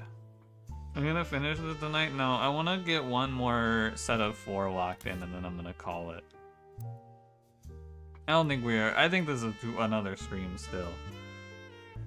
I think we get one more full stream out of this game. But I want to lock in 4 more. But it's looking less likely, man. Picture, and then I need another whole person. I don't know. And it feels like I think that like actual content we could have finished tonight, but there is a lot of just reading in this. It feels like more than the first game. There's a lot of reading to pick out like 1 or 2 pieces of information.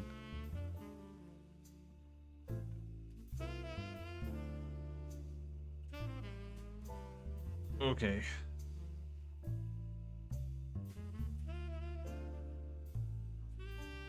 About a book she had been commissioned to write for Guy Hudson. Does it say what the book was?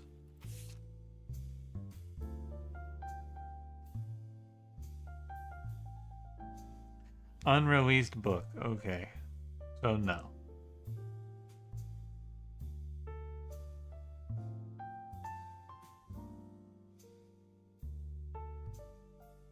You want a hint? Maybe. Give me like 10 more minutes.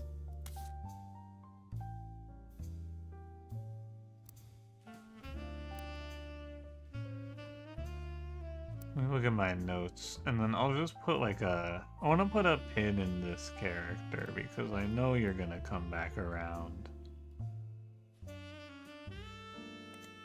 I know you're important. This seems meaningless. I don't need this. Did I look up the scholarship? I don't think I did. Oh, it just takes us back there. Okay. We'll keep this. I need this to find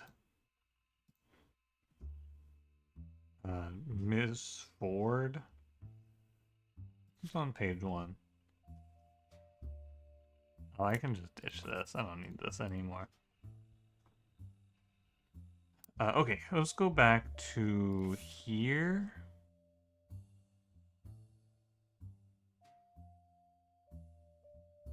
Elias, Carl, and Raina were on the cover of magazines. So what? Raina? Raina Roottree?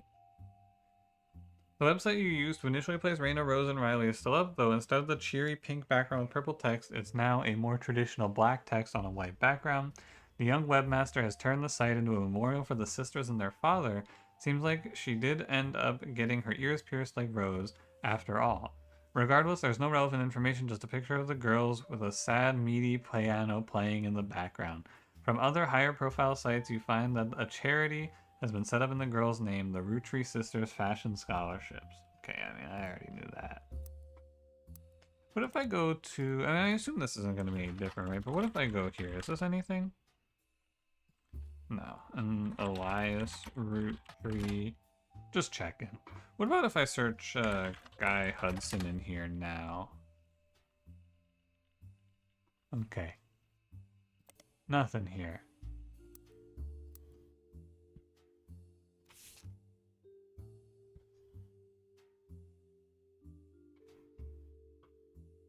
I went through all of these.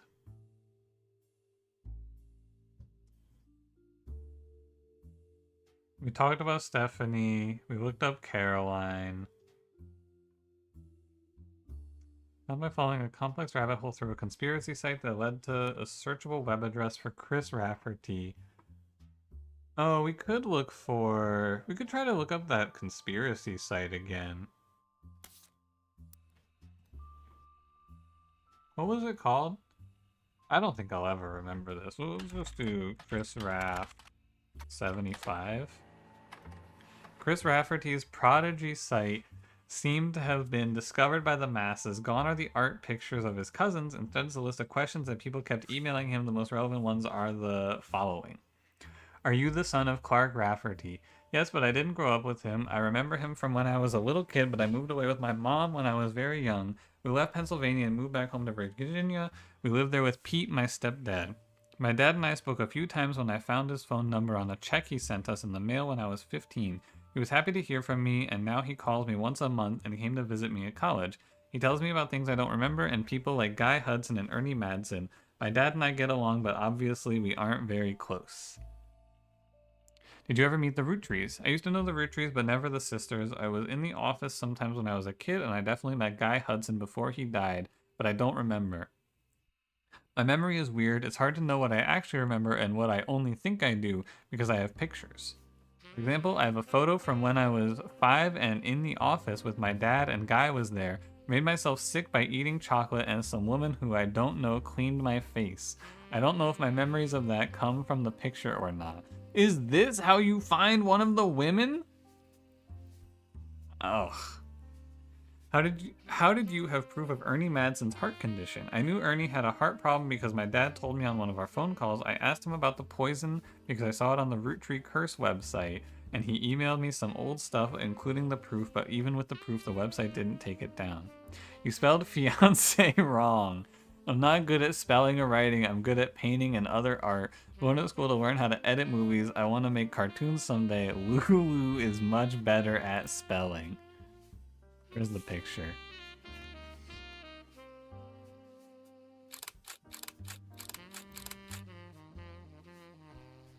There's a tattoo. Okay, well, let's go put these on the board.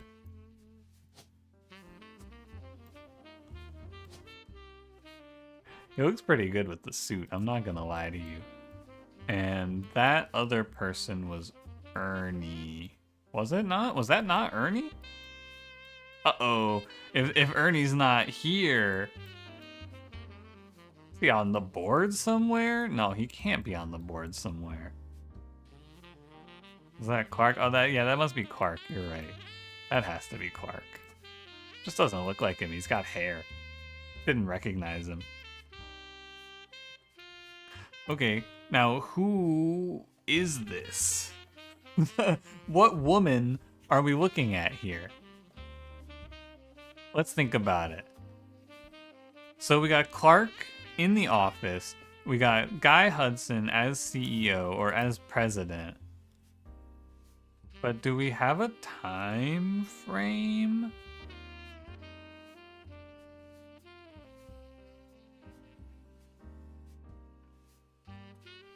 He's 5? Source? When I was a kid, I definitely met Guy Hudson before he died.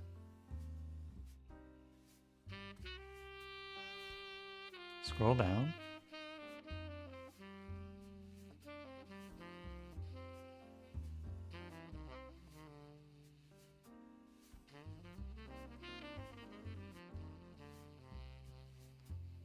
A picture when I was 5? Oh, you're right. For example, I have a photo from when I was 5.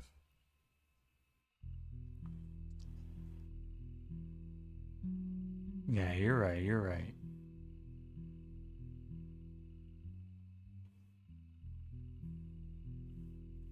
Year Clark was born plus 5 equals what secretaries were hired that year. I don't think we know how old Chris is.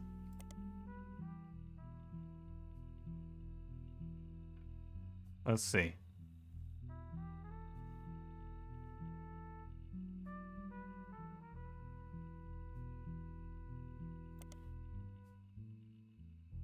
$75? Is that is in his email? You think, what are you talking about? 1975? Oh.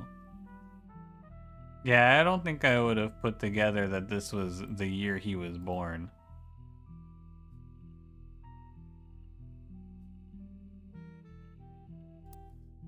This one, so this is 1980. And I think that puts us, that's probably her. Or no, that's not her. That's, 'cause she's 1977. I think it's probably you.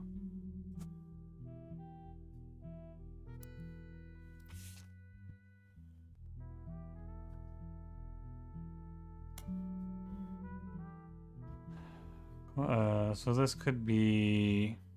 This could be a lot of people. Linda Lewis, Angela Ingram.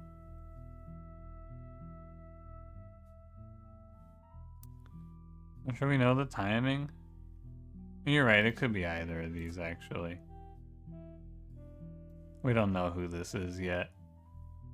Could be either of these.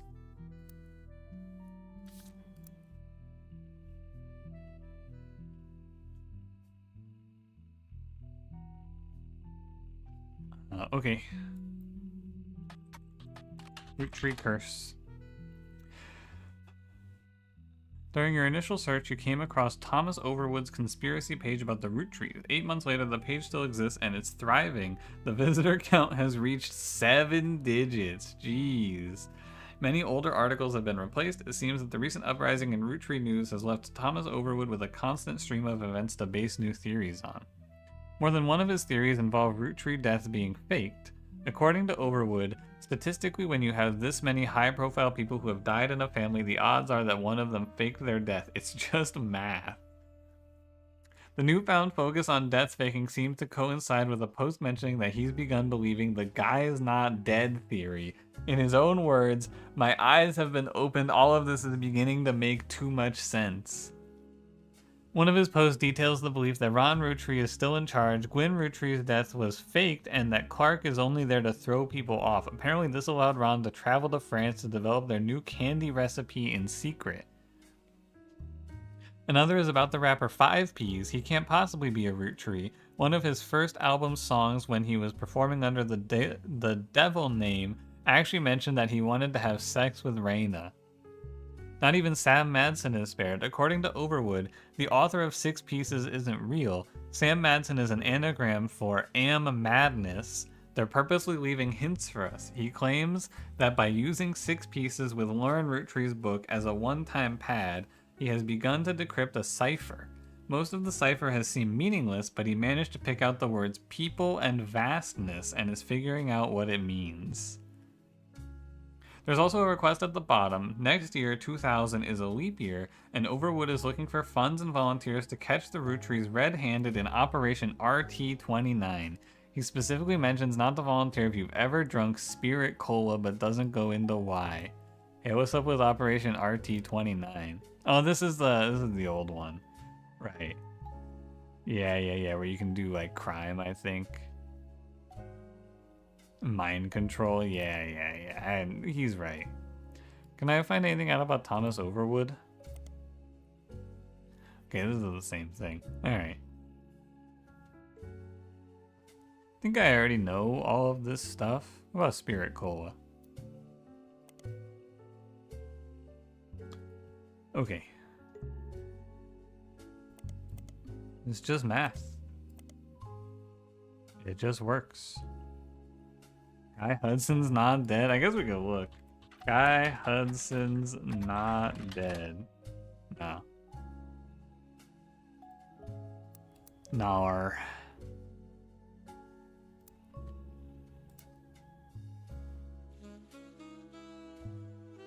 But now what? Still have not figured out who the fuck this is. That was the wrong search.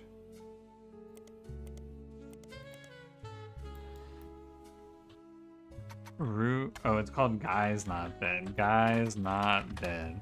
Good, thank you. The Guy's Not Dead conspiracy stems from a website that focuses on clues that the Roottrees have supposedly hid all over the place. This includes on candy wrappers, in print advertisements, in television commercials, in their jingles, etc. The story, according to the website, is that Guy Hudson was a terrible president of the Roottree Company and introduced multiple failed products. Something needed to be done that would put the company immediately and instantly back in the favor of consumers, so they killed off Guy Hudson and replaced him with a new president. This move immediately garnered sympathy, and the company recovered the next year, more popular than ever. The next president stayed much further out of the limelight, and some people even theorized that he was simply Guy Hudson in an elaborate disguise, which is why he stopped appearing in public. People who run the site are asking for help. They're certain that there's a clue to all of this that accidentally leaked in a banned article from the magazine Piketty. Oh my god! They have the fake, they have the Sisley Sanchez Guy Hudson photos? Holy crap! This is an interview with Sisley Sanchez, an author who was hired to write a book about Guy Hudson. You claim to have been paid a significant amount to write a book about one of the Roottrees, Guy Hudson. He was president for a short period at the end of the 1970s, right? Yeah, I met him on New Year's Eve, actually, the last night of 1978. Guy liked to throw big parties. I was just coming off of Changed Man and looking for my next project. I think we should highlight that. When his wife learned who I was, she invited me to the party and they cornered me to talk about a book. That was the first time anyone recognized me from my work. I had finally made it. The book they asked me to write sounded great, but then none of the stuff that made him interesting was allowed to stay. Chop chop snip snip, anything with even the slightest threat to Guy's image ended up gonzo. What was the stuff that made him interesting? At his core, hold on, what was it by the way? Okay. I'm going to read that first question. At his core, Guy was not complicated. In fact, I think I could boil him down to 2 traits. First, he wanted to be seen as the second coming of the great Elias Roottree, and second, he'd never be satisfied living the life he needed to be seen that way. He had his fortune and good looks, and he really liked to exploit that to pick up women, but he couldn't let anyone else know, so it cost him a lot to cover it up. That was the only interesting aspect of Guy. He was James Bond trying to convince people he was Mr. Rogers, I guess. Mr. Rogers, really? Maybe that's not the best metaphor, but Elias Roottree was boring as all hell and all about family. Guy did everything he could to be seen that way. After I submitted my first draft, he sent me this garbage book, The Roottree Legacy, with Elias on the cover. The last time he and I met, he had even switched out his orange suits for the same green ones Elias wore. And remember fancy flavors? Guy knew that part of Elias's legacy was the 5-piece flavors, so that's what Guy tried to do too. Caviar was a disaster here, but it was actually somewhat popular in Brazil for whatever reason. In Christmas 1979, he went to Brazil to open the Roottree Brazil factory. Guy was always hopping around the world trying to recreate that success. So how come the book never came out? It's complicated. I had an out in my contract. Surprisingly, Guy signed the contract my lawyers wrote without running it by anybody in his legal department. I could pull my name off of the book at any time, but Guy still got the content. After I left, it probably got a lot harder to convince any real publisher to give it their time. Interview continues on the next page. He was the president, right? Do you know why he never released it himself? If I had to guess, his family very wisely put a stop to it. Mid-1981, months after I had already moved on, he called me back and showed me a final draft. Do you know how expensive it is to publish one copy of a book? It had my name on it in big, shiny, embossed letters. Like all problems in his life, throwing money at me was his attempt to win me back. But it had half the page count, and the narrative was torn to bits. No thanks. The dinner was good, imported steak that likely cost as much as a month of my mortgage, and we all got pretty drunk. He sent his mistress, Susie something, into the bathroom to proposition me. What the... Susie... I remembered her from our trips overseas. She was too good for him. Anyways, he died soon after, and that was the last that ever came up. Oh my god.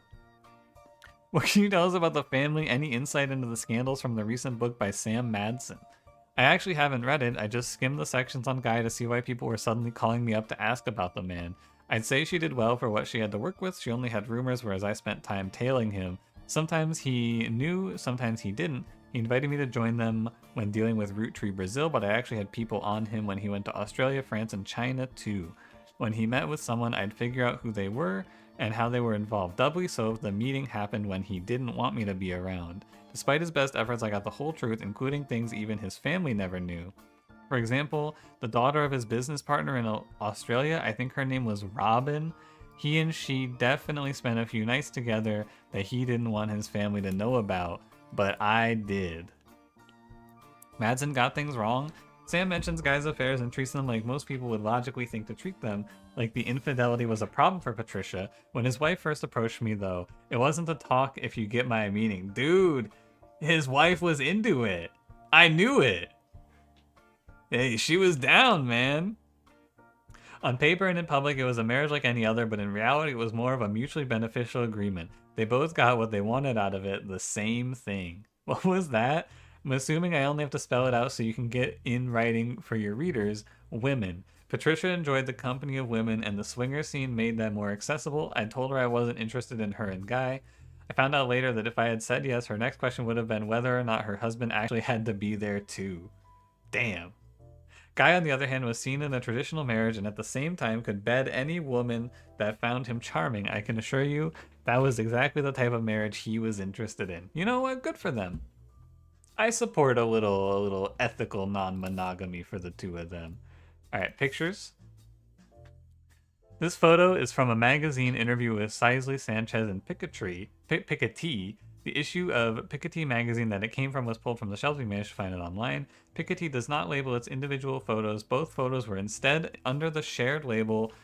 Sisley was provided these photos by the Roottree company for use in her book. In the background of the photo, there's a Christmas tree. No idea who this guy is. Oh, also... suspiciously well photographed person in the background. Hey, I know this guy. That's Zach. Photos from the first one pulled from the shells. Okay. Oh, we got new picture of Zach.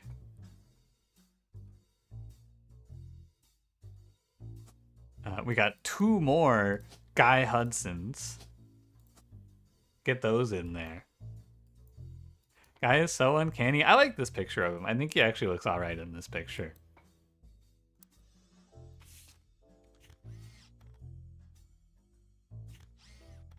Okay.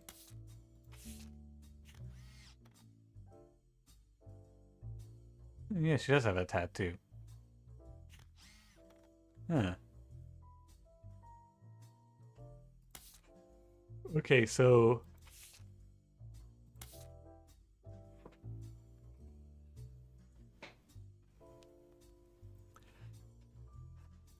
there's a lot of words.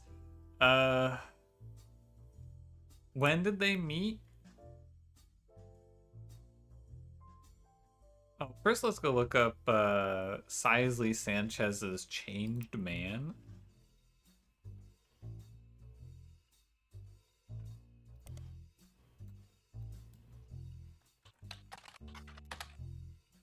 Okay. Who cares? Boring.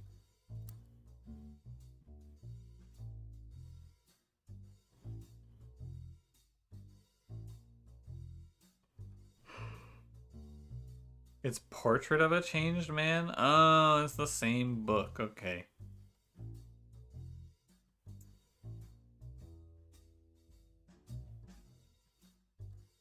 Christmas 1979. Okay, so this is... I'm lost, sorry. This is Christmas 1979. I don't know who this woman is. But I think we should be able to find out.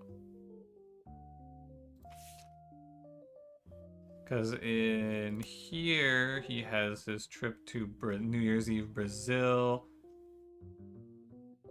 Australia, China, France, Brazil, travel expenses.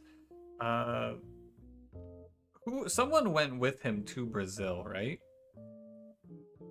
I don't know who it was, though.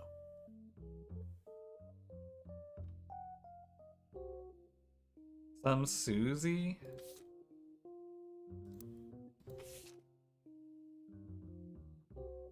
Oh, Susan Ford? Oh, you're right. And that's why she went to, because she's an interpreter. She speaks fucking Portuguese.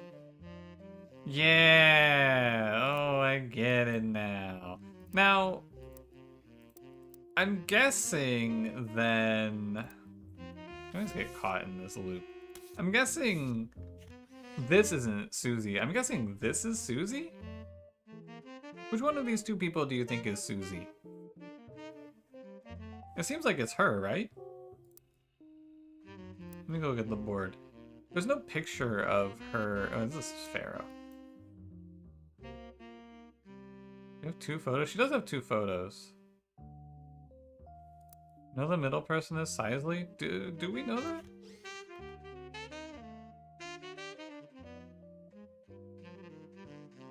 Says she was provided these photos.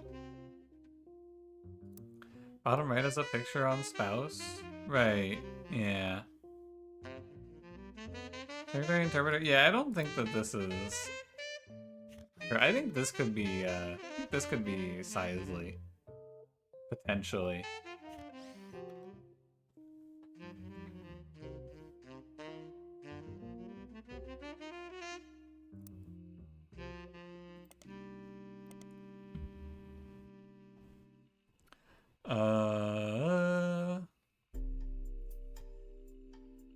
Okay, just looking. Because I think whoever this is, we could probably safely assume is like husband, wife, cheats on, splits up sort of deal, right? So I think I'm gonna make the executive call here. I'm pretty sure not you. What's weird though is that this picture is, I think it's this. I think you're Susan Ford. That's my feeling.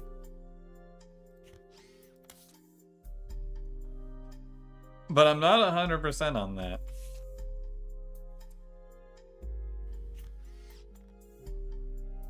And so this is from when Guy... So they got champagne. This is Guy taking over from Zach, I assume.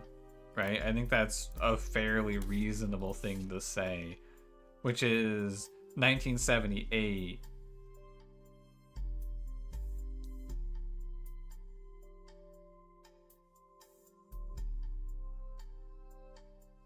which could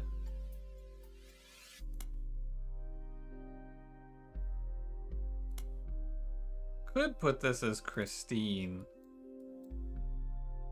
I'm not opposed to saying this is Christine.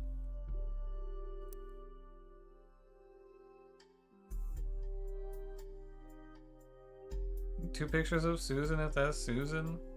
Secondary timeline kind of line up with Chris's picture. I have no idea. But maybe. Because, yeah, that would make her this character, right?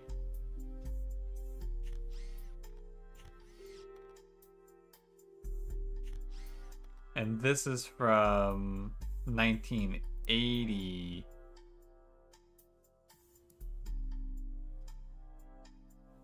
Susan Ford. No, because she leaves the company. I guess she could have still been there. Sorry, I'm getting fucked up. She leaves the company in 1980 or 81?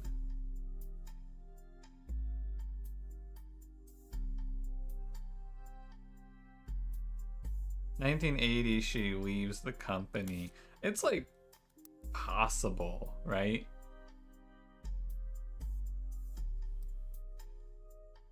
And then but then you also have to keep in mind that she doesn't have her affair until like 1981 or 1982, I believe.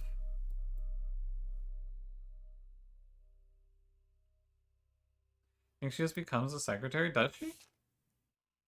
So, oh, it does say Susan Ford no longer works in this department, actually. That's a good point. Does she work in... Okay, so Susan Ford is no... So Susan Ford leaves the company in 1982.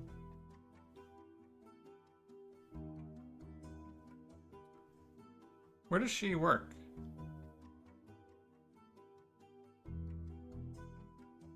That was office staff? Office staff, okay. Yeah, okay. Okay.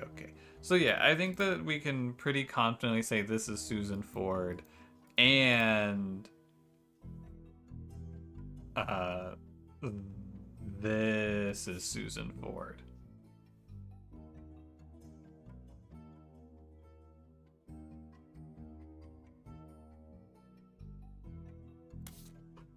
Okay. I think that's all right. Which will leave us... So we got this one. We got this one. We got this one. We gotta find one more person. And then we can punch out for the night.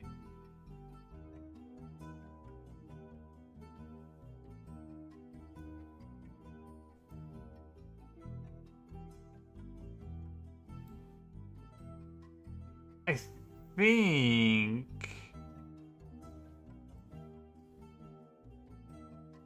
You probably place... What is this? This is 1978? I think? I don't know. Hi, GBG. Thanks for the raid. How's it going? Good evening. More puzzling? Yeah, we're on the DLC. We're working out all of the infidelity. You got possible infidelity 1, possible infidelity 2, possible infidelity 3. I love cheating on my wife. We check Brazil factory. Let me go look. Brazil factory. No. Good guess. Well, we had a nice stream. I am... We can call Guy a cheater now? No, not really. Roottree Brazil? Sure.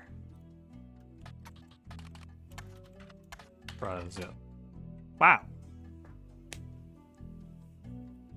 Was I supposed to know this? How are you supposed to find that?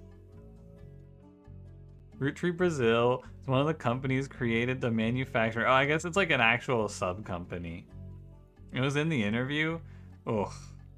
There were so many words. I think that is the biggest problem with this DLC. You read like 2 full pages of words and you have to pick the 2 that you have to remember. There's so many words. Okay, only some of the other Roottree Everywhere results. Roottree Brazil seems to be a success. You do some rough translating and find a significant amount of information about it. Brazil was the only region in which caviar-flavored 5 pieces were a hit. Primary reason that the factory still exists to this day is solely to create that flavor, which comes in its own standalone 5 pieces bag with Portuguese writing. A small town named Alvalagos.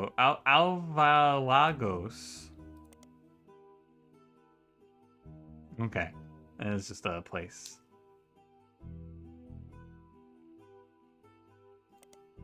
Anyway. Became the location chosen by the Roottree Candy Company after a newly elected local politician named Edson Soares heard that they were planning a new factory and petitioned them in early 1979. I like that one.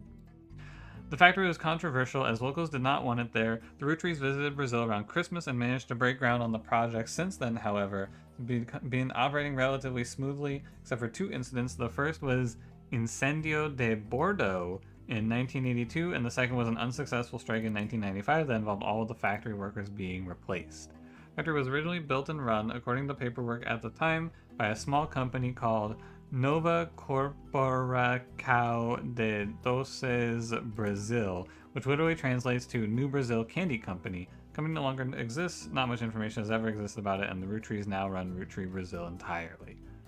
Okay. Edson Soares was a Brazilian politician. Oh, I bet this is the politician he bribed. Oh, I get it. And then this is the politician's wife? Jeez. You find a dissertation published by college students as part of their PhD in history. It focuses on the rise of democracy in Brazil. Up until 1988, Brazil was run by the military, and the politics during that time were often a hotbed for corruption and nepotism. The paper tells of a few politicians at the time, including Edson Soares. Edson is a former mayor of Alvalagos, Brazil. Before politics, he was a manager in an automotive manufacturing plant for a major American car company. He was put in charge of Alvalagos by the military government in 1973. As mayor, he used his manufacturing background and knowledge of American business to establish new factories, distribution plants, and other business ventures in the area. This had 2 major side effects. First, he became quite rich. Second, many locals were forcibly relocated. Anyways, Sonia? Oh, here. This did not make him a popular mayor, and what the paper speculates was a move to counteract this unpopularity. His wife Sonia was discreetly put in charge of a television station called Teleread. Highlight.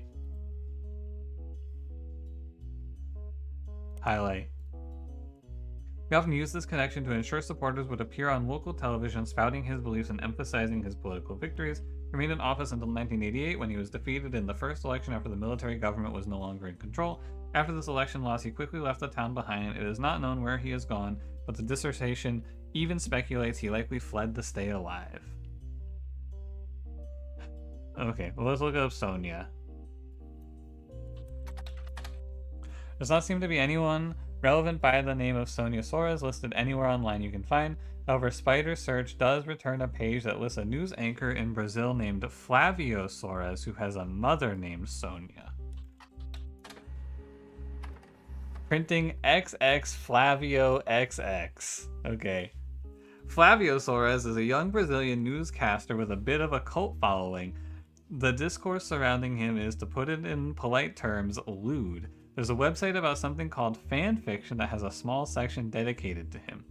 It seems that women and some men of a wide variety of ages and writing skill tend to find him worthy of inclusion in their stories. You skim some of the tales there and learn that a common thread is that he's currently dating a supermodel named Ashley York. Many stories either seem to ignore her existence or get her out of the picture rather quickly.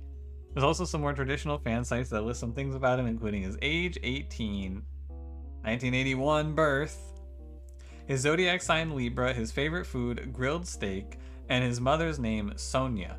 Also, it seems that Flavio translates to golden-haired. One website with a signed publicity photo of Flavio seems to confirm this. The photo has been added to your evidence. To Natasha, kisses from Brazil. Flavio.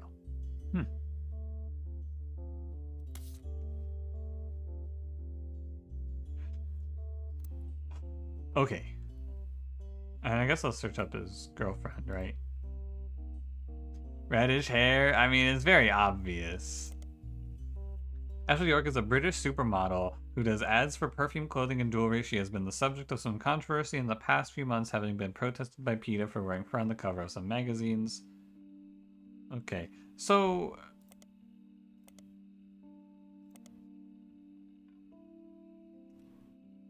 I guess let's just keep looking first. Teleraid is a former television station in Brazil. It came into being in 1970 after a vacuum was created due to a removal. Different network at the hands of the Brazilian military dictatorship. Not much to go on about who ran it and when. Okay.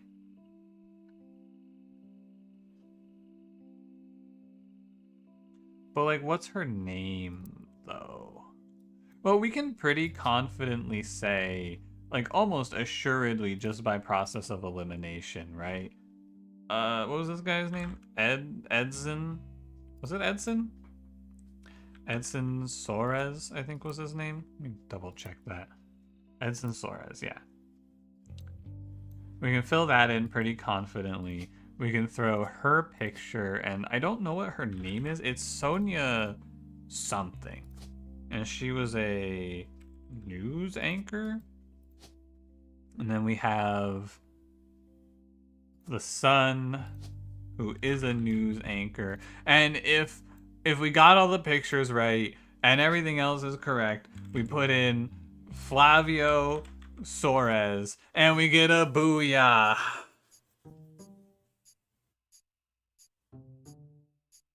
Thank fucking God. I was a little worried.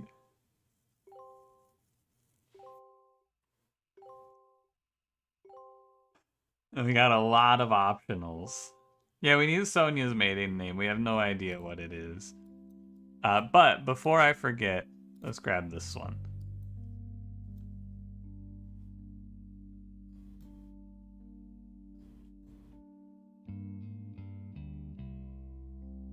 I wonder who this is. Just like by process of elimination, right? I wonder who that could be. We got some kids here to find.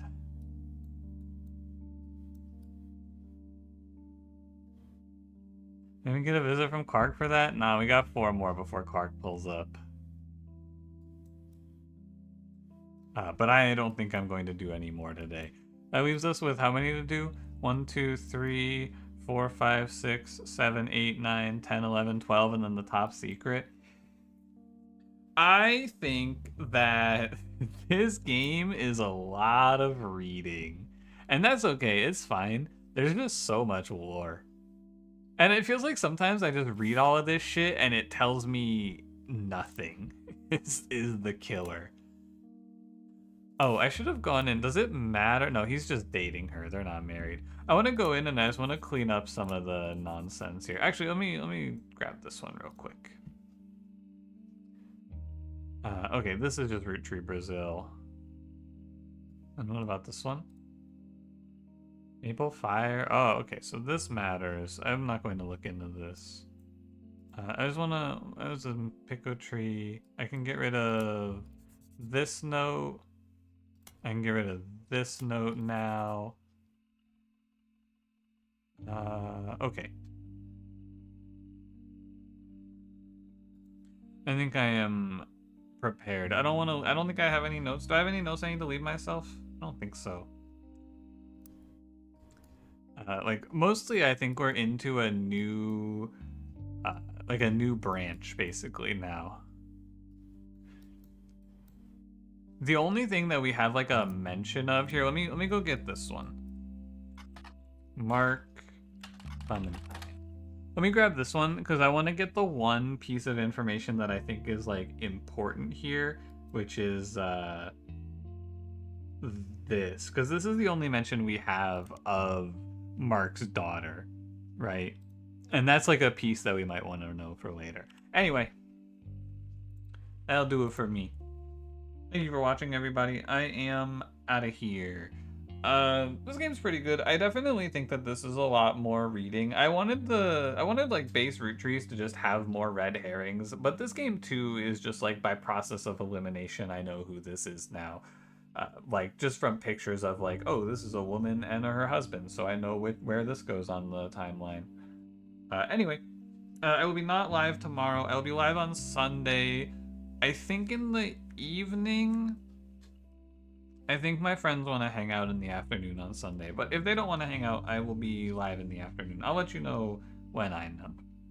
And we'll be playing Monster Train all week next week, of course. Bye-bye, everybody. See you next time.